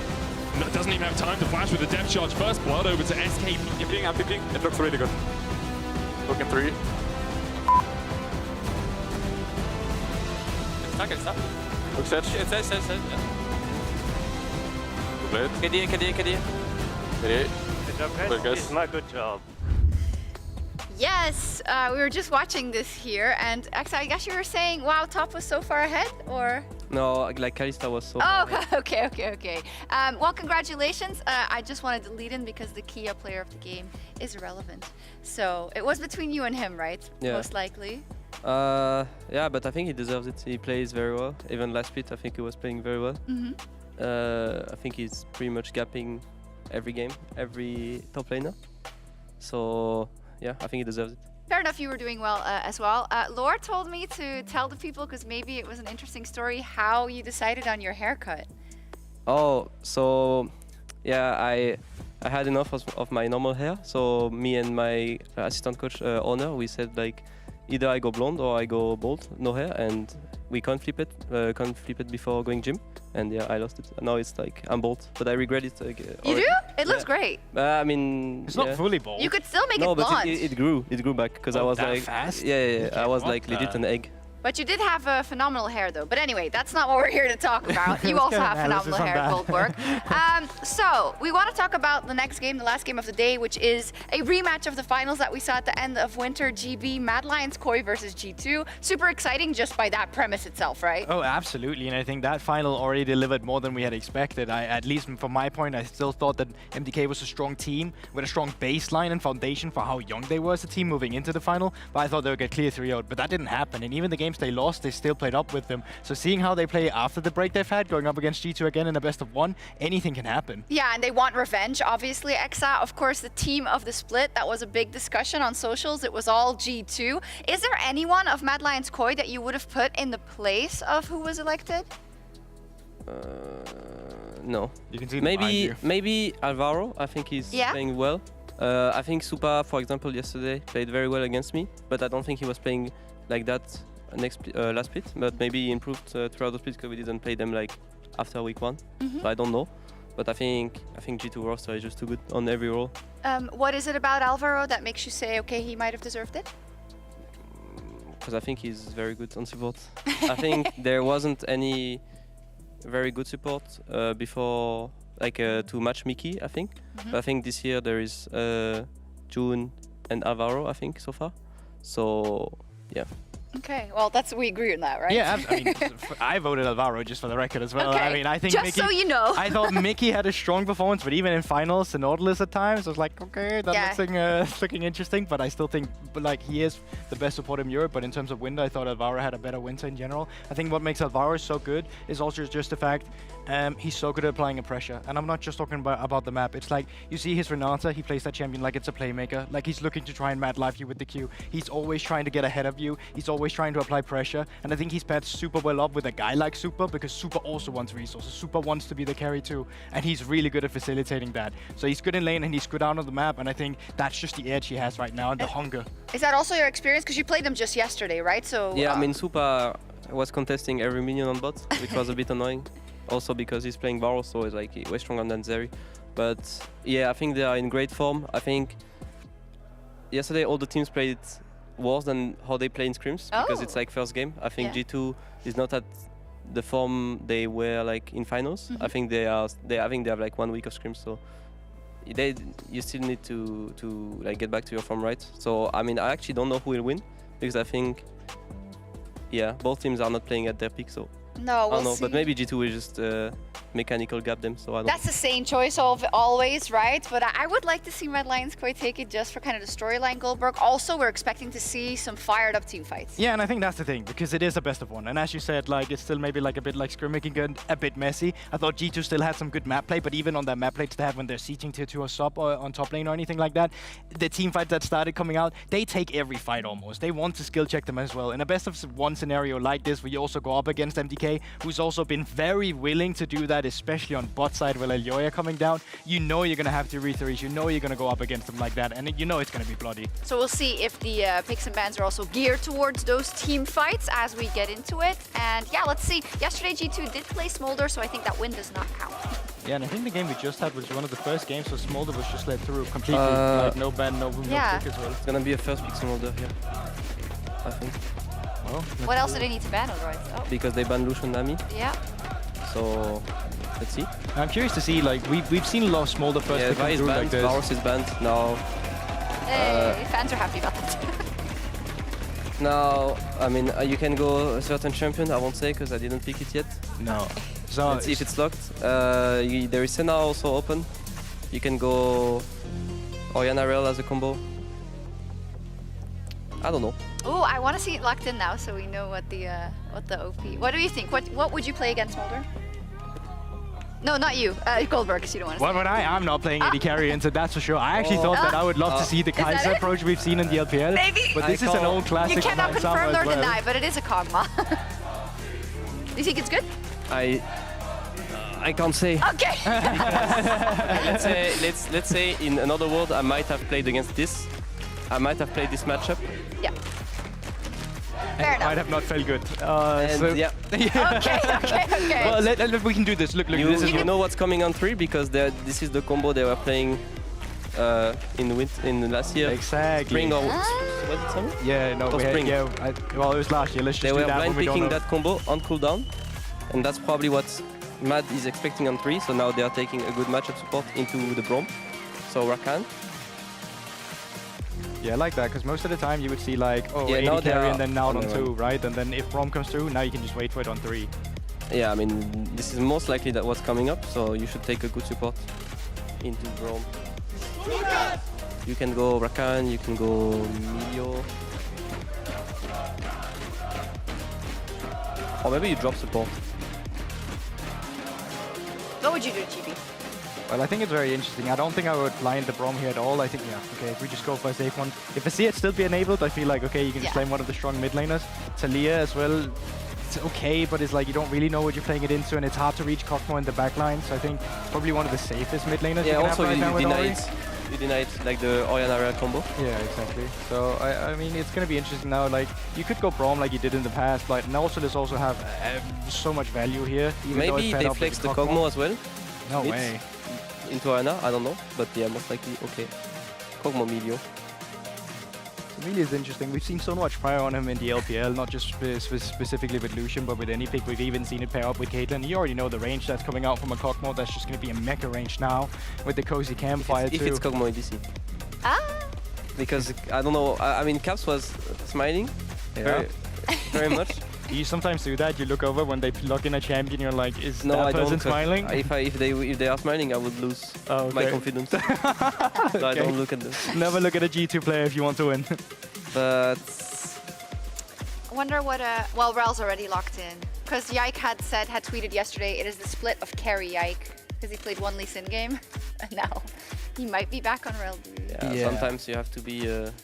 Utility. Yeah, I feel like he was just trying to manifest that. You know, he was happy to get a Lee Sin game. And to be fair though, props to him. That Lee Sin game looked unplayable, but he made it work. But going back to do the heal on Rel, it makes sense when you have a carry like Kog'Maw. You want to set him up for success, and you can't be too greedy with multiple carries in a team comp, right? So already going with the Kog'Maw, it makes sense to grab a Rel too. They buffed Kog'Maw. I forgot. Yeah, the slow on E, so it went from 30% on rank 1 to 40%, which is quite nice, just because it's not the ability as an AD carry that you max, but also a nice quality of life update was the fact that your Q doesn't have a channel time anymore. It used to be 0.25, now it's based off attack speed, so you can actually like auto Q without it feeling mega awkward, and that's something it did in the past a bit. But I don't think it's like a big, it's like a buff. No, it's like a minor quality of life, right? Like it's not something that's gonna completely change the champion, but you know. Now they match the push on mid and the pressure with Nico, and they have team fight toll. But yeah, I don't know. I mean, if it's like equal skill, I really like Mad draft because I feel like you have Orianna, which is very strong. You have Ivern to match the clear speed of Rel and nice team fighting and like zone control with the bushes and Daisy, and you have Smolder that wins at 25 minutes. So yeah, I think if they don't skill check on bot, gonna be a bit rough. Yeah, absolutely. I wonder what kind of thought process BB is looking at here. We haven't seen the best Aatroxes in the West just yet, but it's something we've seen slammed in. It's very good actually. I mean, there's Aatrox, there's Na as well. You want to reach the back line with Nico, put some team fighting as well. That could be decent for top lane. I don't know what BB else has played. TS banned, Volibear's banned. Oh, that's very good, I think, because you usually want to outrange Smolder. Because if you go like Aatrox or melee top, I think you're just gonna be a tool for him to queue your backline. So I really like Jace here. Okay, so does the Jace keel it over for you to G2, or do you still think Mad Lions has a better draft if the hands diff is there for them? I mean, now I really like G2 draft. I think Kog'Maw would just walk mid and just auto them with Medio. Okay, so sway to G2. What do you think, GB? Well, I think it's one of those where it doesn't feel like a complete draft gap as we've seen quite often. Like, both teams has very playable compositions. So this is the one where so much of it comes down to execution. And on execution level, G2 has shown to be the better team. So that probably gives them an easier time playing it. All right, fair enough. Thank you both. And let's get into Mad Lions versus G2. Let's get on to Summoner's Rift for our final game of the day. Mad Lions Koi taking on G2 Esports. Only 2 teams have won on red side so far this spring. G2 being one of them against BDS yesterday and SK earlier on. It's a blue side favored Rift, it seems, here in the LEC. Mirwin. Don't face check it, Mirwin. You don't need to. Just hang out in that pixel bush. That's what he's going to do. Is he? Or G2 deciding if they want to back or not. Line of scrimmage laid out by MDK. Yeah, I thought that G2 were moving up here to essentially do what we've seen for like the Twisted Fates and stuff, right? Which is try and get that deeper ward so then you can continuously harass with the Jace and start to push in the wave and make sure you're in a good spot. And not let Mirwin really get into a position where he's able to contest wave state or have a safe opportunity, but not going for it. Instead, maybe expecting some sort of counterplay, but I'd be kind of surprised with the level 1 that MDK have. Elioya and Mirwin now stepping in. Ward placed. Looks like that's going to be all that happens. Elioya gets the ward in. Obviously, Ivan, he's clear, very much facilitated by the fact you just use your friend in the forest, set up all the buffs, and then you can smite 1 or 2 as and when. Hansama and Mickey were covering this blue side jungle to make sure that there was no invade from MDK, so they are second to the lane. Alvaro and Super waiting. Oh, there's a stack. It's happening. Super's on his way. They'll never recover from this. No. It's over. It's 2 stacks already. Okay. Hansama has no stacks to the 2 from Super. What an amateur. I know, right? Mickey doing a nice job of harassing here, though. Alvaro ended up taking the headbutt, use it on Hansama, but it means that you don't really have the pulverize to actually threaten it all in onto Mickey in this level 1, which obviously would be a bit difficult, but does mean that Mickey just getting some nice harass down onto Alvaro as Hans is getting to attack the wave. Still, though, Super going to be able to hit the level 2 here first, which is not something that ideally happens when you're in the double range matchup. Yeah, I think it was more Alvaro and Super being in the wave already when Mickey and Hans got down there, made it a lot easier for them to get that wave prior. And Alistair not really a champion until level 2, although that headbutt did pay off dividends. Yike looking for this top side, could even go for an invade, but Elioya has already cleared away his blue and his wolves. So and now just maybe pathing towards mid as Fescawi has fallen down to about half HP, as has Caps. A gank possibility. Yike running in. Caps with the root. There's the stun! And Fescawi will fall for first blood. G2 on the board. Nicely done there. Flash forward from Caps. Manages to set up the root and then an easy pickoff. So Yike, even just getting that transitional gank is beautiful because, yes, it cost him a flash, but like from a timing perspective, he's totally fine. He's just going to be able to clear out his bot side, although still hovering in the mid lane, maybe expecting that Elioya might try and come by. Some pings actually coming out from the G2 bot lane, I assume, saying, hey, we are all the way pushed up to our tower. Elioya could have invaded during this time. So with the wave being in the position it was, Super now losing some health means that Mickey and Hansama could react if Elioya steps in, which he did do a little bit, but the blue was already being taken by Yike, and with the smite should be able to secure it. Super and Alvo now waiting around the corner, but Yike able to get his blue. Is a camp behind. The Scuttle Crab will fall. Good knockback there with the fire kick as Hansama pops the ghost, look for more of an invade. Alvaro going in. Mickey flashes the wall and Alvaro falls. Elioya now needs to get the hell out of here. He has the flash, but can he get out? Red buff and blue buff healing him up just a little bit, that red at least, and he does burn the flash. G2 2-0 with almost 1,000 gold lead at 4 minutes. And that was my biggest worry if Mad Lions Koi tried to go for some sort of invade, was just how low Supa was. Like, Supa not really in a position to really threaten aggressively in those fights because he was already sub half HP. So Hans Sama coming in, able to threaten Supa off of the fight, and then Mickey, good flash over the wall, and now we're looking for the Hex Flash on Frescowy. Yikes just skipped all his camps, man. He's done 4 camps so far. Didn't get a Scuttle Crab, now goes back up towards his top side. Razorbeak's the probability. The control ward did spot out Yike as he went for that second mid lane gank, but let's have another look at this bot lane play. Yeah, Supa's just so incredibly low here, and you get a ton of value off of Mickey having that cozy campfire here as well. So Supa already pushed out of the fight because of the positioning here, and then they try to turn on to Mickey, but it ends up being a flash over the wall. Then you overextend here as Alvaro to try and set that up, and the cozy campfire, giving the extra auto attacks, just means that Oyoya has to run for the hills. That's actually a crazy good Q as well from Mickey to stop the combo mid-air when it was blind. You just Q the bush because someone could be in there, but perfect timing from Mickey.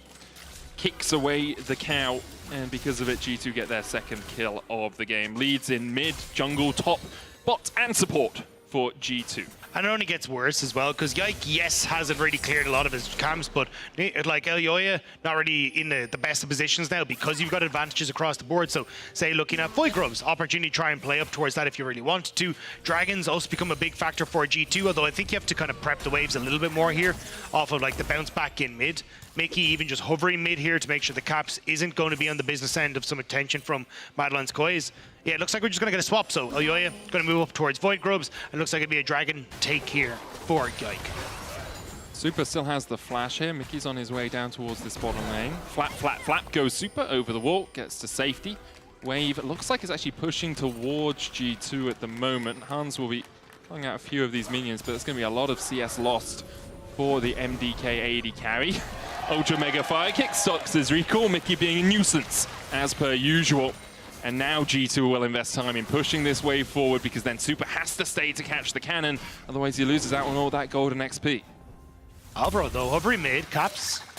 Doesn't have his flash just yet, but able to keep far enough back. And I like the Mad Lions Core trying to put some pressure on towards the mid lane to maybe look for something back, and then you can try and turn in towards Dragon with the numbers advantage. But oh, Shockwave, swing and a miss. It's going to be massive for Caps, who's actually changing to a minion in the mid wave. Going to try and sneak up, looks like. Oh, didn't quite get the stun onto Elyoya. Alvaro over towards the bottom side of this fight. Elyoya and Alvaro collapsing, now realizing maybe we can't take this. Frescowy needs to back, so G2 will get the first Drake of the game. And I think this is a mistake. I think you should have just gone, right, can't get into position in bot lane because Supa had to reset. We're not really in the position in the map in mid as well, but instead they kind of overforce in the mid lane, hoping that they're going to be able to get some sort of play onto Caps. Doesn't work out. Then they still try and contest Dragon. It means you can't get Void Grubs. So not really the best of trades. And especially with Broken Blade now starting to get control over this top side, Caps also going to be able to shove in this wave with no TP back for Frescowy. I wouldn't be surprised to Yike to just teeter over towards those Void Grubs and try and pick them up for himself as well. Yeah, at least look for one of them. The Scuttle Crab will spot him out if he does go the conventional route. Can jump the wall though on that rel. Broken Blade has the wave stacked up here a little with a cannon that's going to slowly push towards Mirwin unless anyone touches it. Elyoya pathing towards top as well though. The last lane really left for him to look for. Every other lane losing so far. Yike is on his red right now. And Cap's just resetting, means Elyoya will probably just wait here for a moment. The wave is still pushing towards Mirwin, so if Broken Blade does step up a little bit too far, there is that possibility of a collapse. Mirwin running the Ghost on Kasante means no flash all-out insect combination. Q3. Dodge the Intofu strikes, not quite able to connect. Root Caller though on Yike stops his advance. Broken Blade going in onto Mirwin. The wave not in the best of spots for the G2 top laner, especially considering he has no mana. Yeah, getting the flash out from BB is pretty nice here. You're just sticking around to make sure the Mirren can be a pain as they try and push in this wave. Supa going to take a little bit of damage on the way out. Summer's going to do a lot of work here. Living Artillery coming out as well. Alvaro looking for the engage. Flashes onto Hans Summer, but one more Living Artillery will be enough. The cow goes down. How now will he fall as Broken Blade dies in the top lane? Yike and BB look for a little bit more. Broken Blade caught out. That flash influential, as you say. Caps looking for Frescowy. Pop Blossom catches him out. down to about half the Tangle Barbs as well. Shockwave will bring Caps back, and Scowie actually wins this auto attack trade. Clockwork Wind-Up doing a lot of work for the Orianna. Still Hans and Mickey getting some revenge for finals. There's a lot of back and forth kills in between these 2v2s, but it's Hans and Mickey that are coming out on top in this one. But BB getting a nice response from Mirren on that top side, getting that kill. So in the grand scheme of things, going to work out for G2, because realistically these two AD carries are going to be the focal point. But we're going to get a replay here on this top side. BB has no flash, using the melee stance to try and return a lot of that mana. That's something that was very nice about the changes to Jace, but not respecting Mirren's engage. And then you're going to have the all-out come through as well. Really nice stuff. And Ayoy is just kind of just here to provide the shields, a little bit of extra moral support as well, and make sure that Mirren not going to fall down when it comes to 2v1. Just a little bit too greedy there by the G2 top laner. Wanted to get the shove into the tower, but Mirwin kept him at bay, and that's MDK's first kill of the game. They are 2,000 gold in the hole, though, right now. 600 gold lead in mid and 80 carry for G2. Ginsu's Rage Blade already complete as well for Hans Sommer. Expect to see a lot of Blade of the Ruin King Terminus, sometimes Jack Show on the Cogmore right now. Can also go for the Triforce in certain situations. We saw that kind of introduced as, you queue into Triforce for the Sheen proc. I don't think we'll see it here from Hans Sommer, but it is a possibility. Yeah, I think more than likely going to go for Blade of the Ruin King next, but that's the kind of the thing. Awful lot of the times you see the Blade of the Ruin King first because you want the sustain and being able to manage, but this is where the downside of Smolder is. You don't have a lot of threat in the lane, so you're kind of fine to go for a greedier build in a lot of these situations. Now, Yike being a bit greedy himself, starting to push in, has Mickey and Caps here, needs Hans Sommer to come across to guarantee they've got the numbers advantage, but they may even just look for the dive and say, screw red buff. This Dragon's alone. Flash over the wall. Mom called. Cannon minion still standing though for the moment as Super might be locked up in a second. Caps takes them. Hans Sommer did all the work, and Caps reaps the rewards. There's another tower plate as well as the G2 bot lane begins to open up. 200 gold bounty already sitting on the head of the Cogmore. The Melio obviously mitigating some of that healing loss from not going the Blade of the Ruin King first. As for Scowie now caught, Pop Blossom will catch him towards the side as well. Daisy doing everything she can to even out the playing field, as Yike can just jump across this wall in a second, but with Mickey on the way, Cozy Campfire enough to heal up Yike. Alvaro gets in, but the Ultra Mega Fire Kick stops him in his tracks. Cap splashing the wall, looking for Frescowie, can't quite get enough damage down to take him out, but Mickey has been on point with those Qs to stop Alvaro joining the battle. Big time, and the fact that you actually end up winning out on that skirmish that could have gone so disastrously is massive for G2. You got a 1.2k gold lead in bot, a 1.3k gold lead in mid.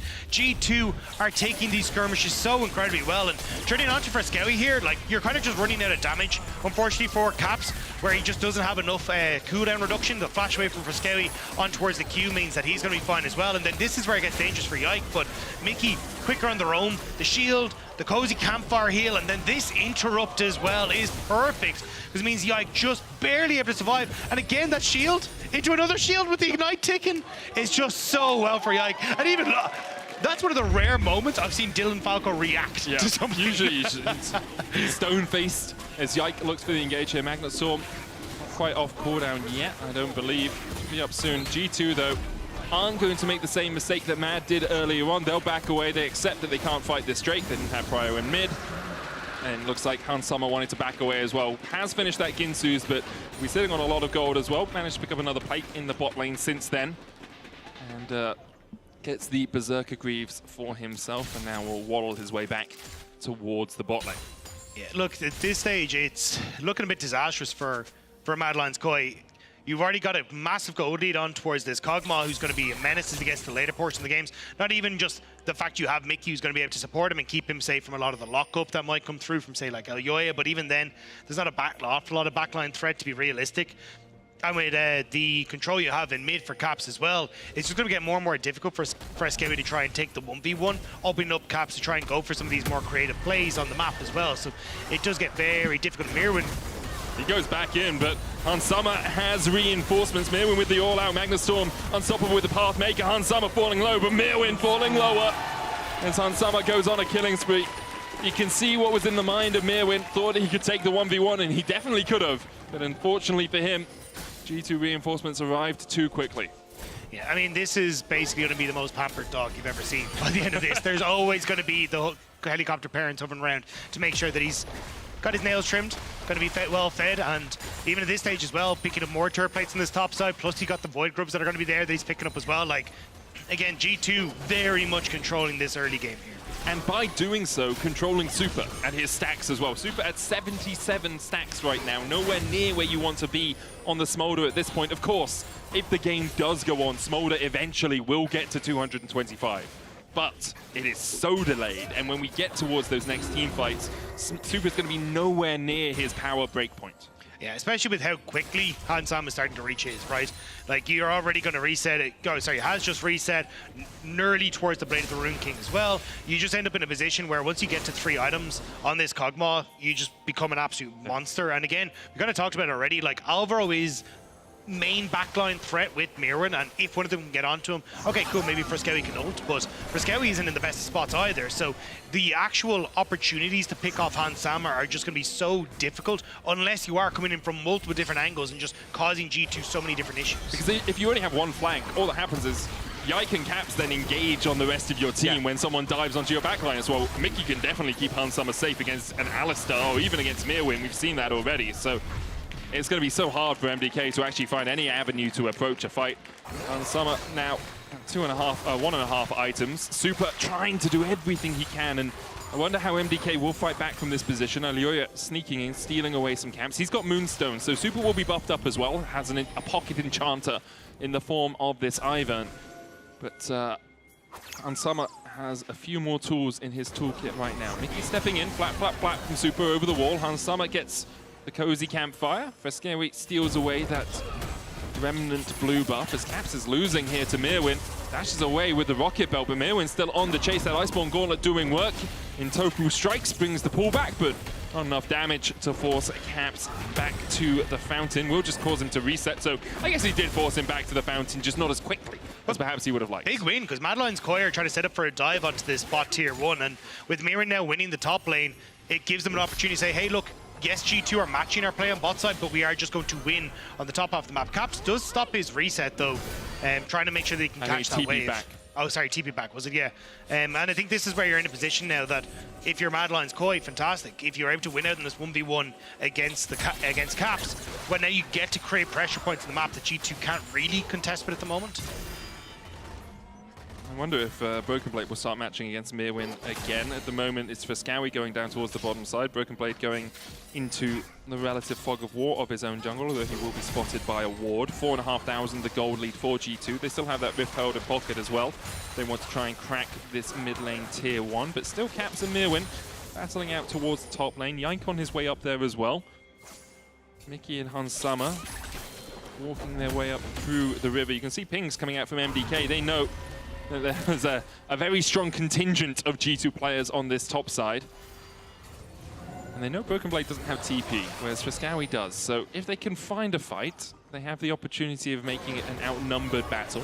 G2 do have to be careful about trying to make those migrations up and down river, though, because if you end up in a position where Mirwin was able to collapse from the top end and you've got Alvaro's coming in from one angle, that's kind of what Madeline's Koi want. Super. Yeah, going to be able to clear out the wave nice and easy.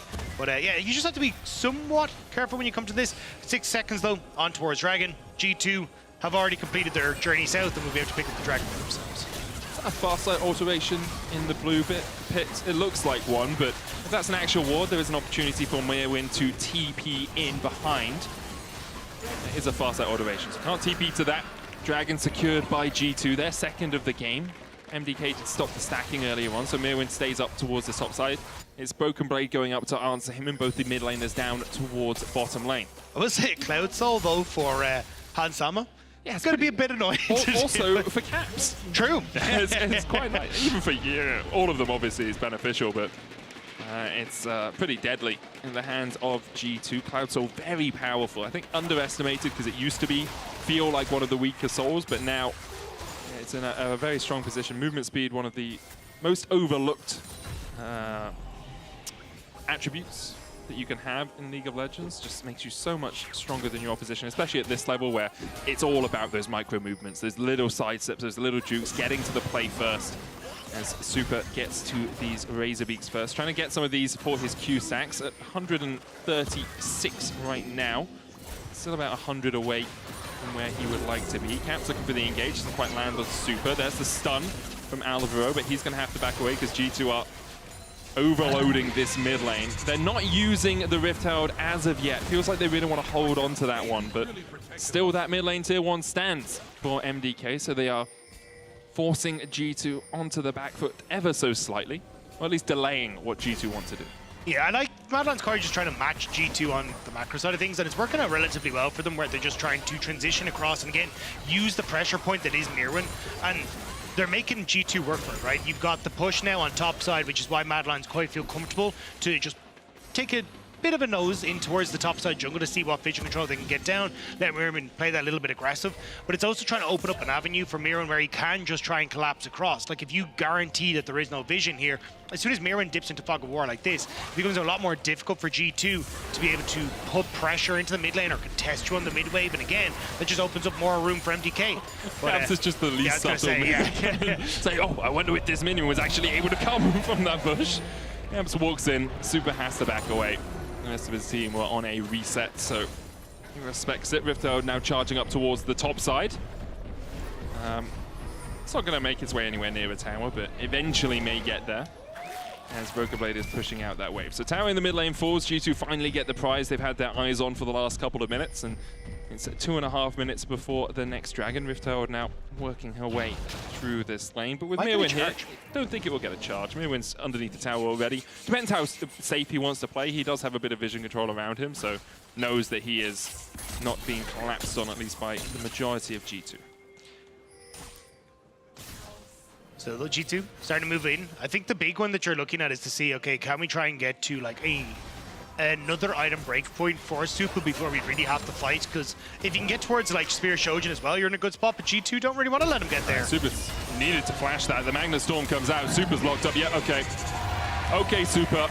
That was greedy not to flash early. The thing is, like, if you do flash, Yike can hold his and wait because it's just flash Q, but I really feel that Super, after he used the flap and realized that Yike was getting in range, should have just burnt the flash. And now G2 could start up this Baron. They have good Smite secure with the Shadowing Strike into Smite from Yike. Hansama will shred through it pretty quickly as well with Ginsu's Blade of the Ruin King. TP into the mid lane by Broken Blade. Caps resetting, he can teleport in as well. But G2 don't have as much vision around here as they would like. In fact, they have none apart from that control ward in the mid lane bush. That's where Caps is going to TP. Mickey falling low. Cozy Campfire going out as Mirwin keeps Yike up towards the top side of the battle. Pulls him back with the Intopus. Frescawi and Alvaro force up away from the fight, and now the collapse beginning from the rest of G2. Mirwin pops the Ghost, has no flash, and is now on the wrong side of the rift. For any more battles with his teammates, G2 will collapse on him. Mirwin just trying to clear out the wave. Locked up by G2, and it's 8-1 the score. Again, just nice little picks come through for G2. They get Super, now they get Mirwin, which nets them top tower. And this is where it's going to start to get difficult. 45 seconds until Dragon. You immediately get top tower reset here for G2 and go for it. But actually going to caught Mickey. Root Caller going down. Alvaro going in as well with the Root Caller, and Mom is there for the kill. Super gets it with his ultimate. Importantly, G2 did burn double teleport to make that Baron play happen. They're Dragon up in 25 seconds or so. And with Mickey getting caught out, MDK have a bit of a window as Super flashes forward and just shuts down Hansama. Now Hansama has a little bit more movement speed in the Acadian Surprise. Won't be able to get the counter kill. Broken Blade trading on the top side with Yike here, but Alvaro's on his way and the TP comes in. And now G2 are the ones outnumbered and MDK have roared into life. Broken Blade forced down towards the bottom. Yike trading with Mirwin. Yike should fall in that battle. Broken Blade should go down as well as Alvaro and Elioya slowly work their way through him. Yike tries to dash away. Mirwin still on the chase with the Pathmaker, but doesn't have the Q3. There it is. Locks him up, and Mirwin takes it. Meanwhile, in the mid lane, Super flapping his way away from Caps. Can he dodge? He can't. Caps takes him out. It's so messy all over the place. Nice job from Super. Again, Spear Shojin, Essence Reaver, such a big buff for Super on the Smolder. Aimed to find the kill onto Hansam underneath the tower when he was low, but on the top side, you lose out members of G2, then Caps is able to bring it back. So it's a bit all over the place, but a bit of an even Steven all said and done. Like Frescawi trying to stop the backs in thinking, hey, look, we can try and get this dragon if we hold on. But it means that he's in a terrible position. But Redemption, the shields from Frescawi coming through from both items, his own E, then Ilyoya with the shields, being able to reposition as well. Alvaro just standing in front of a lot of people, blocking the damage that BB is trying to churn out.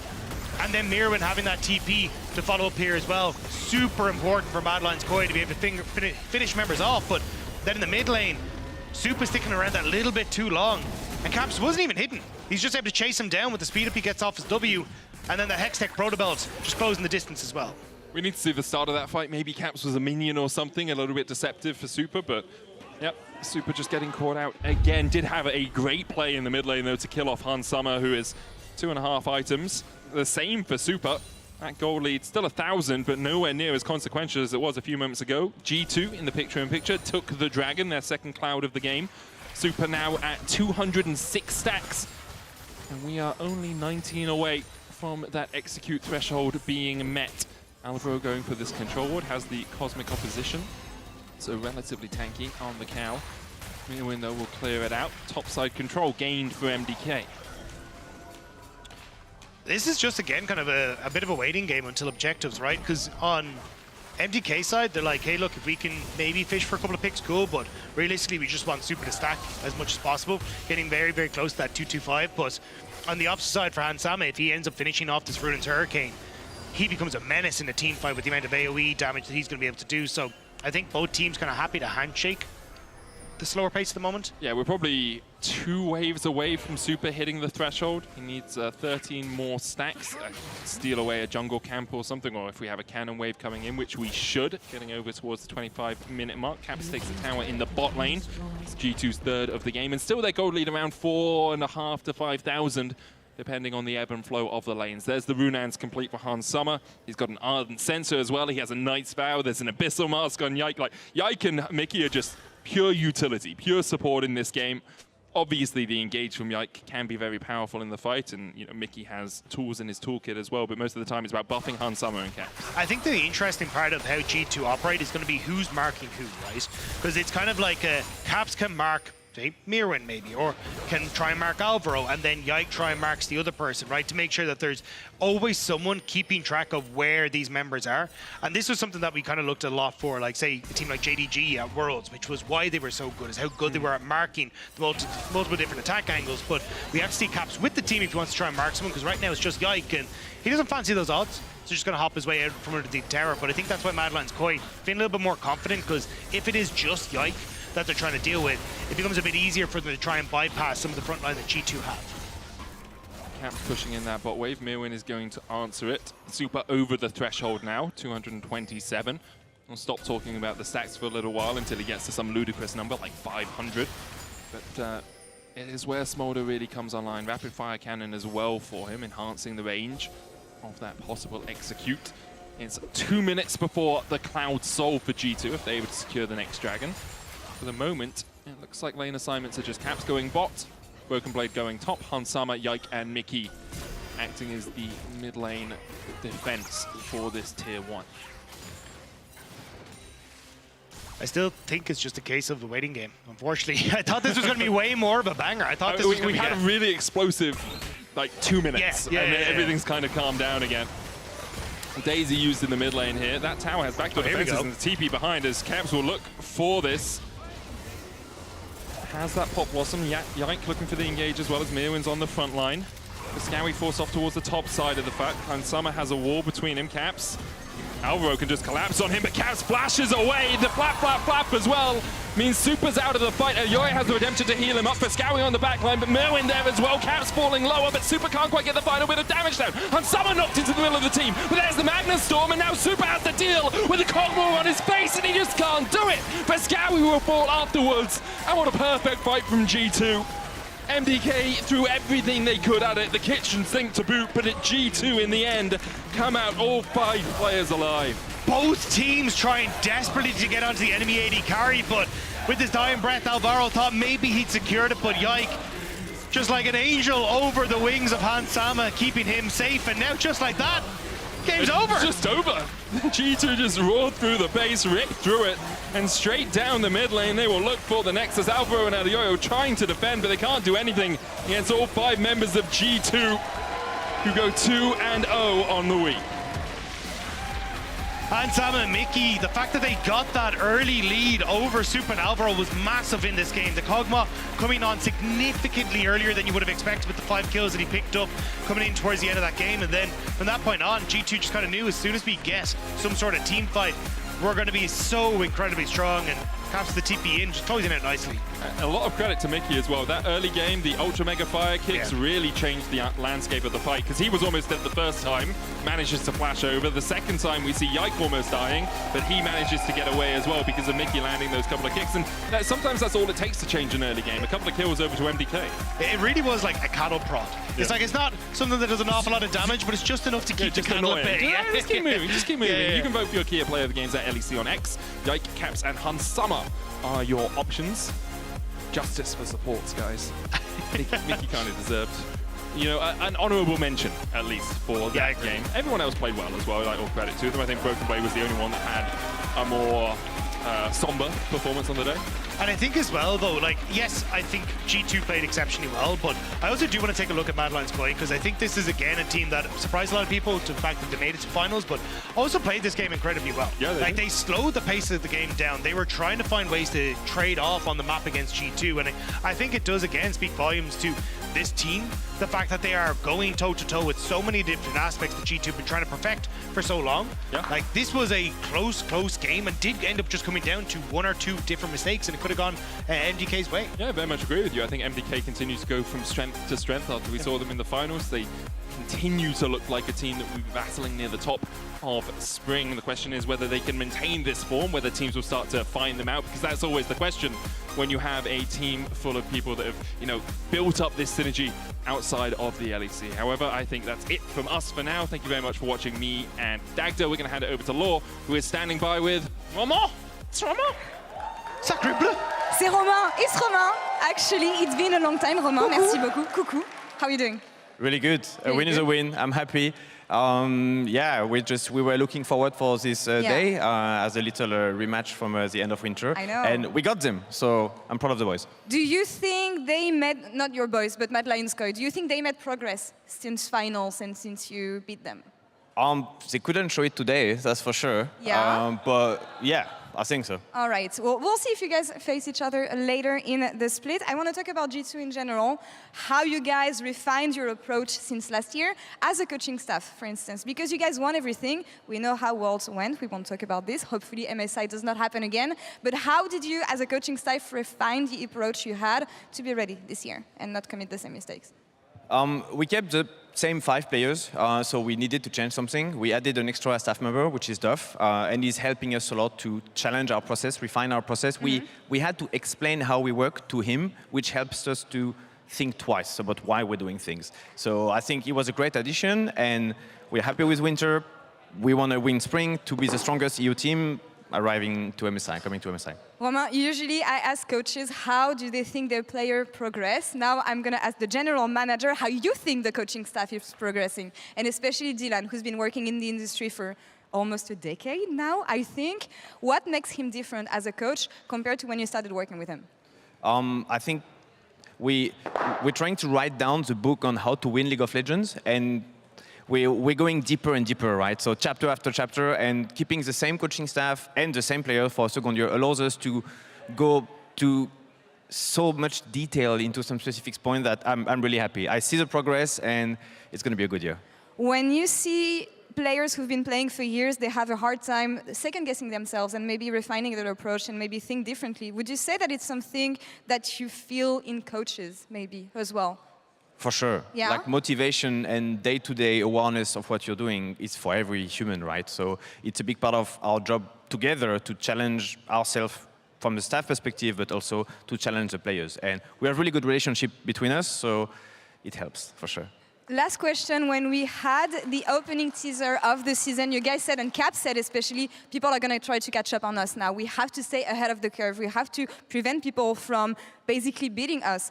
On the philosophical approach, how are you making sure as a staff that players stay on their toes, stay focused, and don't get ahead of themselves in that approach? We share a conscious trauma, which is the different loss we had during Worlds last year. And we're not going to throw everything. We are giving 100% for every single game. The goal is not anymore to win Worlds. The goal is to win every single step of the way, which it's the same, but it changes a bit the mindset. Well, as a European fan, I'm relieved to hear this, Romain. Thank you so much. We have Mickey and Duffman waiting on the other side in PGL with Shocks. Do you have a question for them? Boys, do you believe you were the winning reason behind G2 2019? Oh, I love this, Romain. Merci beaucoup. Thank you so much. And Shox, back to you, and I want to hear the answer here. Yeah, we're waiting for the tune, but I also want to know the answer. PGL is happening, we know. Yeah, Duffman and Mickey. What is the answer? Obviously. Yeah, clearly. Clearly it was all me. Okay. All right, that's PGL. Bye. No, just kidding. Well, Mickey here, of course, and Duffman, the assistant coach, is his official title, but I feel like it is so much more, right? What title would you give him, Mickey? I don't know. Just everything. Just everything. Master Jack of of all everything. trades. Jack of all trades. I'd say right now I'm like the macro detective. I'm like making sure these guys aren't trolling. Okay, in the They macro are sense. Still trolling. They're so. still trolling. Good job. Okay, I see. What are they most trolling at? Is it objectives? Is it rotation? It's just, yeah, grouping on bad waves and not pushing out on good waves. It's mostly that. Mostly that. Yeah, a lot of odd timings, I think, this game. Aha. You agree, Mickey? This game? Yeah. Okay. I agree. Okay, talk to me about this game then, of course. Yes, rematch of the finals, let's go. But then you just beat them again. So was there anything very different? Well, the draft was very different. Yeah, let's talk about that actually. So we went for the Kog'Maw counter into the Smolder and looked like it worked quite alright. Yeah, usually we would pair with Braum, especially like the whole last year we played Kog'Maw Braum a lot. Yes. This time we played it with Milio, which was like pretty decent. It was mostly because we just wanted to match Ivern scaling because they kind of committed to like Ivern and buff the Smolder and hope he outcarries my Kog'Maw. But then I just pick Milio, and I think the range advantage that Kog'Maw gets is better. And yeah, it kind of worked. After we got an early lead, it felt pretty pretty easy to play the team fights. This one was also very good engaged by Caps. He got the Smolder somehow. This was a bit scary, actually. A little bit. When you hear that roar also, it's like, oof. But yeah, Duffman, of course, Smolder is a really, really, really big topic. See his biggest reaction. And of course, I guess the thinking here could also be, well, we're going to need to beat it at one point, you know, unless it gets nerfed, which probably also will. Is that also the thinking? And have you guys put a lot of thought into specifically, all right, well, let's see how many counters we can come up with? Yeah, pretty much we just see that Smolder was really strong this patch, and so we try it ourselves, and then we're like, okay, what can we do into it? And then we just try and workshop some ideas, and the Kog'Maw came out. So innovative. You've never done that before. Yeah. The Smolder from last year, G2 played it a lot. Not Smolder, Kog'Maw, sorry. Oh, wow. And so, yeah, that was the first idea. Kind of worked. It worked, so you can stop trying now. Yeah, it's great. Exactly. Great day at the office. Something else. We don't talk about that. I mean, I also won't talk about it, but you know, range is good, scaling's good. Exactly. And Yeah. That's kind of what we went for. We kind of had similar drafts. It's just we had more scaling, more range. So. Yeah, hope to see a lot of counters and hope to see nerf also, but let's see. The key player of the game is Caps. Mickey, do you think it was specifically for that last play? Probably, yeah. Yeah. I think Mickey should have got it for interrupting the Alistair Q. True. W. Like Only real ones, no? Only real ones. Yeah. Yeah, it's true. We don't know anything. And people at home also don't know anything. You should have voted Mickey. Mickey, in PGL after the finals, you were like, why are you talking to me? I died so much. Yesterday, when you had your first death as Nautilus, I think it was, the first blood, I was like, oh no. Oh, yeah, no. I was playing Braum. Actually, I was Braum, sorry, yeah. I was also watching Dracos on the on the board after, and he was just like very disappointed. It was kind of funny. He always is. After that, I recovered. So I think I only died twice that game. Okay. I will say, after I was a bit tilted after the final game of finals with Mickey dying 10 times. Yeah. But after rewatching, a lot of them were good deaths. I think he was buying a lot of space for his team. I know we say that jokingly, but it is true. No, yeah, it was. He was. He was dying on timers when it was good to die. Okay, so your title is actually assistant coach and mental support. Mental support. For Mickey. Okay. Supports mental support. Yeah. Yes, that makes sense. Yikes sent out a tweet yesterday where he said, this is the split. I'm going to play carries only. One Lee Sin game. Let's go. And then today, what happens? We'll see about that. What a bit carried away. We have to like humble him a little bit. He got literally carried away. Yeah, exactly. If he wants to play carries, he's going to have to earn it. Yeah. The tanks come first. That makes sense. You, of course, don't have as much experience as working with Yike as all the rest, right? So what are your observations about him as a player and kind of possible ceiling? Yeah, I've been really impressed with Yike. I think he's a pretty versatile jungler. He can kind of play anything we need him to play. I think he can be a bit happier playing tanks sometimes, maybe. I think that would be the only downside. But no, like we seen last year on the Viego, the Lilia, if we give him a carry champ, he'll carry. If we give him a tank, he'll do his job. So he's been very good. Okay, nice. Let's take a look at the standings then. You're still on top. Yesterday it was basically who played Smolder versus who didn't. Well, except for Giant X because they played Smolder and they did not win. But yeah, there you go. Any surprises, or is this along the lines of everything, Mickey? I guess Team Vitality 2-0 and BDS 0-2. I think that's like the biggest surprise so far. Yeah, Vitality, why do you say that? Because they have good players, right? So. Yeah, but like I guess last split they started 0-3, and also at the end of the split they didn't look very good. So, and especially them beating BDS was a bit of a surprise, I would say, for most people. Yeah. What do you think about Carzzy being kind of like, if the meta for ADCs keeps being what it is, or like if you have the Smolders and the Zeris and stuff like that, that he is on a real upwards trajectory? That was Goldberg's hot take, that he'd be the best ADC at the end of the split. Yeah, could be like second best, but I think, yeah, usually he's pretty good. I think the problem with Carzzy is that he likes to flip the game like by himself. Yeah. But yeah, I think also they found a good solution for Hilly. They put him on like, they make him farm so that he's tanky. So if when he does want to int, he survives it. They've cracked the code. Yeah. That's maybe we should try something similar. Maybe. That could work. Laura was asking, do you want to answer? Go ahead. But no, it's fine. You sure? Go on. I think I got him. I got him. It's fine. Okay, nice. Laura was asking Romain about like, you know, how sometimes with players, you see that players get set in their ways, you know, and they're used to doing something a certain way all the time, and then it's hard to break out of that. And if that was the same for coaches. Now, I want to ask you that because, you know, you're used to doing things a certain way, and you've done them very well for a very long time. But did joining G2 or rejoining give you yourself kind of like a broader new insight? Yeah, I think coming into this year, like after my split on Cloud9, like I think I learned a lot about what I was lacking, and just I wasn't as forthright with players. I wasn't giving everything I could to make sure I was getting the most out of my players. I think I was holding back a bit, trying to like maybe save mental and not trigger people, and stuff like that. So I'd say coming into this year, my goal was to not do that, and just if I felt something, I would just say it, and if they got triggered, then I would have to talk deal with about that it. as well. Yeah, and still failing. I'm still failing. Okay. They're winning, right? Good. I think when he wants to flame someone, he phrases it very nicely. So it's like even if you could get triggered, it's like it's not possible. I do that as well with my colleagues. It's like gentle parenting. Yeah. Do you know what that is? It's like you say something real, but then you're like, hey, you know, like. Yeah, exactly. Yeah, That's that works what I well. tried to do. Yeah, okay. Love it. Anyways, this is scheduled for tomorrow. Let's see who you're playing. Oh, KC, let's go. Banger. I mean, you know, fans, let's go. But I don't know about like the game, how it's gonna be, because hype. It's hype. It's hype. Last Splits game was pretty hype. With It was a K-Corp. banger.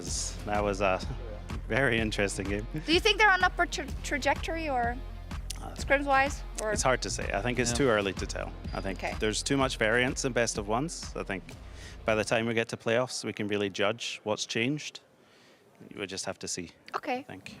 Realistically, do you think G2 is only going to get possibly a reality check at MSI? If you kind of look at, you know, Mad Lions were your biggest competitor in winter, and now you kind of beat them again. So is that fair, or is that a bit unfair to the opponents? I think we even seen last split. Like we can lose any game in Europe. Like we have to be really careful in the games we play. We have to prepare really well because we came into some games where maybe we didn't take them as seriously the first week or two, and that really cost us. So I think the mindset is, as Romain said, is just win every game. Like we have to be able to win every game if we're gonna actually get to where we want to be. So we just take it that way. And win them in the correct ways, I guess. Yeah, is important to you as well. that's the most important thing for me. Yeah. All right. Cool.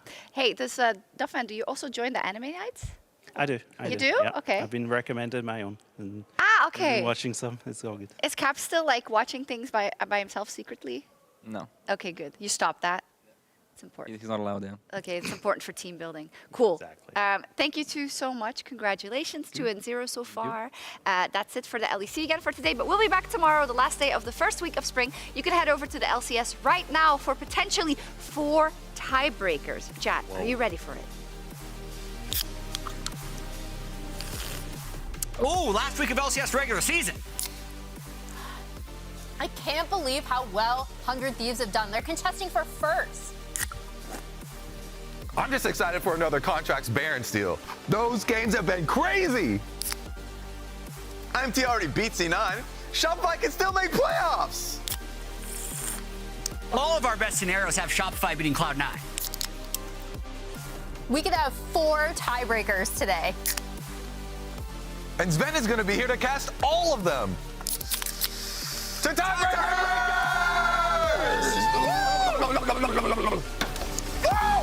Tiebreakers!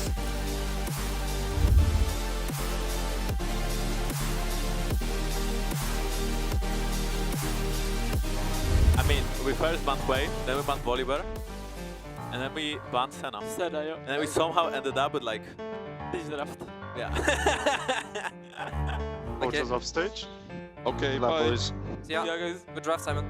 Holding on to that ult as long as possible, but he holds it a little bit too long. Gets pulled back, has to flash out. Equalizer! Photon!